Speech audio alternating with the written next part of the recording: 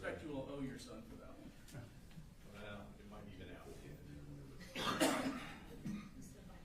Just to let you know, our second witness is Zane Zinni. He was a senior in Apalachee, so he's over 18 now. He does not have a problem with his face being on camera, so we don't have to worry about that. Thank you. Are there any juveniles today? No, sir, he would have been the only one. Using the restroom. All right, they're all here, just letting them take a restroom break before we get started. Driving real fast. I know, I can hear fast.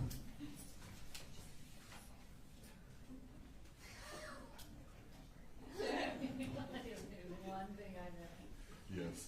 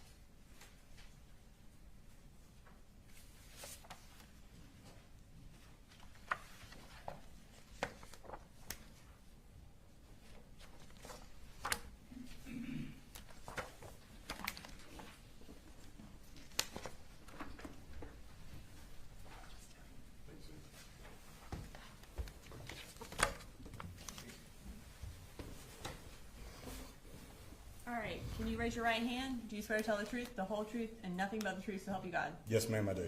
And can you introduce yourself to the jury, and then also go ahead and spell your last name for the court reporter? I'm Special Agent Joseph Clark. It's spelled Josephclark. Okay. And you said you were a special agent. Who do you work for? I'm currently working with the Georgia Bureau of Investigations in the investigative division. And what region do you work out of? I work out of the Region 10 Atlanta office. Okay. And what region is Barrow County in? Barrow is in Region 8. Or 11? Or 11, excuse me, Region 11, sorry. So in the Atlanta office, you said you were in the investigative division. What Yes. exactly do y'all do in the Atlanta office? So the Atlanta office is a little different. We cover pretty much everything in the metro. GBI does the same thing where we support local agencies, primarily dealing with felony type cases. Region 10 specifically, due to the difference in the population, we primarily work homicides and majority of officer-involved shootings within the state. And generally speaking, in order to become involved in an investigation, how does that happen with the GBI? So with the GBI, we have to be requested as a request agency, and usually we get a notification that, hey, we need your assistance. From that point, they'll assess of what resources they need, and from there, we'll go ahead and disperse the resources, depending on how big the scene is, small or large, or if we need to pull other regions and other agents from different places to accommodate what's requested of us. So in this case, was the GBI requested to help with the Apalachee High School shooting? Yes, it was. So even though Barrow County is in Region 11, were other regions requested to help as well? Yes, they were. And so as far as Region 10, how did y'all become involved? Well, at the time of the notification, I was actually working up in North Metro, Georgia. Was notified that there was a active shooter situation at Apalachee High School. When I called in to see where they needed me, they advised that our whole office had actually shifted from the office in Conyers and worked their way towards Apalachee High School. Myself, I let our supervisors know, due to our high volume of calls that we have, that I would respond down to the Atlanta area. That way, if something did go out, we would have personnel at Region 10 to be able to accommodate what's requested of us at that time. And as part of your assistance in the Apalachee High School investigation, what was the first thing you did? I was notified that there was potential casualties, extreme casualties coming in. With Atlanta, we have Grady Hospital, which is a trauma 1. That's where usually the most severe go. I was advised that we would have patients going there. There was several numbers going around due to the chaos. There wasn't an exact number, but there would be multiple people coming in, possibly there as well as CHOA. So they asked me to respond to Grady. Since we go to Grady so much, we know the processes, we know, how to get things working. So they asked me to go and respond there and then start the process. Okay. So I guess initially you were unsure of how many people would actually be coming to Grady. When you arrived, did you determine how many patients had actually come to Grady? Eventually it was determined that there was, I originally heard that there was 3, and then there was 2, and then there was 1 patient that was at Grady Hospital. Okay. Was anyone else at Grady Hospital in addition to patients? Yes, the family members of 1 person was there at Grady Hospital. Okay. And how did those family members end up at Grady? The family members were originally in the understanding that their family member was being transported there due to their injuries. They weren't advised that that person was not there at Grady. So when they arrived, I had to make contact with them. Okay. And did you have to do any sort of notification to that family? Yes, once the family got there, basically what I did is I set up a family room for everybody and called in resources with Grady. They provided the family room for me as well as the other agents that were there. Then I had to provide a death notification to the wife and the parents of the person. Okay, and who was that? It was Ricky Aspinwall. Okay. After you provided the death notification to that family, what did you do next? After speaking to Miss Aspinwall, I then made contact with the doctor of Taylor Jones, got a short briefing, just basically if she was stable or not, and then found out where her family members were in order to go make contact with them. Okay. At the time that you found the doctor, was Taylor in or out of surgery at that time? She was currently in surgery at the time. Okay. After locating the family members, what did you do?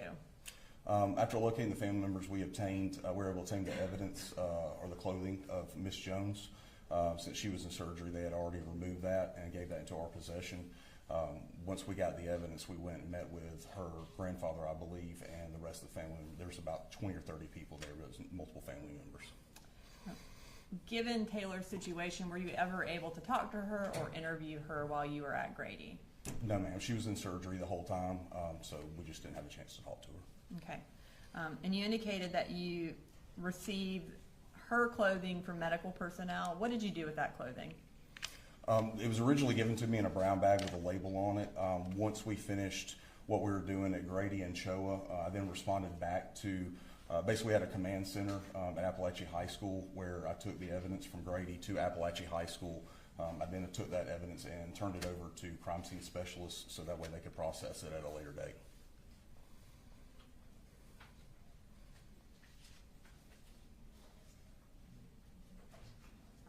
And where did you photograph her clothing? Part of the processing for us to document is once I got to Apalachee High School, I photographed everything that was there and bagged everything up and sealed it up myself. Okay. I'm going to show you what's been marked as State Exhibit 72 through 78.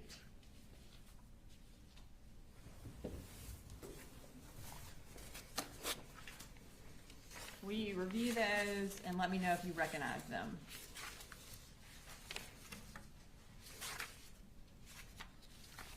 Yes, ma'am. Okay, and what do you recognize those as? That was the clothing belonging to Miss Jones. And are those fair and accurate copies of the photographs that you took of, or that were taken of Taylor Jones's clothing? Yes, it is. At this time, Your Honor, I'd like to introduce into evidence State Exhibit 72 through 79. No objection. 79 or 78? 78. 72 through 78.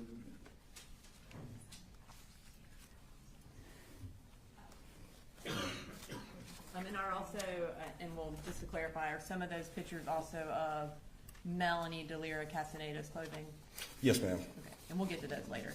All right, so starting with State Exhibit 72, let's go ahead and display that for the jury. Can you tell us what that is? It's women's underwear that's got a apparent red liquid substance on it. Okay, and is that Taylor Jones's clothing? Yes, ma'am. All right, and moving to 73. What is that a picture of? I believe that is the pants belonging to Miss Jones. Okay, and were those removed during medical procedures? I don't know for sure, but I would assume due to the cutting, the style, the way the cutting is, that it was removed while they were trying to assist her in her medical. And then State Exhibit 74. It's a jacket, I believe, or no, it's the pants, excuse me. It's the pants of Miss Jones. And then and those are it for Miss Jones's clothing. All right, so the next thing I'm going to do at this time, I'm going to introduce into evidence State's Exhibit 79, which are Taylor Jones's medical records from Grady Hospital. We're introducing them under the business records exception.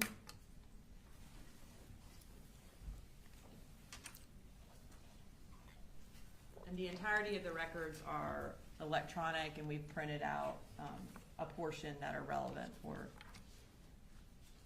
Agent Clark's testimony. Any objection? No, Your Honor.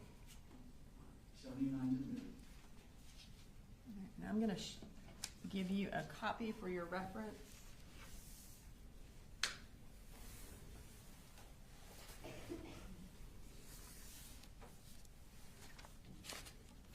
I know you're not a medical professional, but I know you did speak with some at the hospital.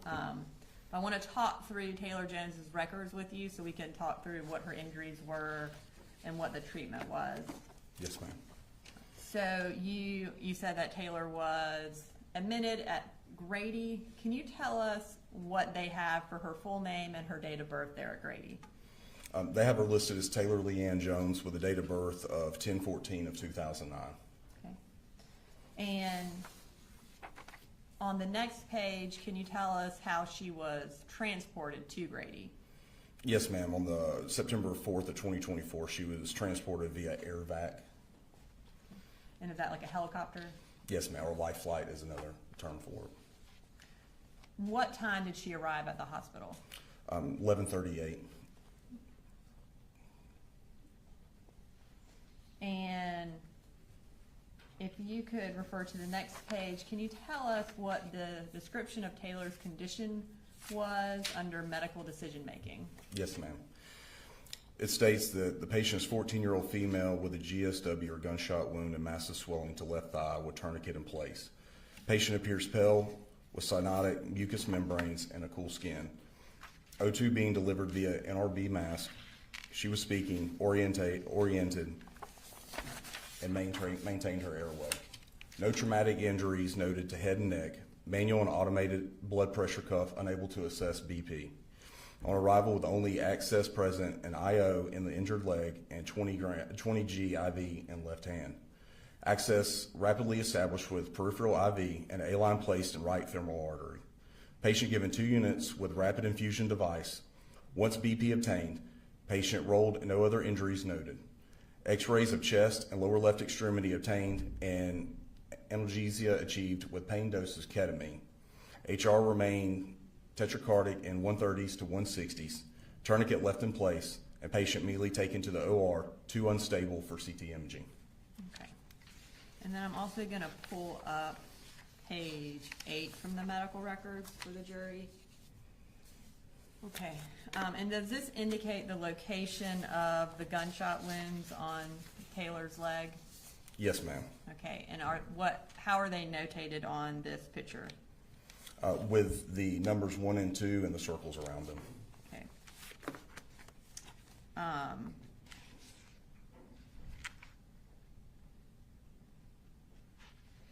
right, and now we're going to move to the next page. Will you read what it says under the section HPI? Says 14 FSP GSW or gunshot wound to LLE lower leg extremity brought from Athens to Grady by life flight with tourniquet in place on lower left extremity.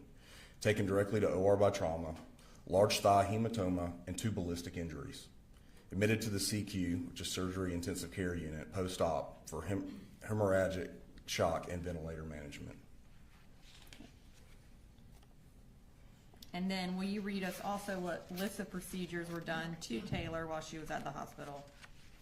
States 9-4 R subclavian cordis, 9-4 femoral artery, 9-4 ballistic wound exploration with the following: primary repair of SFA, femoral vein ligation, profound branch ligation, lower limb extremity X-fix and 4-compartment fasciotomy, 9-6 left femur IMN and fasciotomy wound closure.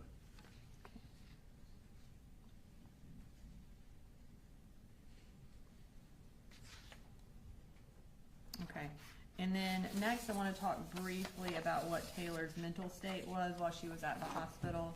If you could turn to the next page, will you read the highlighted portion under history of present illness? Yes, ma'am. States the patient appeared anxious, has had difficulty sleeping, averaging 3 hours a night, and has been ruminating about the details of the tragic school shooting. She has been having a lot of flashbacks and nightmares and is easily triggered by the things that remind her of the shooting, e.g. loud noises. The patient has had tremendous family support from great-grandfather, her custodial parent, siblings, friends, and clergy who are all around the clock.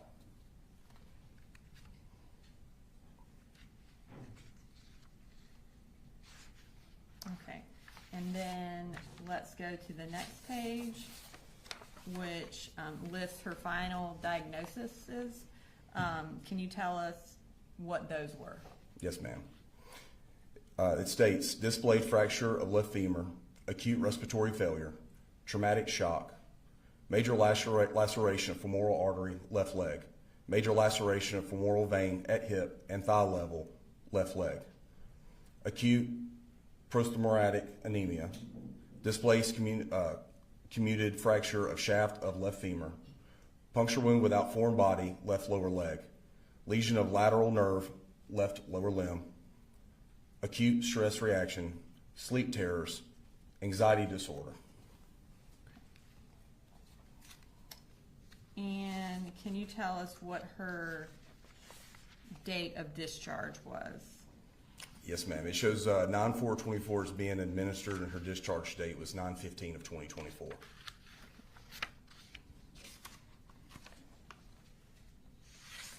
And then we're gonna turn to the next page. Was she admitted back into the hospital the next day? Yes, ma'am. It shows admission 9/16/2024. And what was her chief complaint? Her chief complaint states hip pain, patient BIB-MS as transferred from OSH. PT was seen previously after injury first occurred for surgery here. PT reports increased pain to SX site. And when was she released that day? The discharge date was for 9/17/2024.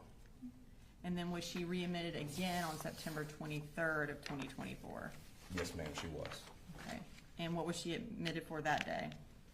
It states that GSW of 9/4, lower left extremity, new blood clot in lower left extremity from prox fem through gastric, had a fall today and hurt her knee. And what was the discharge date for that one? Discharge was on 9/24/2024. Okay. All right. So you indicated earlier that you, I guess, were made aware that there would be patients at Grady and also Children's Healthcare of Atlanta. Did you ultimately go to Children's Healthcare of Atlanta as well?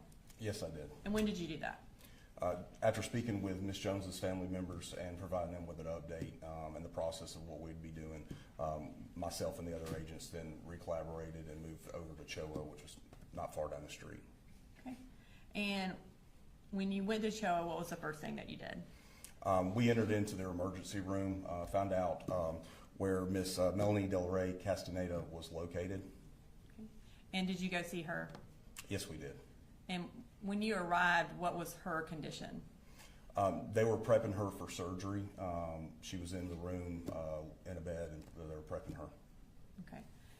What did you do after you went and saw her and she was being prepped for surgery?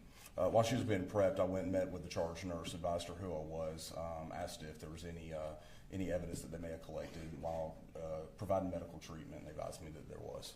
Okay. And what evidence was that? It was a bag of clothes as well.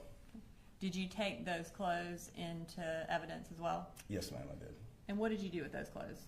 After collecting the evidence and once we were finished at CHOA, I then also took that along with Ms. Jones's items at the same time to Apalachee High School, where I processed it, sealed it up, and transferred custody over to our crime scene specialist. And in processing it, did you also take pictures of those clothes? Yes, ma'am, I did. Okay. And I believe those are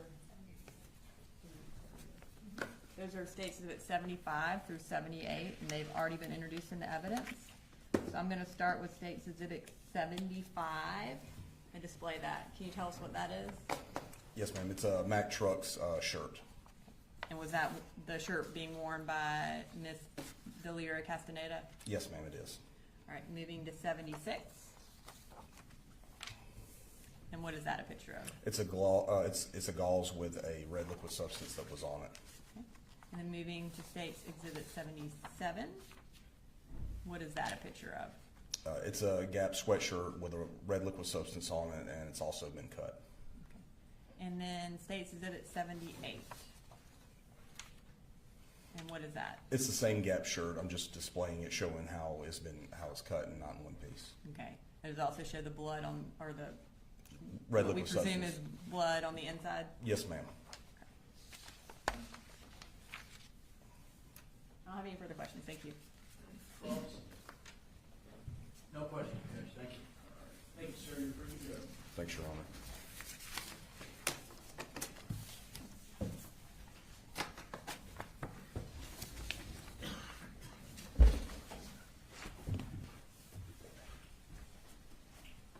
You call your next witness. They call Zane Zinni.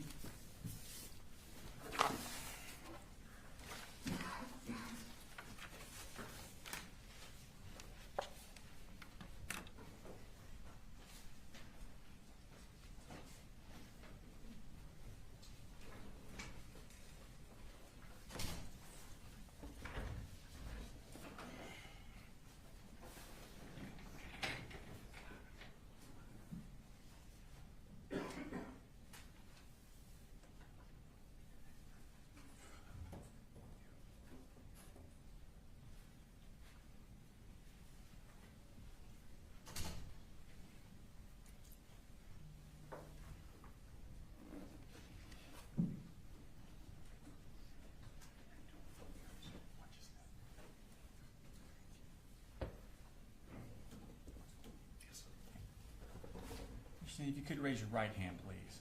Swear the testimony you give in the matter now pending before this court will be the truth, the whole truth, and nothing but the truth. I swear. Okay, you put your hand down. If you could introduce yourself to the jury, please. Jury, my name is Zane Zani. I'm a freshman at Georgia State University. I graduated Apalachee High School in 2025. Okay. There's a microphone in front of you. You can probably move it around a little bit. It'll probably help. So you, last year, the school year 2024 and 2025, where did you go to school? Apalachee High School. Okay. And how old were you on September 4th of 2024? 17. 17. Okay. And what grade were you that year? I was, I believe, a sophomore. Oh no, sorry, senior. Sorry. Yeah. Senior. Okay. In second period, do you remember what you had for second period? It was personal finance. Okay. You remember who your teacher was? No. That's fine. Made a mark then. I have next to you a partial map of Apalachee High School. If you could kind of orient yourself to it, and if you recognize where everything is. Yeah. Okay. Do you see the classroom you had for second period on that map?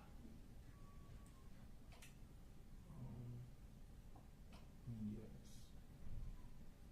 Okay. And where was that? You can get up and point it out. You don't have to stay glued to the chair. It was on this hallway. I believe it was one of these two classes. I think this one. Okay. And at some point during the second period, did you leave that classroom? Yes, sir. Where did you go? So the bathroom was located right over here. Okay. And when you left the bathroom, how was everything normal when you left the bathroom? Yes, sir. Okay. And on your way back to class, did something happen? Yes, sir. Where were you when you first noticed something? I was at this classroom right over here walking back to my class. Okay. And what did you first notice? I first noticed. See that microphone? I first noticed loud banging, Okay. and I thought that some kids were messing out in the bathroom. Then later on, I seen a girl run past me. I was wondering what was going on, so I turned back to look. That's when I saw the shooter. Okay. And what did you see when you say you saw the shooter? Describe him for me. I don't remember closest where I remember he was a bit of a shorter guy, white, like blondish hair, and he did have a gun. Okay. Describe the gun to me. Probably something typical like an AR that a lot of people are familiar with, that they probably never held but they've seen before. Like an AR? Yeah. Okay. What was he doing with it? He was pointing off toward, well, not in my direction at the time, and I assumed that he was shooting because of the loud bangs. Yeah. Okay. Well, that back hallway, do you know what it's called? No. Okay. Is that the hallway he was shooting down? Yes, sir. Okay. And you heard the shots? Yes, sir. What did you do at that point? At that point, I had run back to my classroom, and per the rules, the teacher couldn't let me in, so she had told me to go hide in the bathroom. So that's what I did. I'd run down the hallway. Will I show you? Sure. So I was here, so I run down here, and I gone this way. I could have gone this way, but I was looking at the time, so I gone this way. And hidden those bathrooms down at the bottom? Yes, sir. Okay. What did you do in the bathroom? I had just waited. I was just waiting. I had texted my family at the time, but after that, it was me just waiting to see if he'd come back to me, because I did see that he saw me. You noticed that he saw you? Yes, sir. Okay. So I was waiting beside the door in case he did come in. So you didn't go in one of the stalls? No, sir. Where did you go? I was just right in front of the door, so in case he did come in, I'd be able to at least defend myself somehow. Okay. And did he ever come in? No, sir. How long did you stay in that bathroom? I would say a couple minutes. Okay. Where did you go from there? I went to the library because some officers had come, and they had checked out the bathroom, and they had saw me. Okay. So you stayed there until the officers came and got you out? Yes, sir. Okay. And I think you said at the time you texted your family? Yes, sir. Who did you text? We have a family group chat, and I texted them. A group chat? Yes, sir. And what things did you text them? First I texted to see if my sister was okay, but she wasn't responding at the time.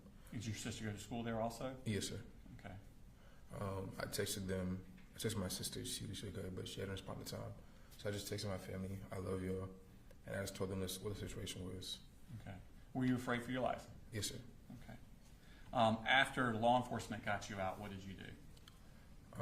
So we headed to the library, and after, I believe he was in custody, I'm not sure, but after that, were taken to the field.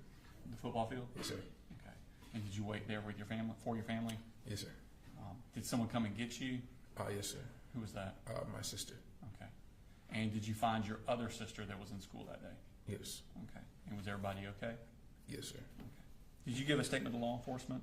Yes, sir, I did. Okay. I have no further questions for you, Ken. All right, any cross?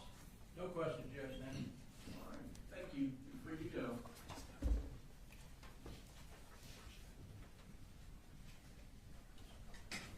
State calls next week. Your Honor, state calls D. Martin.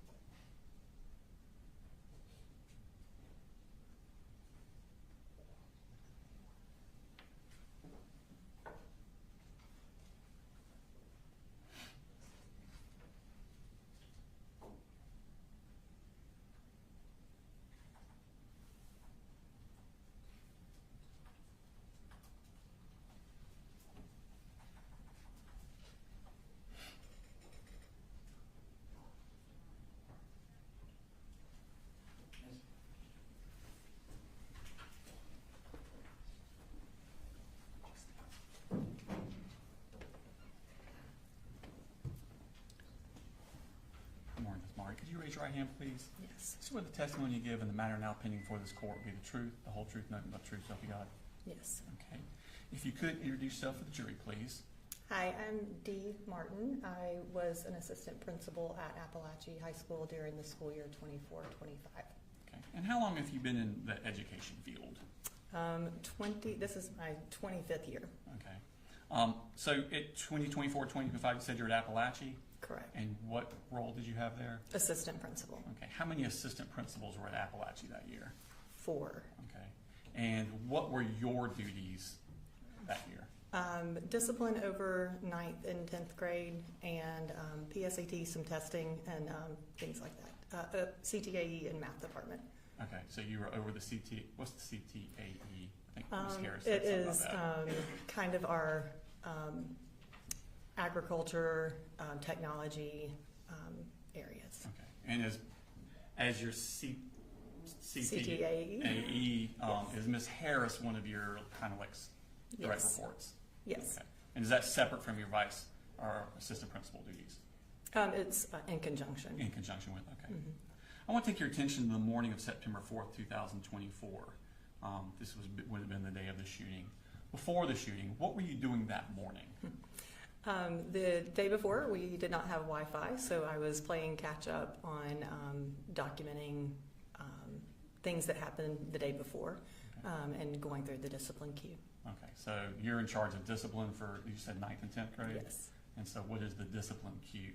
It is our where teachers put in referrals, and they are in a list, in a waiting area, and we go through and handle the situations as they come up. Okay, and by handle them, what, I know they're all different, right? But just Right. in general, what are you doing? So having conversations with students, figuring out their side of the referral and what happened, and then going through to decide what the best course of discipline is for that student. Okay, so are there students in your office? Yes. Okay. Had you heard of a student named Colt Gray? Not before the email from Ms. Harris that morning. Okay. And so during first period, did you get an email from Susan? Is it Suzanne? Suzanne. Suzanne. Yes. Suzanne Harris. Yes. Okay. I'm going to show you what's already been introduced into evidence of State Exhibit number 32.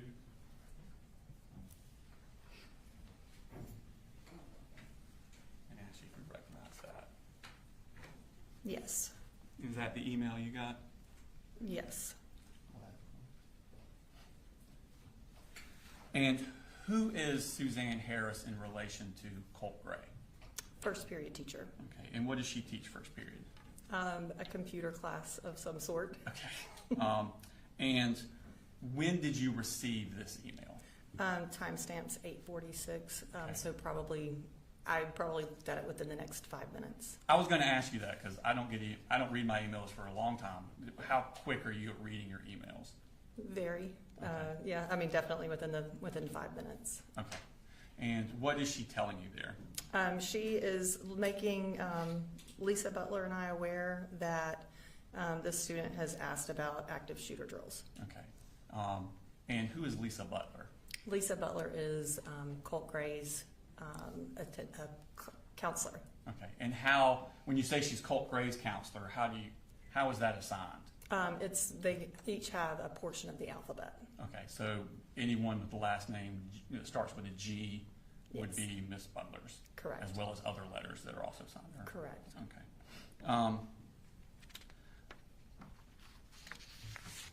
What did you do with this email at that time?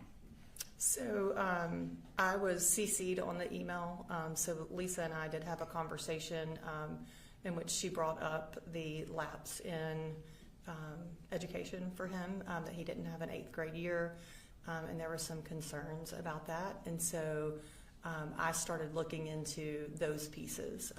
Where That he did not have school the year before? Correct. Okay. Right. Was this apparently new information to Lisa Butler, that he did not have school the year before? I do not believe so. Okay. At some point after that, did Miss Harris come to your office? Yes. Okay. When was that? It was in between first and second period. Okay. And so that would be sometime between 9:38 and 9:45? Correct. All right. I'm going to show you a map of the full school. This is kind of partial, and your office is not on it. Okay. So we're going to pull it. It should be popping up on your screen Okay. there. Okay. If you could orient first where Miss Harris's class is or was, if you knew. I don't know if you knew where she was. Okay. And Do you want you me to see just it there? describe it? Can I? I can Can you put pop the it? annotation on if you want. I think we can probably do it. That causes more problems. Do you want me to just describe? She's going to do it. Oh, okay. Or better yet. Yeah, I can throw it up. We'll go old school. That's fine. Can you point on there? Yes. So this is my office, Okay. and Suzanne's classroom is right there. Okay.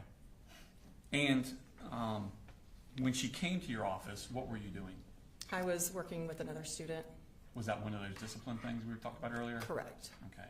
Did you see her? Did she actually come into your office, or is there glass, or when did you first The notice door her? was, I believe the door was closed. I could tell that she was distressed. Is and that through a she glass? I believe so. Okay. I think the door was closed, and she was in the waiting room area, Mm-hmm. and I could tell she needed to talk immediately. Okay. So what did you do? I asked the student to hang tight and went out, closed the door, and Suzanne and I went into Mr. Neely's office, which is the third office that's in that area. Is it right, kind of in that little green extra thing there? Yes. Okay. And what did she tell you? She a lot of things, but she was very nervous and obviously distressed. She told me that the book bag looked heavy and that she felt like there was definitely something in there. And I just tried to calm her down and tell her that I would handle it. Okay. And did she tell you that she definitely saw something, or just believed something? She just believed. She said that he struggled to pick it up. And that it just looked awkward.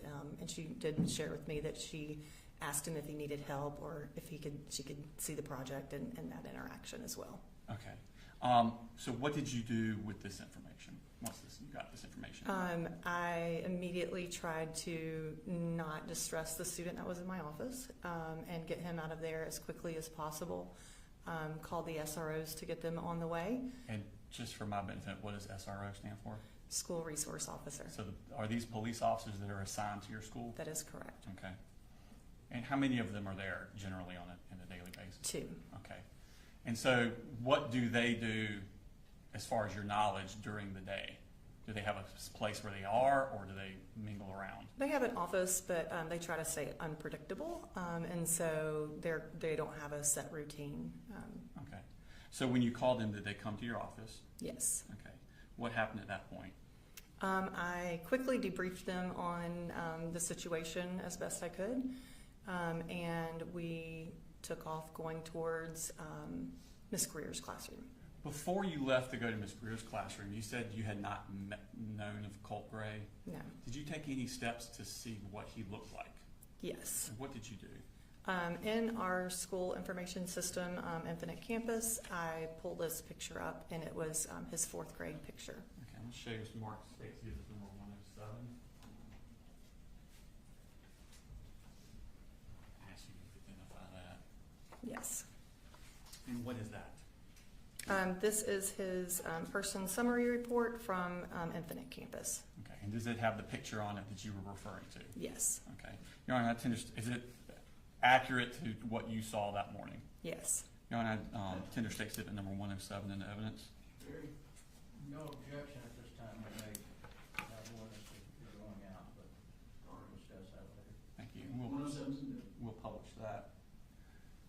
So I assume you realized pretty quickly that that's not a high school student. Correct. Okay. Does it tell you when that picture was taken, or? No, we can look at enrollment history and figure out, which I did not do that at that point. Okay. Do you know why his more up-to-date photo was not in there?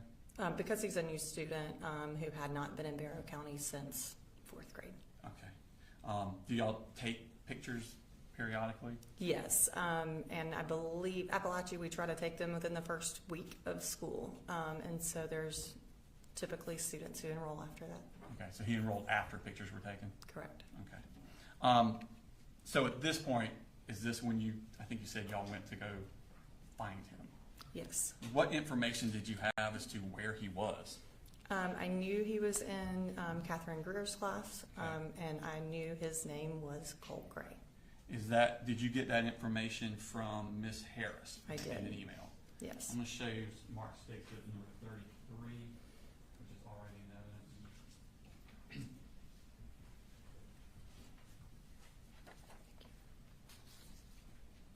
And is that the email you got from Miss Harris?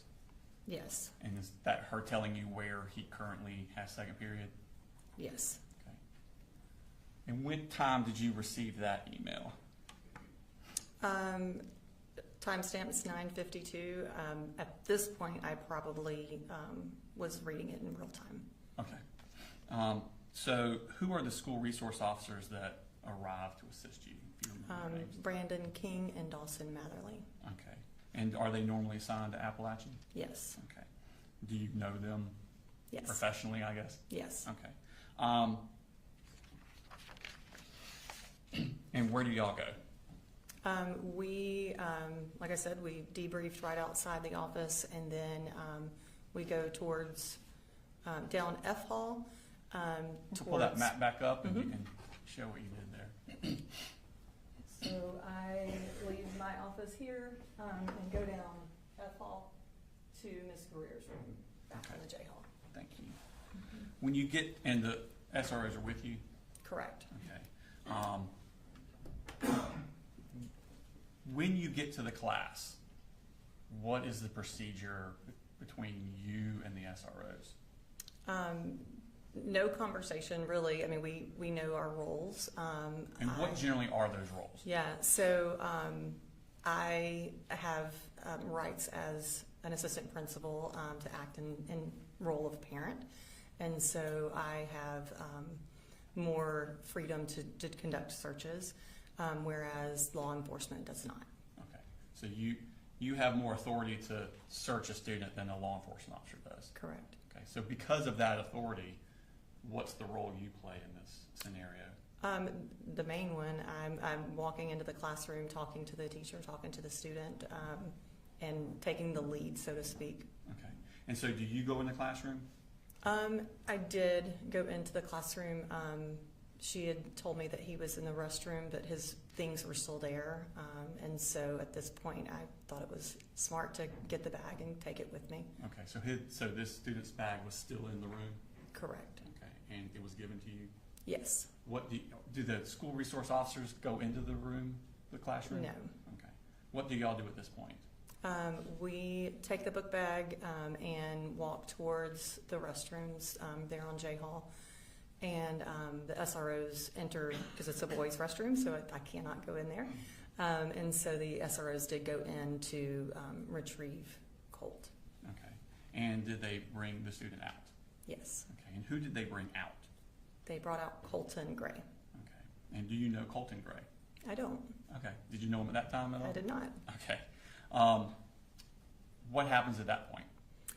We take him into a workroom adjacent to the men's restroom, and anytime I'm conducting a search, I want to make sure they understand why they're being searched. And so I was explaining to him that his first period teacher, Miss Harris, had alerted us, and he said, "I don't have Miss Harris," and I immediately knew we did not have the right student. Okay. Did you search his book bag anyway, just to be safe? Yeah, I think I did. Just kind of glance through it. And he immediately, as I was doing that and talking to him, was like, "Hey, I think you're looking for the guy that sits across from me. His name's Colt Gray," and we kind of knew that was the mix-up. Okay. So what do you do at that point? We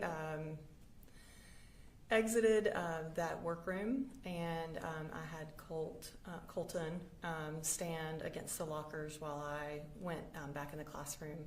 And Ms. Greer explained to me that, there's another student with a similar name. He's in the counseling office. And so I put Colton Gray back into the classroom, and the SROs and I walked towards the counseling office. And if you could show on the map where the counseling office is. Yes. Counseling office is Okay. And when you get to the counseling office, what do you do? I ask the clerk that's in there, and I ask her if she's seen Colt Gray. She says no, so I walk back around the loop there, past Miss. Inside the counselor's office? Yeah, there's like a little loop-de-loop. I walked around, and when I got to Lisa's office, Lisa Butler? Correct. She was hanging up the phone. She said a lot of things, but all I really understood was that he had access to weapons. Okay. So at that point, I went to Miss Boyd's office, still in the counseling suite, shut the door, called my principal, and said, I think we've got a situation. Okay. What did you do at that point? There was a 10:15 alarm that went off on my phone randomly, and so I thought it was a transition. I have alarms on my phone for transition, so I was like, we need to lock the school down, and then we realized it wasn't transition, so we did not lock the school down at that point.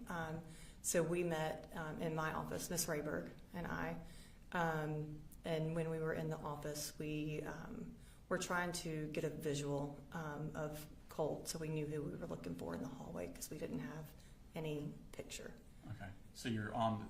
Do you have access to the security footage of the cameras is Yes. that in your office? Yes. Is that where you went from the counseling office? Yes. And is that G Hall, I guess you went down?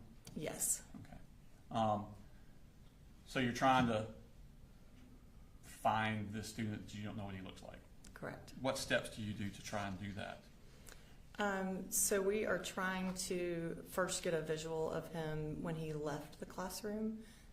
So we were trying to nail down what time he left the classroom, so we knew where to look on the cameras. Okay. I'm going to show it to Mark 6 and 34, which is probably a minute ago. Actually, recognize that.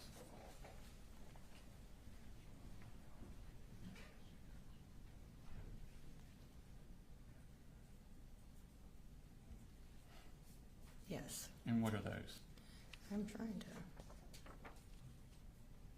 These are the emails to from me to Miss Greer asking what time that he left. Okay, show you. Can you pull that up? And what timer is this that you're asking? What time he left? 10:18. Okay. And did you get a response from her? Yes, I called into the classroom and asked her to check her email, and she responded at 10:20. Okay. What did you do at that point? We went to the cameras and found a student who left around 9:50. Took a screenshot. I don't even remember if we got it emailed to her, but it was not Colt. Okay. And did you subsequently get an email from Ms. Greer? Yes. I'll show you state citizen 35. Already entered in evidence. Ask you if you recognize that. Yes. And what is that? This is Ms. Greer's email to me at 10:22:04 saying he just came back to class. Okay. How soon, that came at 10:22:04, how soon after that entered did you see it? Oh, immediately. Okay. How soon after you saw that did you hear shots? Or did you hear shots? Definitely heard shots. Once I saw this, the location of my office is in with the atrium. I've got windows right there, and the SROs were. Now there were 3 of them. Chase Boyd had arrived, and so all 3 of them were in the atrium. And so I was trying to get their attention through the window, and realized quickly that wasn't going to work. So I was exiting my office when I heard gunshots. Okay. How many shots did you hear? Couldn't tell you. Okay. What did you do when you heard the shots? Well, first off, what did the school resource officers do? They were running towards the sound. Okay. And what did you do? Well, my colleague Ralph Neely told me to get in the office. We sat in the office, looked at footage with Rayberg, and just trying to figure out what was going on and if the scene was secure. Okay. And were you able, so you're looking live on the security footage? Yeah. Were you able to see that the shooter was apprehended? Yes. Okay. What is your role, or what is administration's role at this point? So once the 8-button push happens, we are no longer in control of the building. The law enforcement is. And so I knew that I was at their discretion. So I was basically just trying to ask the law enforcement where they needed my help. Okay. And how long did you stay in your office? Maybe a minute, maybe 2. And where did you go from there?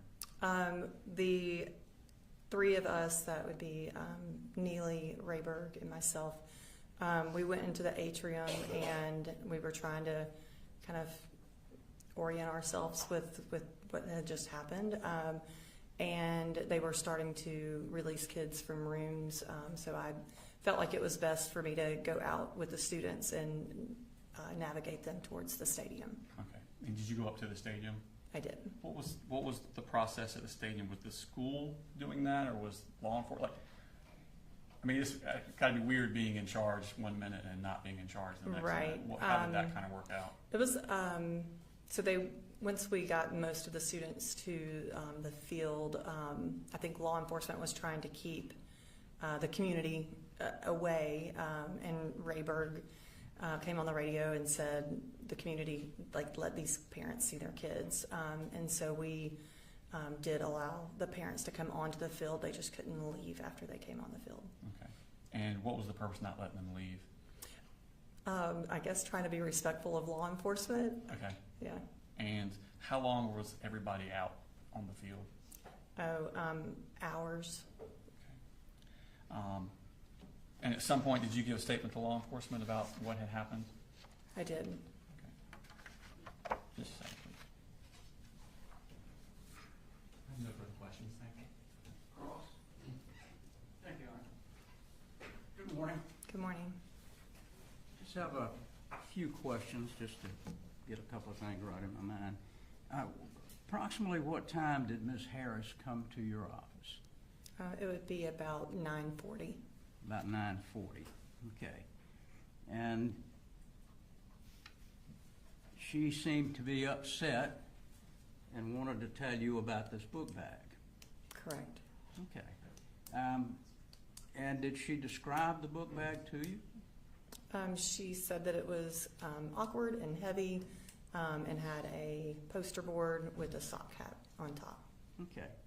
So when you went to look, you knew that you were looking for something heavy with a poster board coming out. Correct. Correct.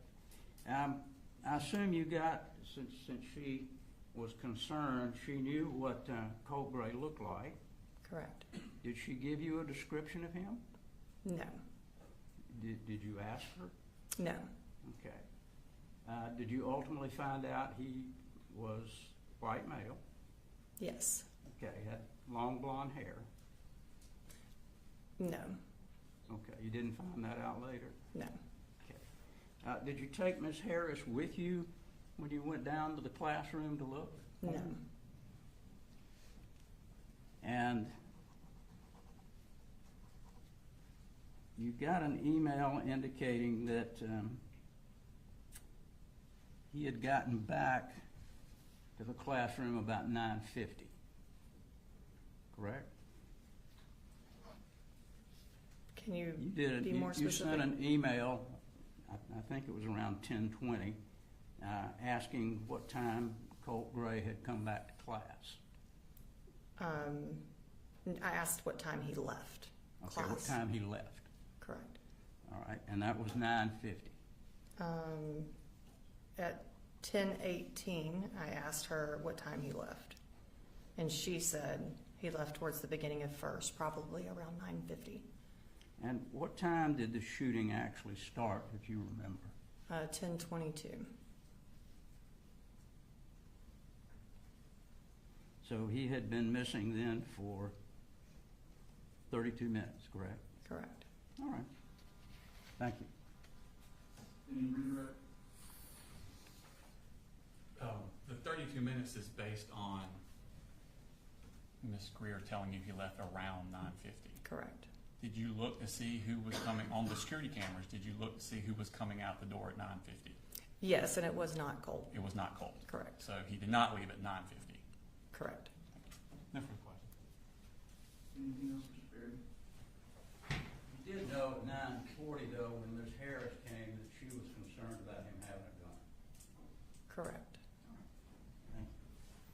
Thank you. All right. Thank you, ma'am. You're free to go. Thank you.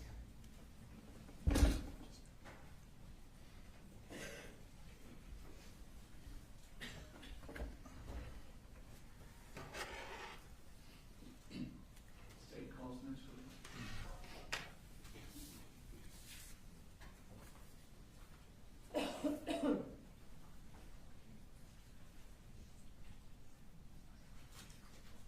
State calls Donovan Boyd.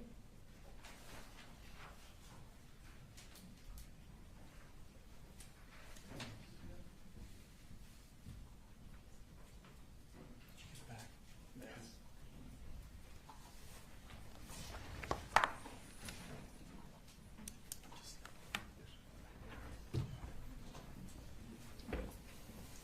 Please raise your right hand.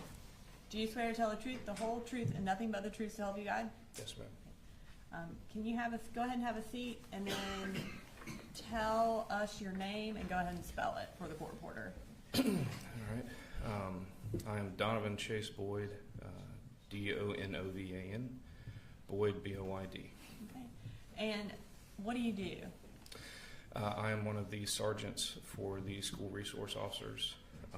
So I supervise over half the county, depending on which semester we're in. And are you with the Bexar County Sheriff's Office? Yes, ma'am. Okay. So as a sergeant, you said you supervise half the county. Tell me what you mean by half the county. So we have the county split up into north and south as far as the number of schools that we have. So there are two sergeants. One of us is on the north side, one of us is on the south side. And then each semester we flip. so we have equal exposure and working with everybody and being able to help everyone. So And about how many schools are on each side? it's fairly equal. I didn't think to count how many, but like there's an equal number on both sides, thereabouts. Yeah. And does that include elementary, middle, and high schools? Yes, ma'am. So you'll have an equal number, more or less, on both sides, but the alternative school is actually located on the south side. So. And then, as far as your role in overseeing that, kind of tell me what your day-to-day is like.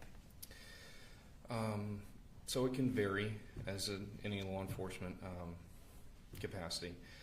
Typically what I'm doing is I'm going and checking and making sure my guys have what they need. If they're dealing with an issue at a school, I try and be there to help them kind of work through things. Checking out on how they're doing personally and, just making sure that they have what they need to do the job that they're doing. Addressing any concerns or issues that may be going on. And then doing any kind of like spot training or planning for training in the summer. And tell me what the typical job of a school resource officer is who is assigned to a school. So our primary function is to see to the safety and security of the school. We also work very hard to establish relationships within the school, mentoring, working with students and staff, helping them with issues, not just in a law enforcement capacity, but doing community-oriented policing. Generally, how many school resource officers are assigned to each school? So each high school has 2, and we are currently in the process of getting one in every middle and every elementary school. Prior to that, and even right now, we have a few middle and elementaries that share one SRO, and they go back and forth, and we actually have a set of elementary schools where the SRO goes back and forth. But at present, both high schools have 2 SROs assigned to them. And generally, are you assigned to a particular school? Not typically. We as the supervisors will fill in when an SRO is out sick or in training and that kind of thing, so there's not a gap. Or we'll go and check in at the school. But we're typically not assigned to a school per se. Back in September of 2024, were you in your same role as sergeant over the school resource officers? Yes, ma'am. So in 2024, at that time, I was a sergeant, and I was actually helping fill in at the Barrow Arts and Science Academy, which is one of our high schools. Is that also known as BASA? Yes, ma'am. And in addition to filling in as a school resource officer at BASA, did you still go around to other schools? Yes, ma'am.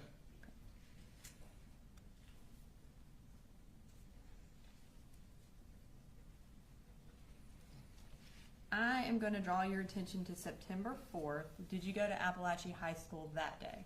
Yes, ma'am. And were you, at that point, temporarily assigned to BASA as well? Yes, ma'am. Okay.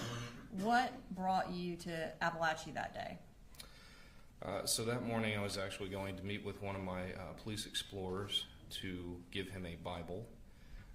He participated in a Bible study that we do on Thursday nights, and he didn't have one at that time, so I was bringing him one. I actually went to the ROTC bay and dropped it off there, and I was also going to, while I was there, check in on the 2 SROs assigned there. And what is the Police Explorers? So the Police Explorers is through the Boy Scouts of America, or Scouting as it's known today. And it is a program for students and juveniles between the ages of 14 and 21 who have an interest in law enforcement. They can learn from us, and we do it once a week in a like training type capacity. And so you indicated that you went to the ROTC office to drop that off. Can we pull up the full map? And I'll just have you, if you could look and tell us where on there the ROTC is? Oh, goodness. There should be a pointer up there after you kind of orient yourself. Yeah, sorry. It's weird to see it in this format versus walking through. Use this? Yes, sir. Okay. All right. Just for the record, is this 3.2? This is 3.1 for the record. Right. Sorry. Oh, gosh. So the ROTC bay is going to be right in here, I believe, if I'm looking at this correctly. And do you remember approximately what time you got to the school that morning? If I had to guess, it was somewhere between like 9:45, 9:50-ish, maybe. And you indicated you wanted to check in on your two SROs who were assigned to that school. Who was assigned to the school at that time? Deputy King and Deputy Matherly. After dropping off the Bible at the ROTC bay, what did you do? As I recall, I went back to the atrium. Do you want me to point? Yes, that? yeah, that'd be great. Okay. So at that point, I went to the atrium here, and I ended up meeting with Deputy King. He was briefing me a little bit about a potential issue at the school, and we were also discussing, as I said, we do Bible study on Thursday night, so we were actually standing there talking about what that topic was going to be.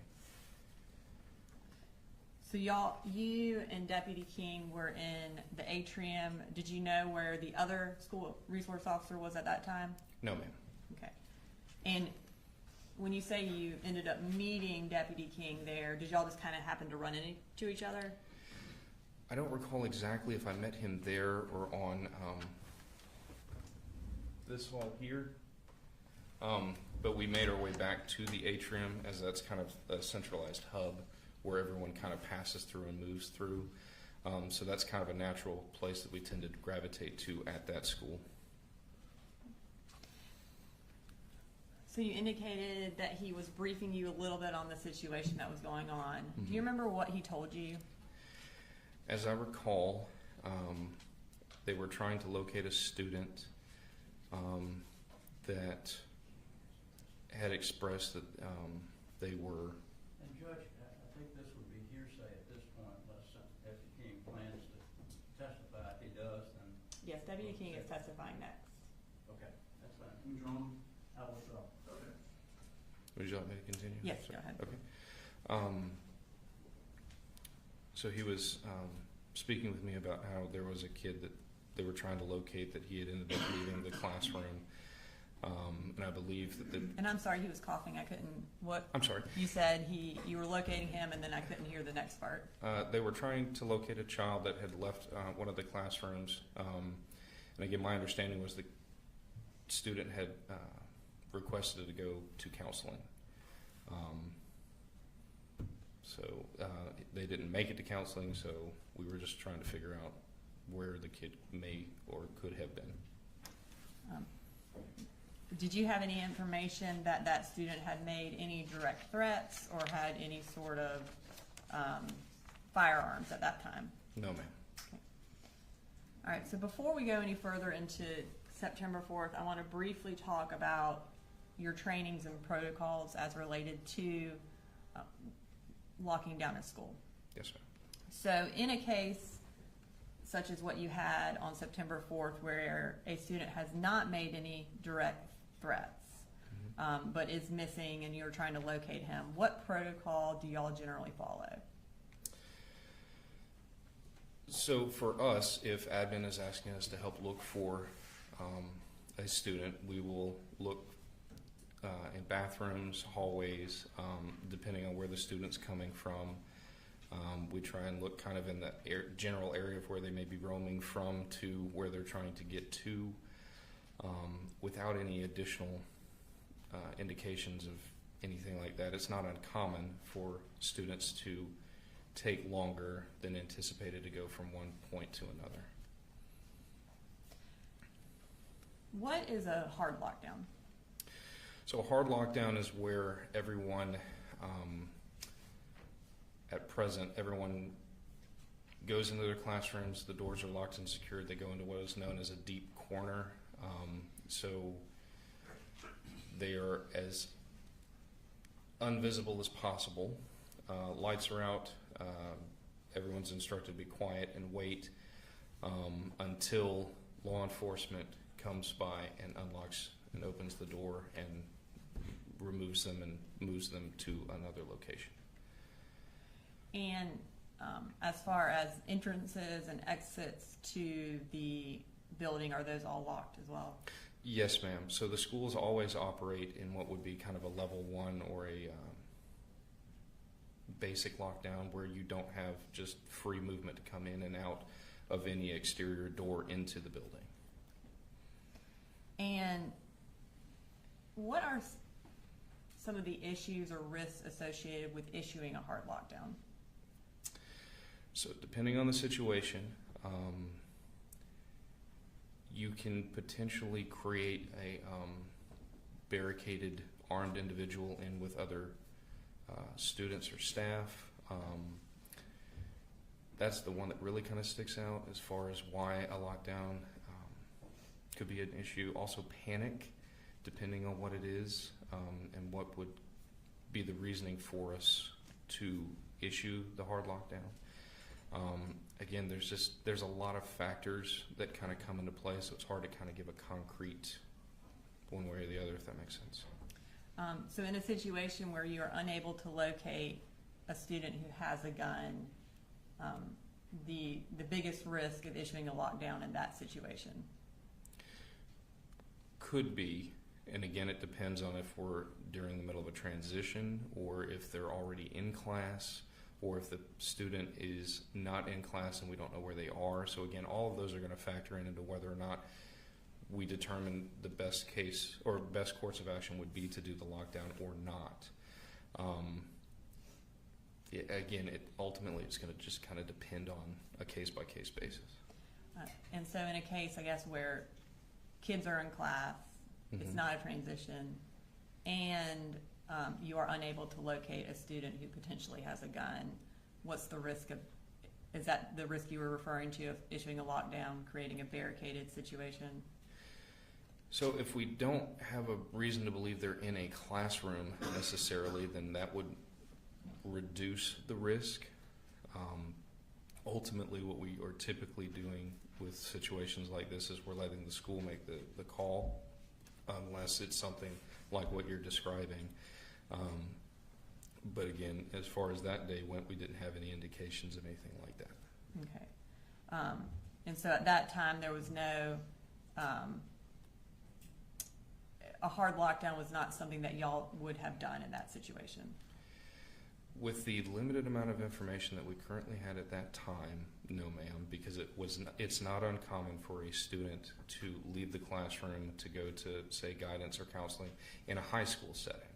And again, it would depend on the school that we're in. In an elementary school, if a child goes missing, we are more likely to call a lockdown in that regard, because then we don't have students moving about and it's easier to locate a missing juvenile in that age range because they can't really take care of themselves as much.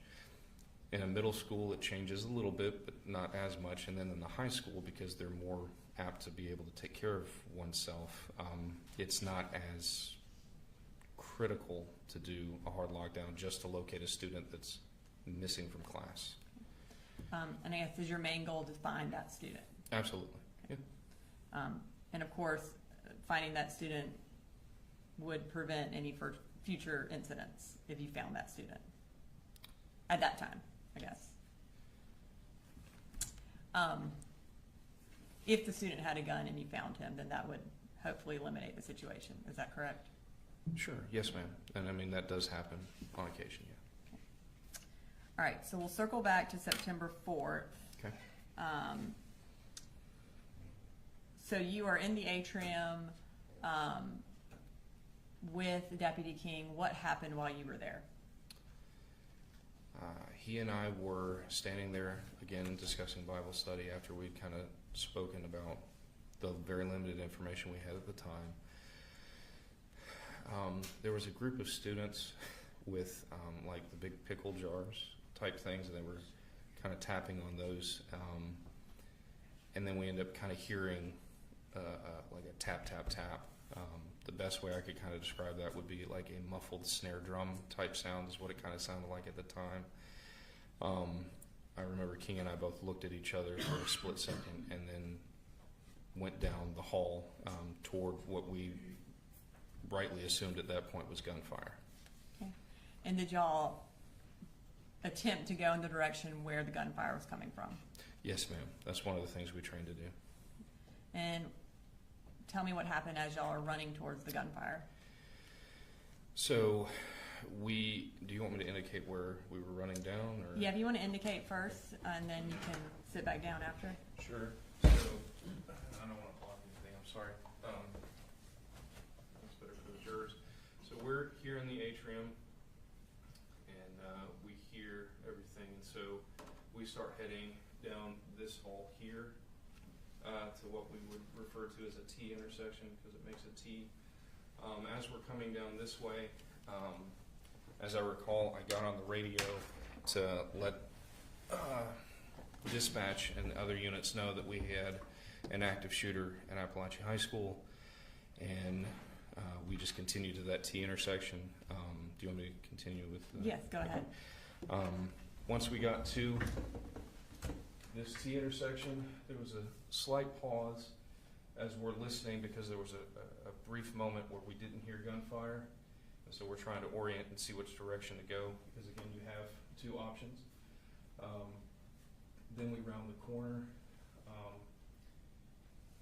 And when we make the turn and turn right down the hall, Deputy King and I are presented with a lot of smoke and dust in the hallway.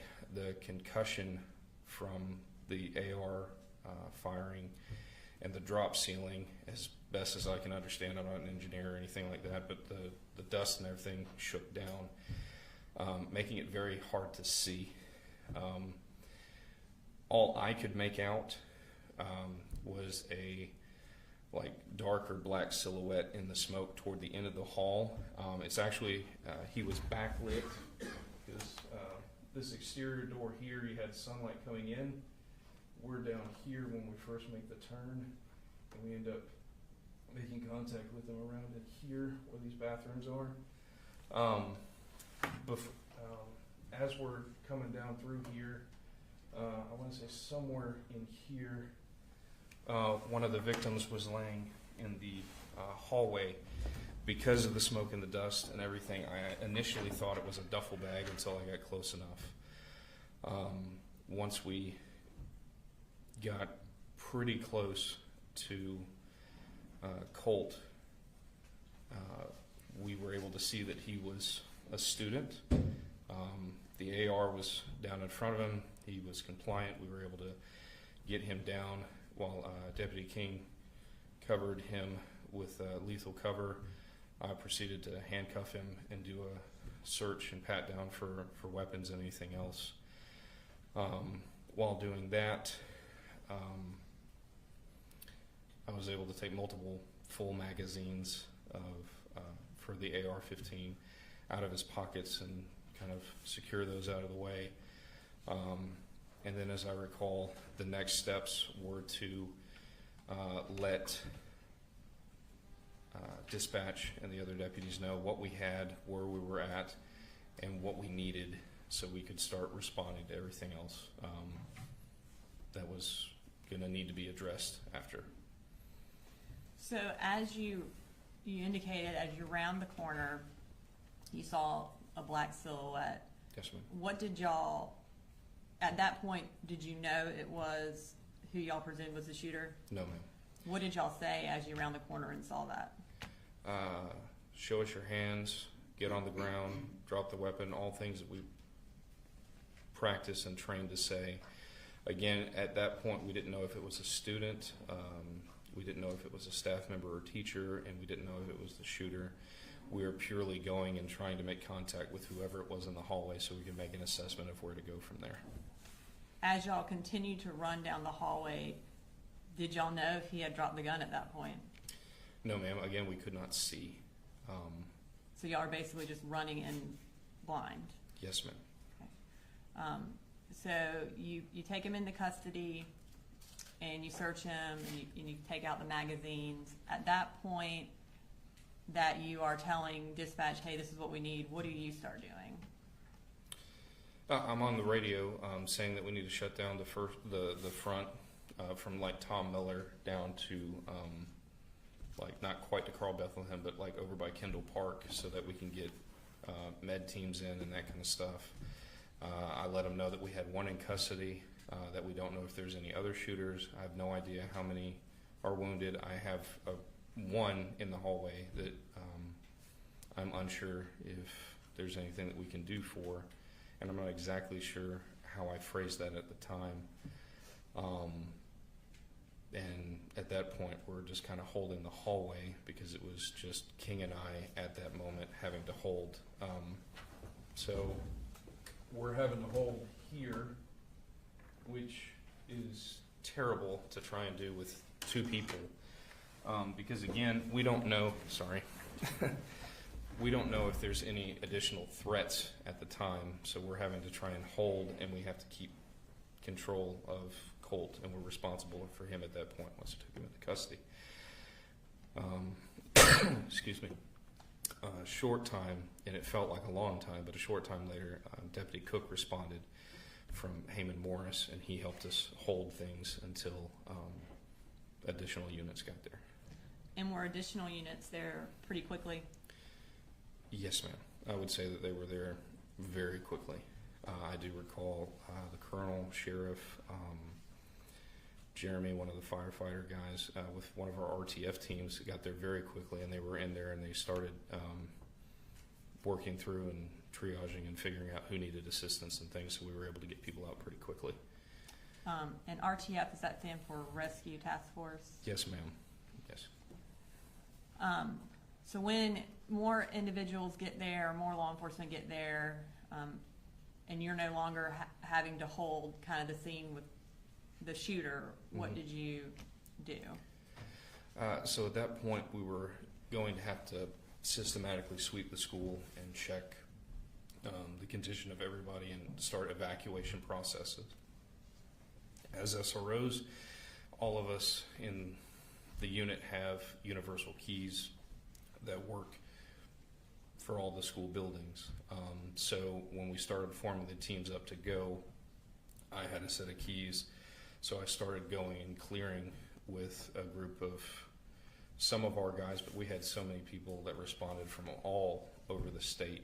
So we had people from Gwinnett and Commerce and GBI and FBI and GSP, but we went through and started the systematic, methodical clearing or static clearing of the building at that point. And then you indicated you weren't, at that point, sure if there were other threats. Correct. Is that something else you were looking for to make sure that there were no additional shooters in the building? Yes, ma'am. We never assumed that the singular threat that we've dealt with is the only threat until we do a sweep and subsequent sweeps of the building to make sure that there isn't someone else who is either waiting or is actively doing violence. And on this particular day, were there potential threats at other schools as well? So during the process of clearing Apalachee for the second or third time, I don't exactly recall where we were in that because of the building got cleared multiple times. We were getting reports of threats against other schools, like Winder Barrow was one of those. So at that point, they took people from Apalachee and started sending them out to the other schools to sweep them and make sure that they were good. At that point, Deputy Good, who had come to the scene and was the SRO the previous year, he and I, who were at Bassa normally, left this school and went over to Bassa and cleared it and held things there until I came back later in the evening. I don't have anything further. Thank you. The defense may have some questions. Just a few things, thank you. Good morning, Sergeant. Morning, sir. How are you? Great, thank you. just want to ask you a few questions. You gave a statement to, I think, David Kissinger, GBI special agent, shortly after the incident. Is that right? It was that evening, yes, sir. Okay. You remember indicating to him that you arrived about 10:30. Sure. I don't exactly recall the time, no, sir. I don't want to put any words in your mouth. No, I I'll be get glad it. to show you if you'd like one. No, and I believe you have no reason to think that it's Do you not. recall it was about that time, though? Sure. Okay. And you indicated to us that you were having conversations. Was there more than one person there that you were talking with? In other words, was an assistant principal there at that time? I don't recall. Don't recall. How long were you there before you heard the first shot? I'm not sure. I wasn't keeping track of it. Well, were you having conversations when you heard the first shot? Yes, sir. I was speaking with Deputy King, as I recall. And Deputy King had indicated to you that they didn't have a description of this young man that you Correct. were looking for, correct? Mm. Did he indicate to you that that Ms. Harris had emailed Lisa Butler at 8:56 telling her that this is somebody that y'all need to check up on and look at? Not that I recall, no, sir. Did the assistant principal give you any information about this person? Not that I recall. So the only information that you got was from Detective King that there was somebody that y'all needed to look for? Deputy King, as far as I recall, yes, sir. Okay, but you didn't know what they looked like. No, sir. Did he indicate to you that he had already been looking in any of the bathrooms or anything? As I recall, yes. Okay, and do you recall which bathrooms he said he had looked in? No, not specifically.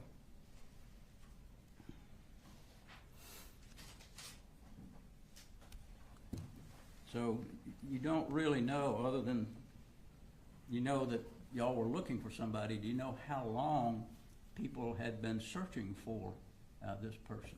No, sir. So if there was an email from Ms. Harris to counselor at 8:56, it would have been about an hour and a half before the shooting. Is that right?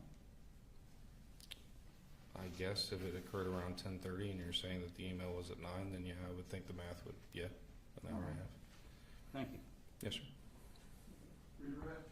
Nothing further from the state, Your Honor. May he excuse? Very good. Thank you. Thanks, sir. Ladies and gentlemen, let's go ahead and take a little morning restroom break, 10 to 15 minutes.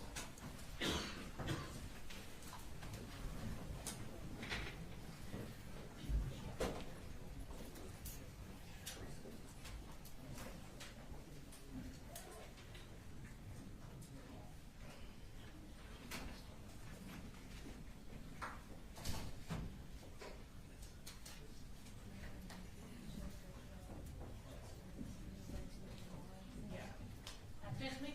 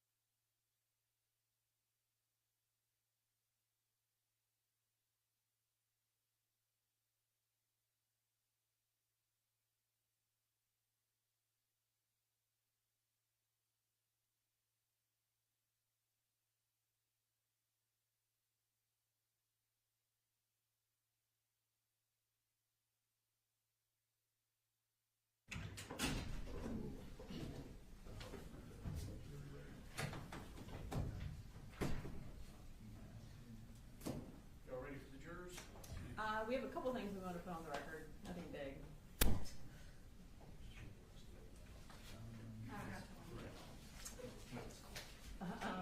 The first thing is, I inadvertently gave the Grady medical records the same number as another exhibit, so I announced on the record it was 79, but they are actually 71, and those are Taylor Jones's medical records, just so the record can be corrected for that. So 79 is actually 71? Yes. One of them is Yes. Clark. The 79 was previously tendered, I think it's Natalie Griffith's medical Yes. records, and that was correct. Second 79. And then we went ahead and presented our charges. I gave them to Danielle and the defense, and I'll file them later. We are going a little faster than anticipated, so I didn't want to wait until the last minute to do that, because we could be done by Friday, next Friday. We'll be getting ours together too, Jake. On Friday. Hey, Friday, not this Friday. The other thing, Judge, is so our next witness is going to be W.B. King. After him is our crime scene witness. We do expect her to be pretty long, so we wanted to give the court notice because we're probably going to land at kind of a weird time that we'll either break late or early. So to give you that choice. The other thing about Special Agent Stewart, we are going to be publishing sensitive material through her. We wanted to let those in the gallery know that we'll be publishing the first thing early on in her testimony, essentially recording walkthrough of the school that was filmed of the crime scene. So there is sensitive material in that walkthrough that some people may not want to observe. We'll then show pictures of the crime scene, which obviously may be upsetting for some people if they don't want to see that. We wanted to give everybody a heads up. We do have a few pictures of the deceased victims, but we will put a disclaimer before we publish those, both for the media and anyone who specifically wants to avoid exposing themselves to that. Yeah, just make sure that we in the media are aware of those things that are not to be recorded based on our Friday motions and consent order, y'all. Yes, sir. And we have those pictures that the media is not allowed to capture. They are at the end and separated out so that we don't accidentally do that. We may need to break mid-direct or somewhere in the direct, just the lunch we Yes, sir. kind of already had it in the works coming, so I don't know. I don't want it to sit for 30 minutes before they get their food, so. All right, ready for the jurors? Yes, Ron. All right, bring it in.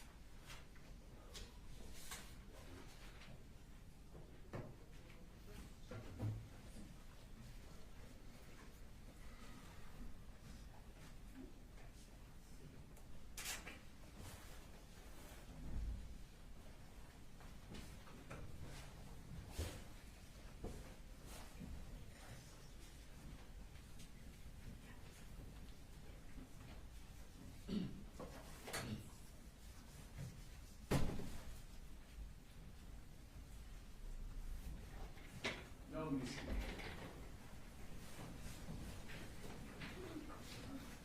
Somebody calls next one. State calls Brandon King.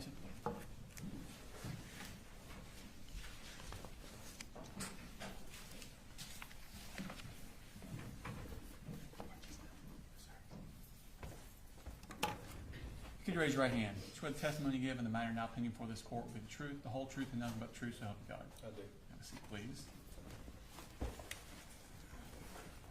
If you could speak into the microphone when you get the chance, and if you could introduce yourself for the court, please.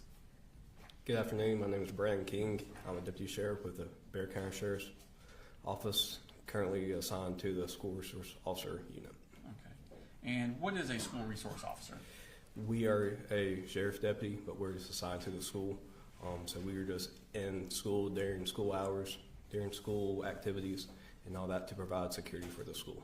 Okay. And how long have you been a school resource officer? I started January 2nd, 2024. How long have you been in law enforcement in general? About 6 years. I was with Gwinnett for around 4 years. Gwinnett County Police before. Okay. And so when you came to Barrow County, did you go straight into school resource officer? No, sir. So I got hired with Barrow County October 30th, 2023. I did field training because I was transfer, and we did that, and then I started with the SRO unit January 2nd, 2024. With being part of the SRO unit, do you have specialized, do y'all do any sort of trainings for active shooters? Yes, sir. So we do it during the summertime. Our unit usually does our own training for about 2 weeks-ish during the summer. I was a part of one of their trainings before, and then all my other previous training was with Gwinnett County Police, and we did active shooter training, single officer response. Okay. Were you part of the big thing they had done at, I believe it was Russell Middle? Yes, sir. In earlier March. In March? Yes, sir. You were part of that? Correct. Okay. And what was the purpose of that training? That's the first time I've ever been part of a large-scale training like that. They implemented people from the Rescue Task Force, which are people made up from Barrow County Fire Department who were EMTs and paramedics, and it helps get a faster response to render medical aid. What did y'all do before that? Would they just wait until the scene was secured to come in? I have no idea what Barrow County did, sir. I wasn't here before on that, so that's my first one. When I was at Gwinnett, that's what they did. Okay. At Gwinnett, they staged until the scene was completely safe. Here at Barrow, I don't know what they did. Okay. So what were you told is the reason they switched it to the new system? To help render aid faster, right? Because if somebody is critically wounded, the faster we get the medical attention or out of the building, is the faster we can hopefully save their lives and keep them from dying. Okay. I want to take your attention to September of 2024. Were you school resource officer on that day? Yes, sir. And what school were you assigned to? Apalachee High School. How long had you been assigned to that school? January 2nd.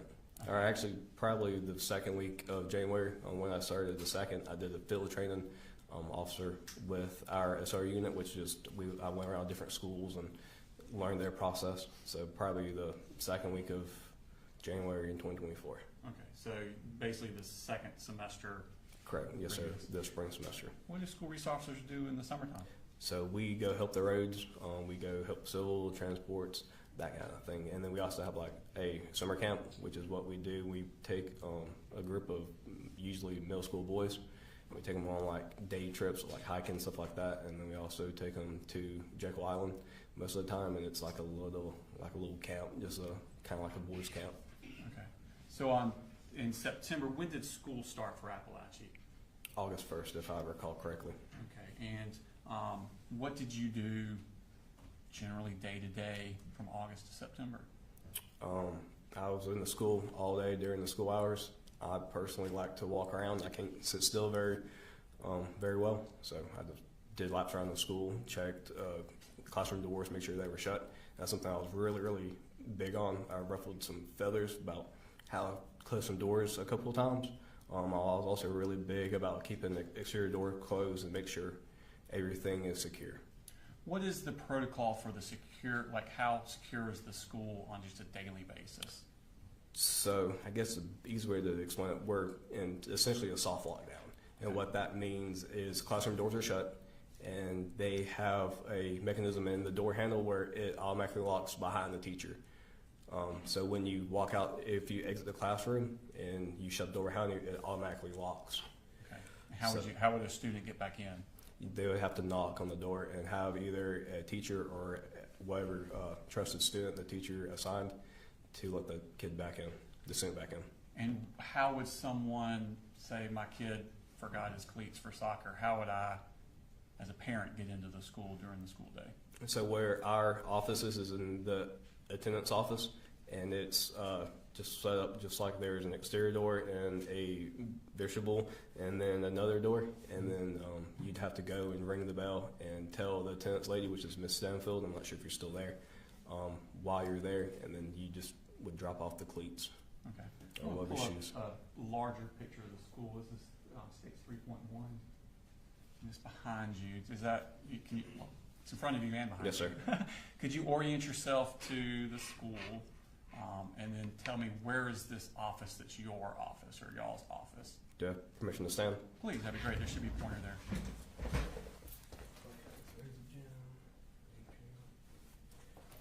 So this is, if I recall correctly, this is the front off, or the attendance office is right here. Okay. No, that's what I'm gonna say. Hang on. That's turning weird. It's atrium. I don't know.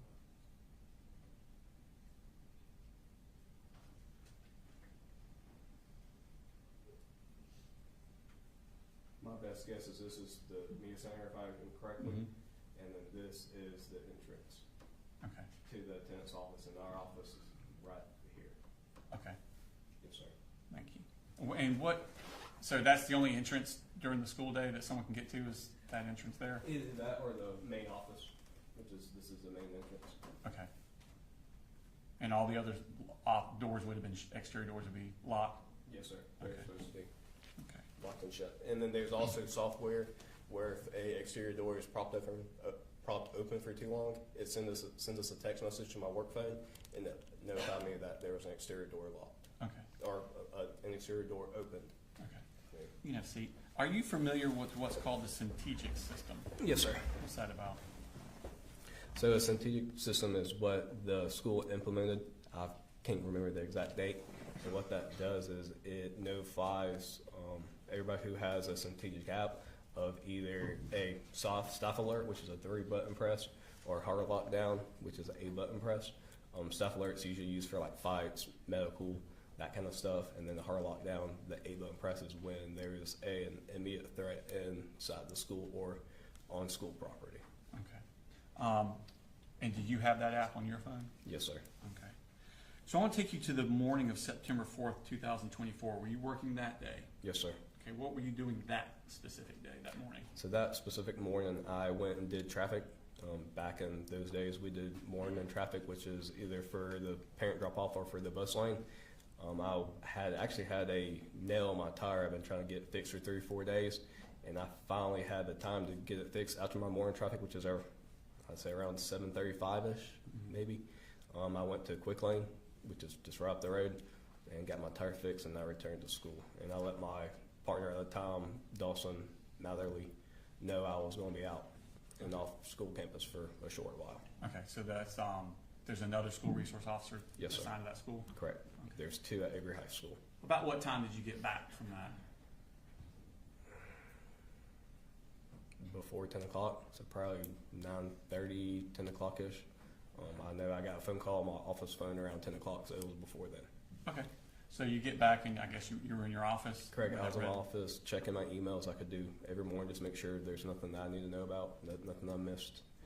So it kind of put me back a little bit because I usually do that right after students arrive, after I do my first initial walkthrough. Mhm. So I was a little bit behind. No problem. And you said you got a phone call. Correct. Who was that from? From Miss D. Martin, assistant principal, calling my desk phone in the SRO office and advised that she has a concerning email from a teacher and she needed to see us. Okay, and what did you do at that point? So me and my partner took the most direct route to Miss Martin's office, which is the admin suite, which is pretty much in the center of the atrium. Okay, and could you show us on the map Yes, sir. where you went? Permission to stand? Please. So this is the atrium, Mhm. and these are the admin offices. So we went out, the attendance office door is here, took a right, went in the atrium, and then the entrance to the admin suite's back here. Okay. And when we went to Miss Martin's office, she was actually done with another student, so we stood outside for just a few minutes while she was finishing up with that one student. Okay, and when she came out, what did she tell you? She said that she has a concerning email about from a teacher in reference to a kid that had a large book bag and was asking weird questions about the active shooter procedure. Okay. And what was the plan of action at that point? What was she asking of you? So what we do is we just aid school admin. So we were just there for security is one thing. When they get a threat, we don't have probable cause to exactly search every student just because of an anonymous tip. A school admin doesn't have to abide by the Fourth Amendment like we do. So what they do is they conduct an admin search, which is they look through the students' things and all that while we stand by for security. And if the school admin finds anything that gives us a probable cause for an arrest or a penal offense that was committed, then we can take over the situation from there. Okay, I want to delve into that a little bit. So hypothetically, if I were to say, I think that guy over there's got a gun, Right? can you just stop him and search him? No, sir. And, So what we could do is called a Terry frisk, which is just a brief, it's not a search, it's a quick pat down of the person's clothing or items to make sure that they don't have a weapon. okay, so under the Fourth Amendment, for you to search somebody, being law enforcement, you need to have what you said, probable cause? Yes, sir. Okay, but is a teacher in the same position as a law enforcement at a school? No, sir. So at school admin, they also, if I understand correctly, when every student enrolls in Bexar County schools, they pretty much essentially sign what I call a Fourth Amendment waiver, which means that when the student is at the school admin is acting as a parent to the child at that time, and they have custody, I guess you could, is a better word for it. So school admin just has to have anything to do with school safety that they can articulate about why they want to do a search. Okay. So normal procedure would be for the administration to take the lead and you guys provide kind of like a security Correct. backup. Yes, sir. Okay. So at this point, what do you know about this student? Nothing at all, sir. Okay. Do you know what he looks like? No, sir. Okay. What's the plan? The plan was to go to where the student was at, Mm-hmm. pull the student out, and stand by for security while school admin conducted their investigation and did an administrative search of the student to ensure they did not have a weapon. Okay. And did you go, where did y'all go? We went straight down F Hall to J Hall and went to Mrs. Greer's, if I remember correctly, her classroom where the student was supposed to be. Okay. And did you go into the classroom? No, sir. We stood outside, close by the door, just to provide security for Miss Martin. And did Miss Martin go into class? She went to the door. She might have took one or two steps into the classroom. Okay. At that point, just requested that student come speak to her. And was that student in the classroom? No, sir. Okay. And were y'all directed where that student may be? So we were close enough where I could hear the teacher say he was in the bathroom. So I immediately went to the closest bathroom, which is on J Hall. Could you show us that on the? Yes, sir. So this is J Hall, and the closest bathrooms are right here. I'm sorry, no, there's a closet.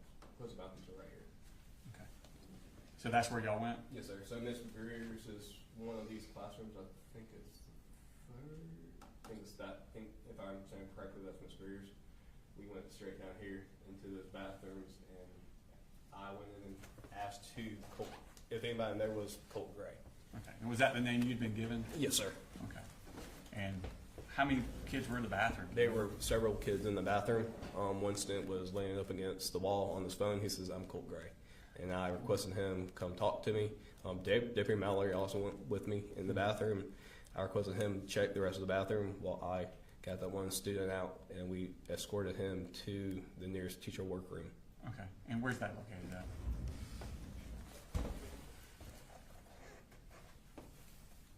Right here. Oh, so just right there at it. Yes, sir. So it was only a few doors down. Okay. When you got to the teacher's workroom, what happened? Miss Martin the student left his personal belongings, his book bag, in the classroom. Miss Martin got that when we went and retrieved the student out of the bathroom. Okay. Miss Martin conducted an admin search of his book bag, and I did a quick Terry pat, which is me patting him down with an open hand.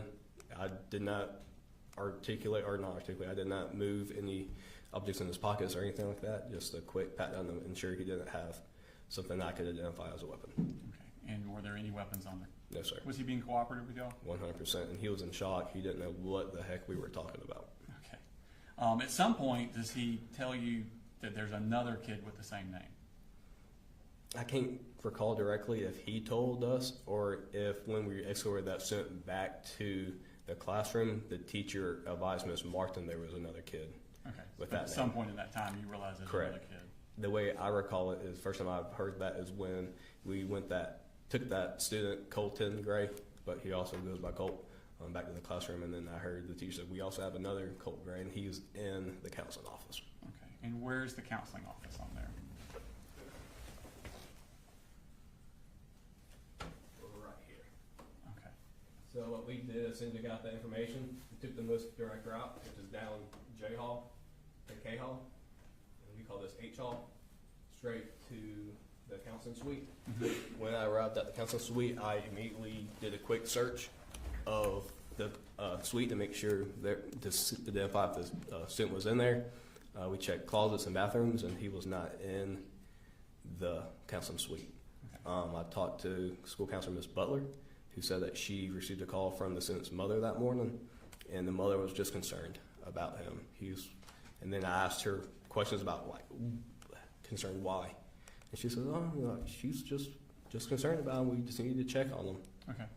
And where is Miss Martin at this time? She's still with you? Miss Martin went with us. So me, my partner, Miss Martin, all went to the admin suite, or I'm sorry, the counseling office.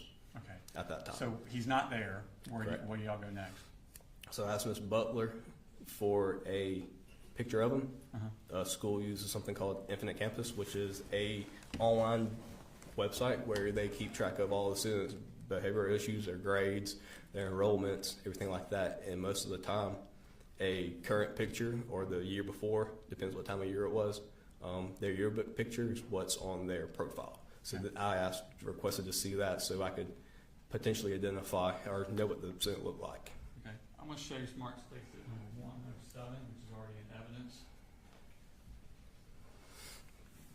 Do you recognize that? Yes, sir. Is that the picture you're referring to from Infinite Campus? Yes, sir. Okay. Pull that up. And is that him?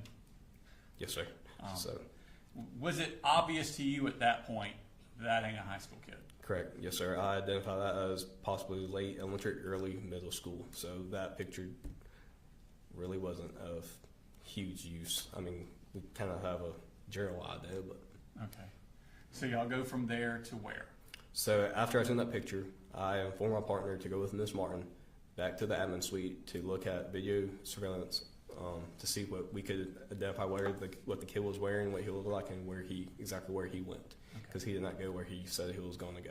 Okay. As soon as we left the admin suite, or I can't say admin suite, the counseling suite, I observed Sergeant Boyd walk up G Hall. And I gave a quick rundown of what exactly we had, which is kid had a large book bag, asked some questions about active shooter procedures, informed him that Ms. Butler received a call from mom concerned, and didn't give really information, didn't give any kind of. Where is this conversation with W. Boyd taking place? It's either at the intersection of H Hall and G Hall, or somewhere G Hall close to H Hall. So this is G Hall, and we call this H Hall. Okay.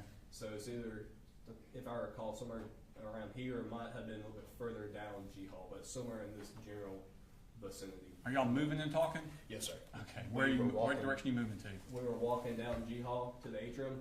My plan of action was, since I didn't know what the scent looked like, I was trying to go somewhere where I could observe the vast majority of the school. The good thing about the atrium here, you can see down all these long hallways. Granted, you can't see all the school, but at that one particular spot, you can see the most of the school. That's the best spot to see the most? Correct. Okay. Y'all normally go there? This is where I stood very often. It's where I just like, because you can see most of the school from that area. And so do you and Deputy Boyd make it to the atrium? Yes, sir. So we walked down the atrium. We stood at the atrium at the table, and we were just talking. Me and Sergeant Boyd were part of a small group with a few students and all that for. What do you mean by Bible study. small group? Bible study? Yes, sir. So we were sitting there talking about what we're going to do that next day for Bible study. Okay. And I guess you're waiting on Martin and Matterly to Correct. find this kid on the, Yes, on sir. the video. Okay. How long are you standing there before something happens? If I predict a few minutes, it wasn't very long. While we're standing there, there was a class that had some kind of science project. They had empty pickle jars with plastic spoons, and they were beating on the jars, and it kind of makes like a drum sound. Because why not? Right, correct, makes sense. So I heard that, and then I also heard a noise similar to it off in the distance, but I quickly realized it was a different sound. Okay. When you say quickly and it was a different, how's your brain working here? I quickly identified them as gunshots. I took off down F Hall. Sergeant Boyd followed me. Did you say anything to Deputy Boyd before you took off? No, sir. Like, we both just gave each other that look, like, are you hearing what I'm hearing? And we both just took off. And is that the direction you're hearing the shots come from? Somewhere in that corner of the school. I'm not sure exactly what drove me to that corner. It's just probably like the kid was supposed to be over here on J Hall. That's the best. It sounds like it's coming from that area. So that was my best, I guess you'd call it a guess at that time, to start there and start looking for what's going on. Okay. So tell me about the trip down J Hall. Are you in front of Boyd or? Yes, sir. So I ran down F Hall and I paused at F Hall and in search of J Hall. I heard one more gunshot. I couldn't really direct where it was coming from, so I looked behind and Sergeant Boyd was a few feet behind me. I was like, you good? Making sure that he wasn't shot or he wasn't one that was shooting. He says, no, we're good. And then right there at the intersection, there was a bunch of haze.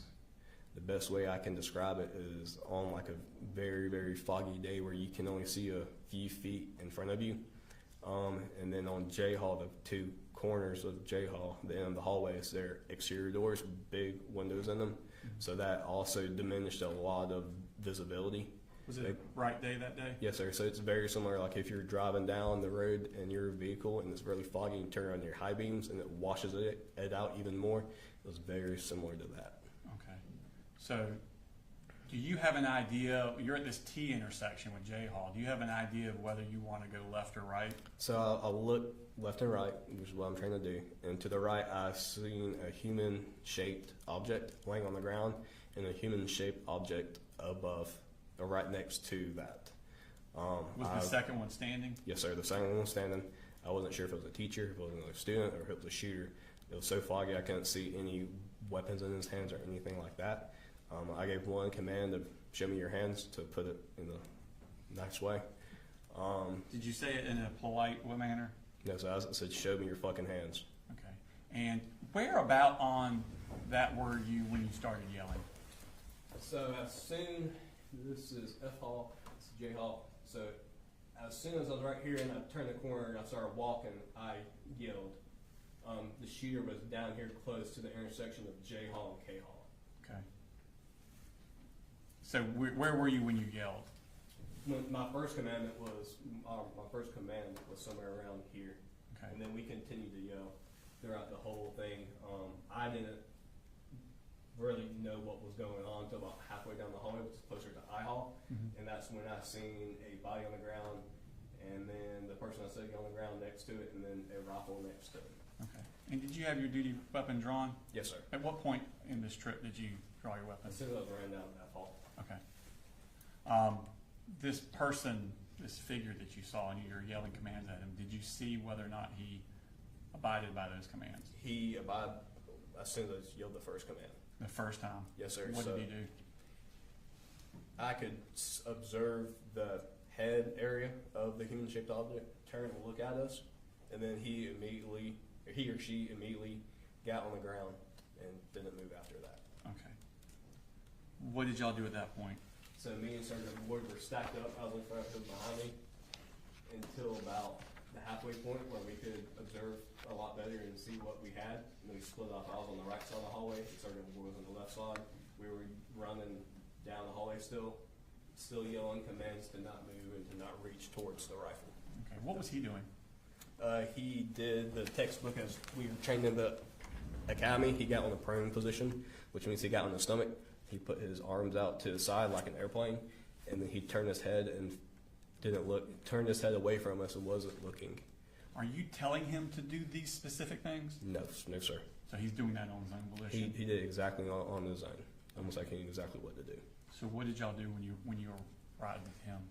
So when we got close enough, Sergeant Boyd pulled his handcuffs out, and I kept him at gunpoint to provide lethal coverage while Sergeant Boyd placed him in handcuffs. Okay. Were you able to determine what was on the ground? So the human-shaped object was a body laying motionless. There was what I identify as an Air Star style rifle very close to the shooter. And then after Sergeant Boyd placed him in handcuffs, he conducted a search incident to arrest, where he found several magazines still fully loaded in the shooter's pockets. I'm going to show you what is marked as state exhibit number 8. So you can identify that. Yes, sir. That is a shooter. And is that the person that complied and was handcuffed by Deputy Boyd? Yes, sir. Your Honor, at this time I tender state exhibit number 108 in evidence. Any objection? No, Your Honor. All right, 108 is submitted.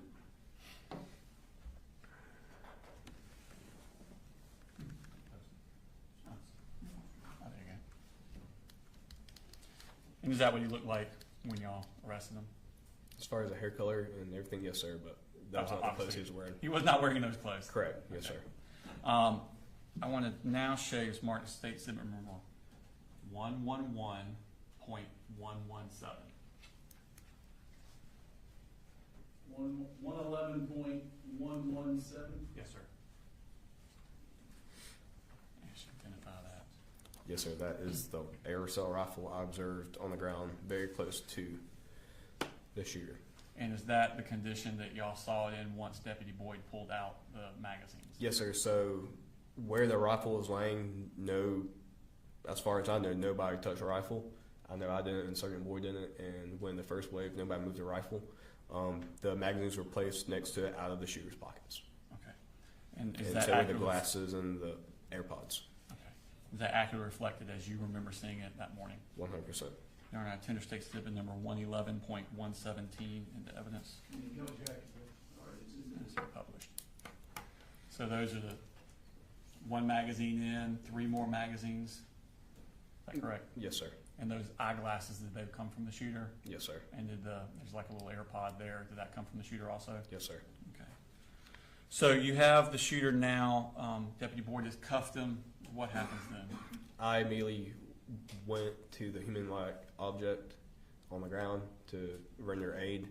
I quickly identified the human-like object as deceased. The human-like object had a gunshot wound to either the face or neck region, and there is no amount of medical care we could give or I can render to potentially save his life. Okay. So what are you and Deputy Boyd doing at this point? After I did that, we held the hallway.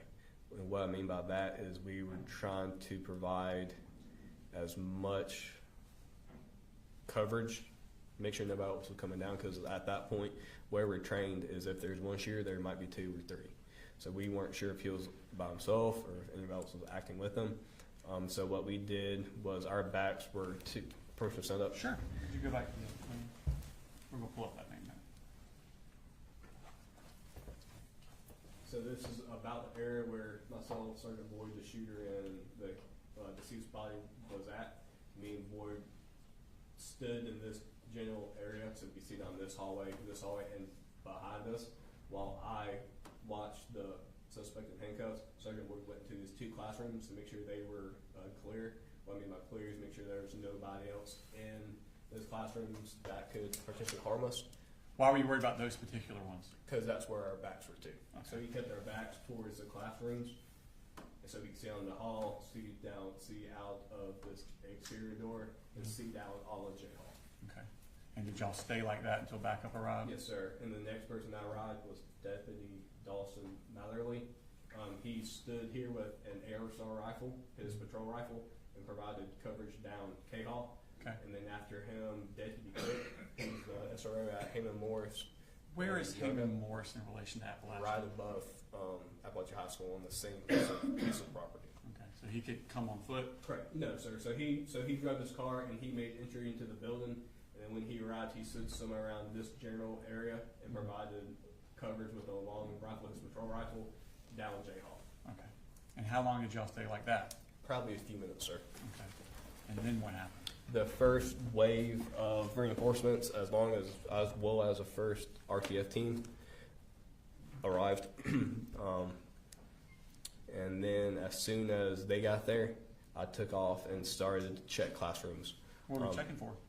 Checking for any other shooters, and also checking to make sure there was nobody else in the building that was injured and needed medical assistance. How long after the shooter was secured before the first wave arrived? Less than 10 minutes. Okay. More than likely, I can't. I mean, Yeah, granted, sure. it was like in that situation, it feels like a long time, but it was pretty quick. Okay. And tell me about the process of entering these classrooms. Are they accessible? No, sir. So during the hard lockdown, and plus hearing the gunshots, everybody was stacking bookshelves, desks, chairs, whatever they could against the door. So when we made entry, it was kind of like wasn't like making forced entry, but you had to really push really hard to get whatever bookshelf or desk or whatever out of your way to gain entry into the classroom. Were they also locked? Yes, sir. How are they unlocked? So all SROs are issued a master key, several master keys, but they have one key that does all classrooms. So I just started unlocking doors because it's like the first wave. Not many people have keys that I was about to ask, does the random Correct. police officer have a No, key? sir. Okay. So the random police officer does not have keys. So I started running down, checking doors, unlocking doors, and assisting with any victims or anything within J Hall. So you're going down J Hall? Correct. Okay. At first. Do you come upon a room where there is victims? Correct. Which room is that? Mrs. Ryan's classroom. Are you one of the first ones there? Yes, sir. Okay. Describe the scene of Miss Ryan's room when you arrived. There are a bunch of bullet holes in the wall. I looked down to my right-hand side, closest to the door. I observed a human-like object laying on the ground motionless. Went and checked on him and deemed he was deceased. No amount of medical care could save him. And then there's a few other victims in that room. And then one student caught my attention and said, "She just went out. She just went out." So I went over to that student, picked her up. Do you know now what student's name Her was? name was Taylor Jones. Taylor Jones? Yes, sir. Where was she injured at? I had no idea, sir. Okay. I just know that she was, her friend said she just passed out. I went up to Miss Taylor Jones and I observed her. She was laying motionless. She was white as a sheet. Her lips were blue. I wasn't exactly sure. So I picked her up and started making my way to the door. So I made my way to the door. A stretcher was right next to that door. I laid her on the stretcher, myself and Lieutenant Woody. Started to see where she was hit. I lifted her shirt to see if she was hit anywhere in the upper torso region. Lieutenant Woody went down around her lower, like her legs and all that. I said to lift her shirt. He started doing her legs, and the RTF member came up, and then I immediately left and started checking more classrooms because that's not my area of expertise. Okay. Where did you go after that? I just started checking classrooms down F Hall, and then after that, Were other people coming into Correct. Miss Ryan's room? Yes, sir. So you checked which hall after that? F Hall. And that's the one you had originally run down? Correct. And then I went everywhere. I think I ran 7 miles that day according to my watch. So you said first wave. Right. How long before the second? What do you mean by waves? So the first group, sir. The Okay. first group of people came, and I took off. I really wasn't paying attention to when more people got there and how many people. I was very antsy. I was going to make sure nobody else was hit, nobody else was injured. So once that first wave got there, I just took off. Started checking, and I was just trying to stop the dying. Okay. And how long before y'all had cleared the school? I have no idea, sir. Like we cleared the whole school probably 5 or 6 different times. Okay. And about how many law enforcement personnel arrived that you could notice? Honestly, sir, I didn't know how many people were there until after everything calmed down, and I went out the attendant's office door just to get some fresh air, and then I was just in awe of the amount of support we had between blue lights and red lights. Okay. How long were you working that day? If I recall correctly, I think I was forced home because I wouldn't leave around 7:30ish. Okay. Could be wrong. And did you give a statement to the Georgia Bureau of Investigation about Yep. your involvement? Yes, sir. Just a second, please. I have no further questions. Thank you. Thank you. All right, Cross. Thank you.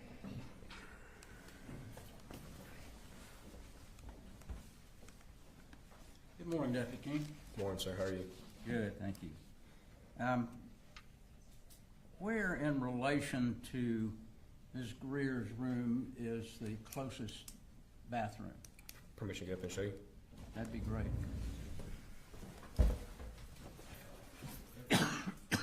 Right here, sir. So Miss Greer's classroom's right here. Okay. The closest bathroom is right here. Now, is that the bathroom that you initially checked? Yes, sir. Okay. Where is the next bathroom that would be the closest? On I hall, sir, which is right here. Okay. Did anybody check that bathroom at any time, do you know? Not to my recollection, sir. Okay. You had indicated that you didn't have, go ahead and sit back down, thank you. You had indicated that you didn't have a description of Colt Gray. Right. But you talked to Ms. Butler and she provided that photograph. Yes, sir. Did she indicate to you that she had seen Colt Gray close in time to this situation? No, sir. Did she provide you any information about what he looked like, whether he was black, white, Hispanic? If I recall correctly, she just said the white male. Okay. Did she say anything about the length of his hair, what color hair he had, Not to my recollection. or how tall he was? No, sir. Where in relation to Ms. Greer's classroom is Ms. Harris' classroom? Is it fairly close? Kind of, sort of, sir. Miss Harris is on G Hall, Mm-hmm. and then Mrs. Greer is on J Hall. And while you were there, did anyone get Ms. Harris to come up and identify what the person may look like? Not to my knowledge, sir. Did you ever see a book bag close to the gun or close to Colt Gray when you saw him initially? No, sir. Do you know where that book bag may have been? No, sir. Was it ever found in the bathroom or the classroom? Do you know? I have no idea, sir.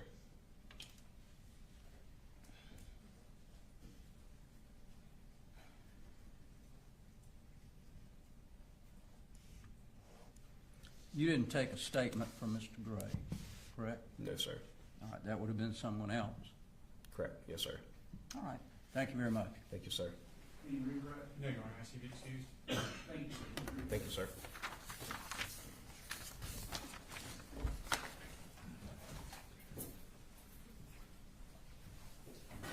Our next witness is going to be the lengthy one, Your Honor. I don't think there's any food here yet, so if you want to go ahead and start them, and then we'll stop them. State Call Special Agent Daniela Stewart.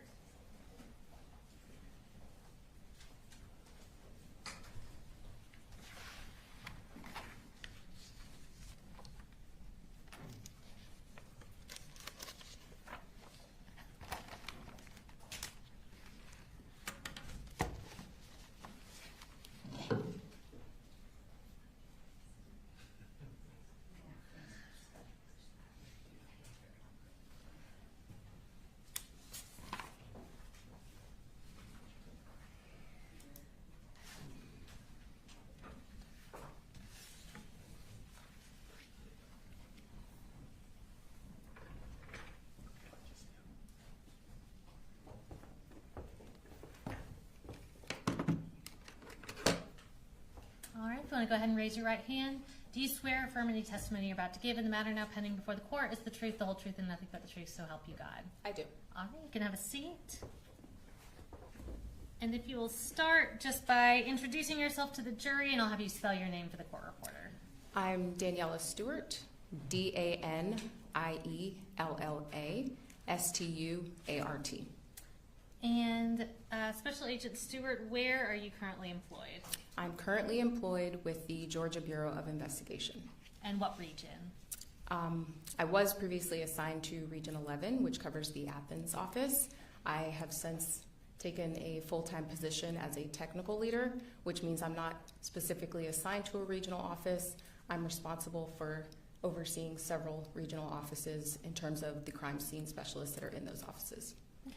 And back in September of 2024, were you specifically with Region 11 at that time? Yes. Okay. And tell us about Region 11. What area does that cover? Region 11, the office is in Athens, and it covers the 11 counties that surround the Athens area, and Barrow is one of them. All right. And tell us a little bit about your role now, and then I'll have you kind of go into what your role as a crime scene specialist is as well. Okay, so as a technical leader, like I stated previously, I'm responsible for helping train new crime scene specialists and teaching them how to work crime scenes. I'm responsible for 4 offices. So I have the Athens office, I have the Calhoun office, which is in the northwest region of the state. I have the Metro Atlanta office, and then I also have the Augusta office. Okay. And tell me about what being a crime scene specialist entails.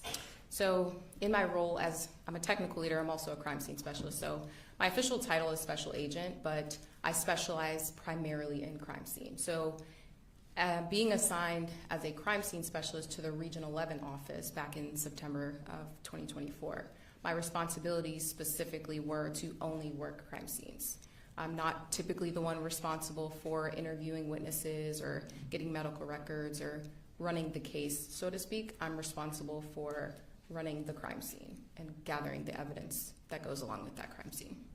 And give us a little bit of background on your education and training that led to that position with the GBI. So I have a bachelor's degree in sociology from Wake Forest University in North Carolina, and then I have a master's degree in criminal justice and criminology from Georgia State University, which is in the heart of downtown Atlanta.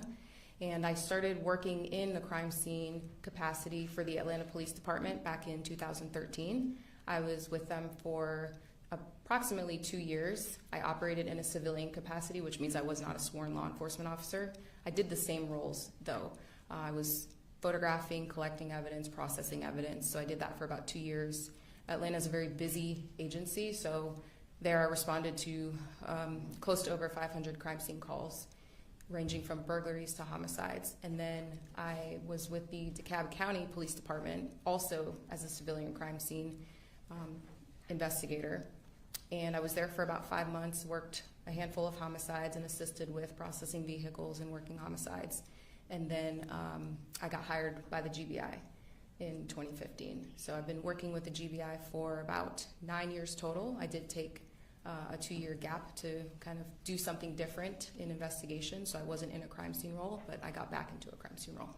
Once you're with the GBI, do you get additional training in crime scene processing? You talked about photographing, collecting evidence, that kind of thing. Does the GBI continue to train and hone your skills in that area? Yes. So we go through a special agent academy. Well, first of all, to be certified as a law enforcement officer, you have to go to a police academy, which back then it was about 10 weeks. You have a 2-day crime scene processing class within that academy. And then when you get hired with the GBI, we have an agent academy, which back then it was about 11 weeks. So another 400 or so hours of additional training. We have a week specifically of crime scene in there. I am also a graduate of the National Forensic Academy, which is an 10-week academy in Oak Ridge, Tennessee, which is just outside of Knoxville. So we do training in bloodstain pattern analysis, shooting reconstruction, latent print processing, photography. We get specialized training specifically in working crime scenes and analyzing evidence. I also teach for the University of Tennessee, so I teach crime scene classes throughout the state and also throughout the country. for them. And specifically within the GBI, we have additional training crime scene wise. We do monthly training on various crime scene topics. So we're constantly training in the area of crime scene and forensic science. And I want to talk briefly about one specific area of what you do, which is laser scanner operations. Can you tell me about kind of what specifically y'all use and what that is? Yeah, so we use a 3D laser scanner, and the specific model that we have, well, we have two models at the agency currently that we use. We use an RTC 360, which is a bigger scanner. The range is about 130 meters, which is approximately 426 feet. And we also use a BLK 360 scanner, which the range for that is 45 meters. So it's shorter distances, better for inside scenes. So we have additional specific training in how to utilize that equipment. Okay. And tell us kind of what situations that equipment is useful for. So it is primarily a measurement tool. So if you've ever seen people on the side with the giant yellow colored tripods surveying the land, a lot of them are using Leica equipment. And I think the biggest thing to understand with the Leica, again, like I said, is it's not necessarily a photography tool. That's what our camera's for. It is a measurement tool. So it allows us to capture millions of measurements within our scene and create a 3D point cloud so that we can go back in, get additional measurements, and essentially be able to walk through our crime scene in a three-dimensional space. Okay. And just to be clear, even though it's not a replacement for photography and its primary role is measurement, can it be used to kind of create a recreation of a crime scene to some extent? Yes, because it does take panoramic images, so it overlays the images on top of the point. So how it works is there's a laser that's on the inside of it, and the laser hits a surface. Do you mind me demonstrating? No, she has a demonstrative aid to show how the laser. We're not tendering it to evidence. So before we had 3D laser scanners, we used digital measuring devices, which essentially help us measure on scene. So there's a laser, you can see this red laser beam, this red dot on the wall. The laser is shooting out, and when you look at the screen, you can see what distance that is. So the scanner is essentially using similar technology. There's a laser inside of the scanner that you can't see, like you'd be able to see that red dot. You can't see that laser, and when it strikes the surface, it returns that information back to the scanner, and it's measuring that distance. It captures approximately 2 million points per second, and it is very accurate. Okay. And have you testified as an expert in court before? Yes. And how many times? I've testified as an expert approximately 2 or 3 times. Okay. And Judge, at this time we would tender Special Agent Stewart as an expert in crime scene processing and Leica scanner use and data. No objection. No objection, Judge. All right, so we get the new as an expert. So I'm going to ask you kind of a broad question. When you're processing a crime scene, so I'm talking specifically regarding to photographing, scanning, collecting evidence, talk us through what your general process is in doing that when you get to a crime scene.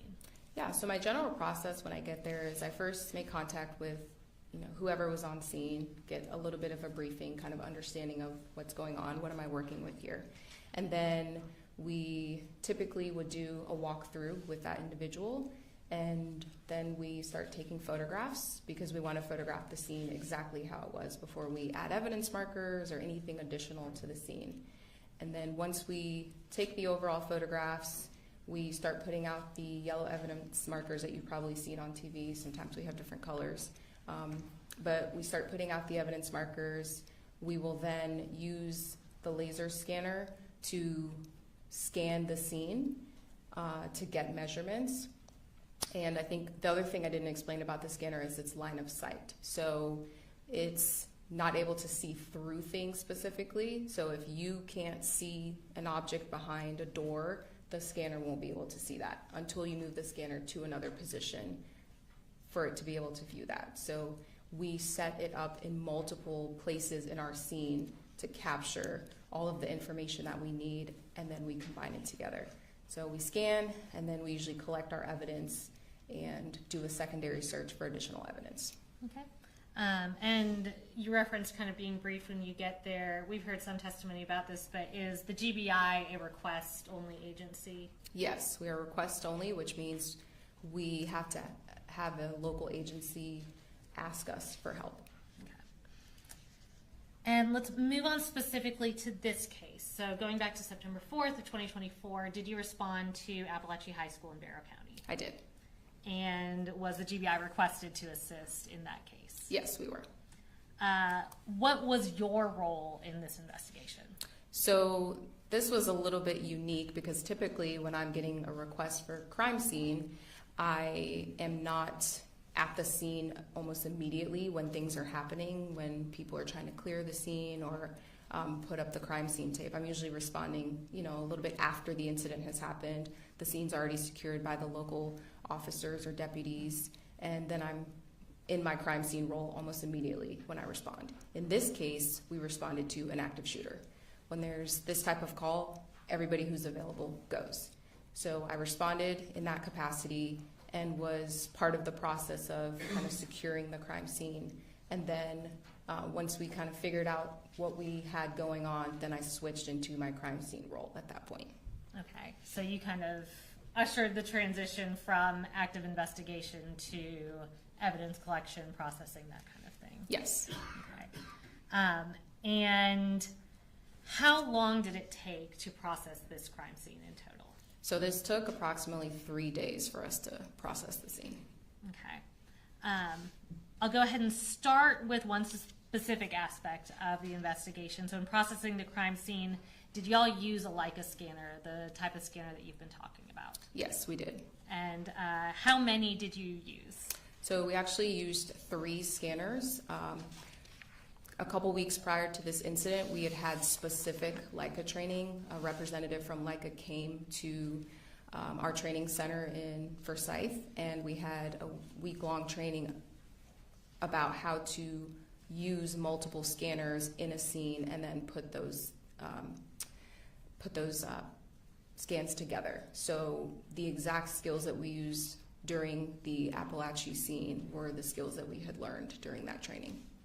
And at what point did y'all actually use these scanners to scan the crime scene here? We started the crime scene examination, I think around 1:30, and we immediately started using the scanners because we had decedents that were in the hallway and in classrooms, and we wanted to properly document that. So we had a couple of people taking photographs of that and then immediately scanning that area. And just kind of generally talk us through what it looks like for, in this case, for y'all to obtain the appropriate scans from this whole school. Yeah, so like I said, we deployed 3 scanners. We had about 5 or 6 crime scene specialists and our crime scene coordinator on scene. That's not typical of us. Typically it's 1 crime scene specialist working a scene and we have 1 scanner. But because we had evidence in different hallways and different classrooms and we wanted to work efficiently, we deployed 3 scanners and we captured 151 scans of the evidence. Okay, and you testified that y'all had recently been trained in using multiple scanners and combining those into one image. Were y'all able to do that in this case? Yes, we were.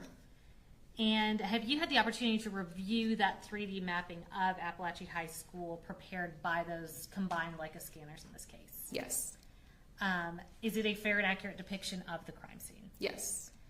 In preparing for this trial, did you take that scan and essentially pre-record a walkthrough of the crime scene using the scan? Yes. And in doing that, were you essentially trying to follow the shooter's path in this case? Yes. And are there any contextual details that you want to explain about the appearance of the video before we tender it and publish it? Yeah, so when I say fair and accurate, what you will notice with the scan data is that it's not going to look as smooth as a photograph or an actual video walkthrough because it's consistent of millions of points. So if you can imagine, you're looking in the courtroom right now, things are made of wood or whatever material. When you're looking at the scan data, you'd almost have to imagine that if this courtroom was made out of Legos, right? So if all the walls were made out of Legos, all of the furniture in here was made out of Legos, and each Lego represented a point in the scan, that's kind of how it would be. So if you walked into the courtroom and it was made out of Legos, you generally know what you're looking at. But it obviously doesn't look as smooth as if it's made out of wood or other materials. So it may look a little, I guess, grainy, so to speak, because its primary job is to capture measurements. And every surface that you see in there is consistent of millions of points, or in my analogy, millions of Legos. And with that caveat of some, I don't want to call it deficiencies, but deficiencies in the recreation of what was observed, is this scan and the walkthrough that you recorded a fair and accurate depiction of what you observed or what you captured at Apalachee High School on September 4th, I think, and September 5th? Yes, and you may see when you're watching this fly through, the lockers kind of look a little bit hazy and white. They're blue, but there's like a white haze on them, and that's primarily because there was so much ceiling tile dust in the school, on the floor, on every surface, and the scanner is capturing some of that. And Judge, at this time we would tender into evidence States Exhibit 110, which is the walkthrough from the Leica scanner. Any objection? No objection at this time, yes. Let's do this. Before we publish and you go through the walkthrough and the scan, let's go ahead and take our lunch break. Yes, sir. All right, we'll be in recess till 1 o'clock.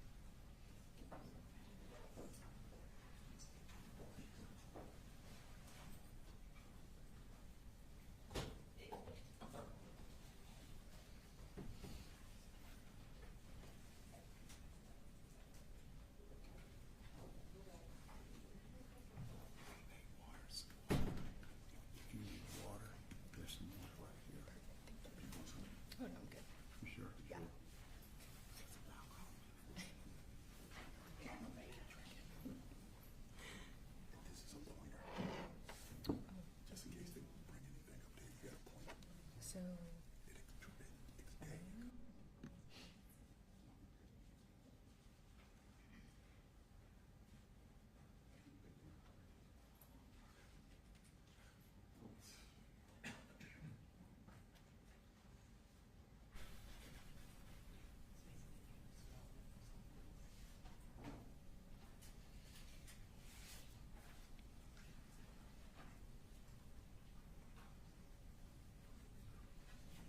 Ms. Daniel, let me ask, so were you going through pictures first, or were you going through the scan?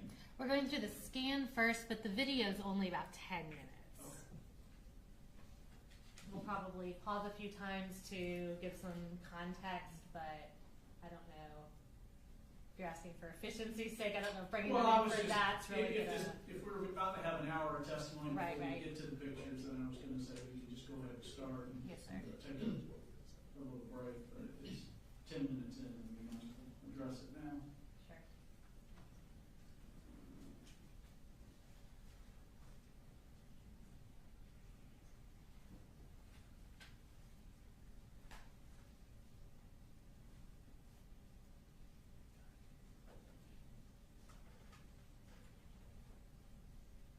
Or to go and just tell them I'm addressing an issue and it'll be I did.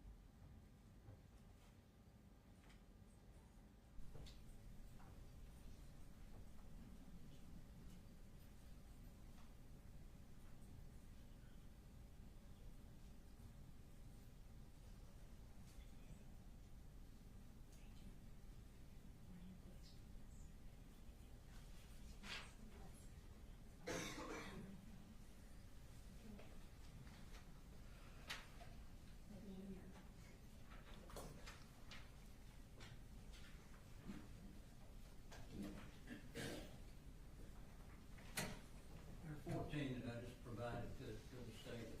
Okay, thank you. Mostly duplicious and a couple that have writings on them, a couple that don't have any voting value on it. Give me a minute to look that.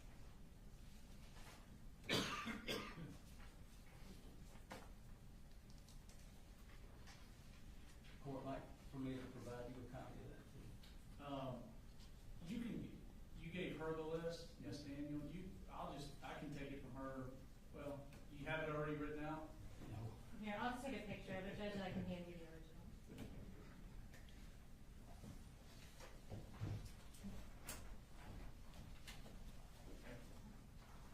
He's very technical, not iPhone 2, won't do that. Very technical.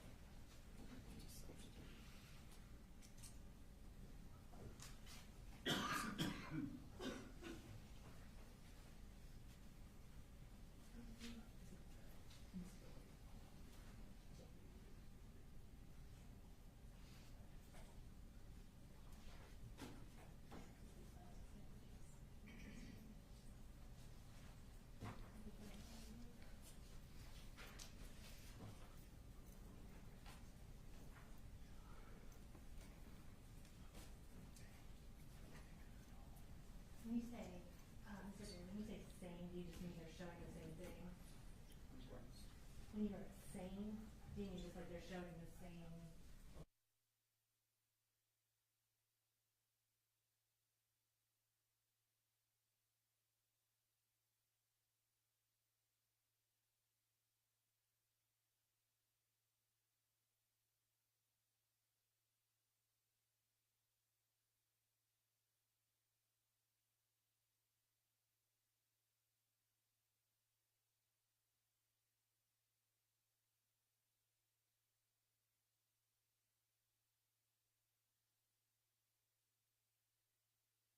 Is that the one sided?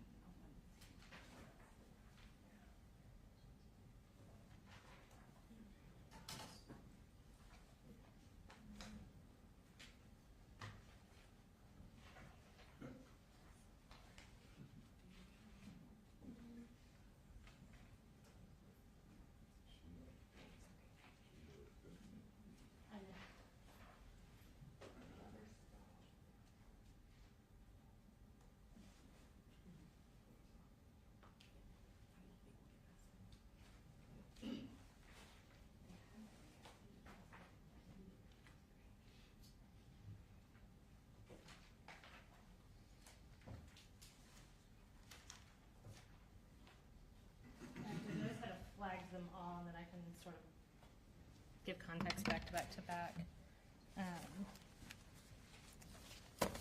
So I'm going to start with States Exhibits 1, 11.9, 10, and 11.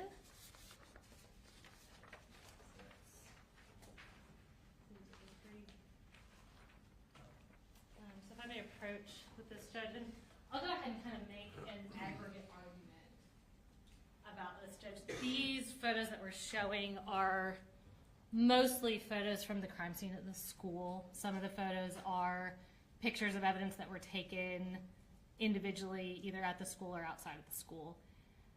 A lot of these photos, this is pared down from obviously thousands of crime scene photos, but this school, like a lot of schools, the hallways look very similar, the classrooms look very similar, the walls within the classrooms look very similar.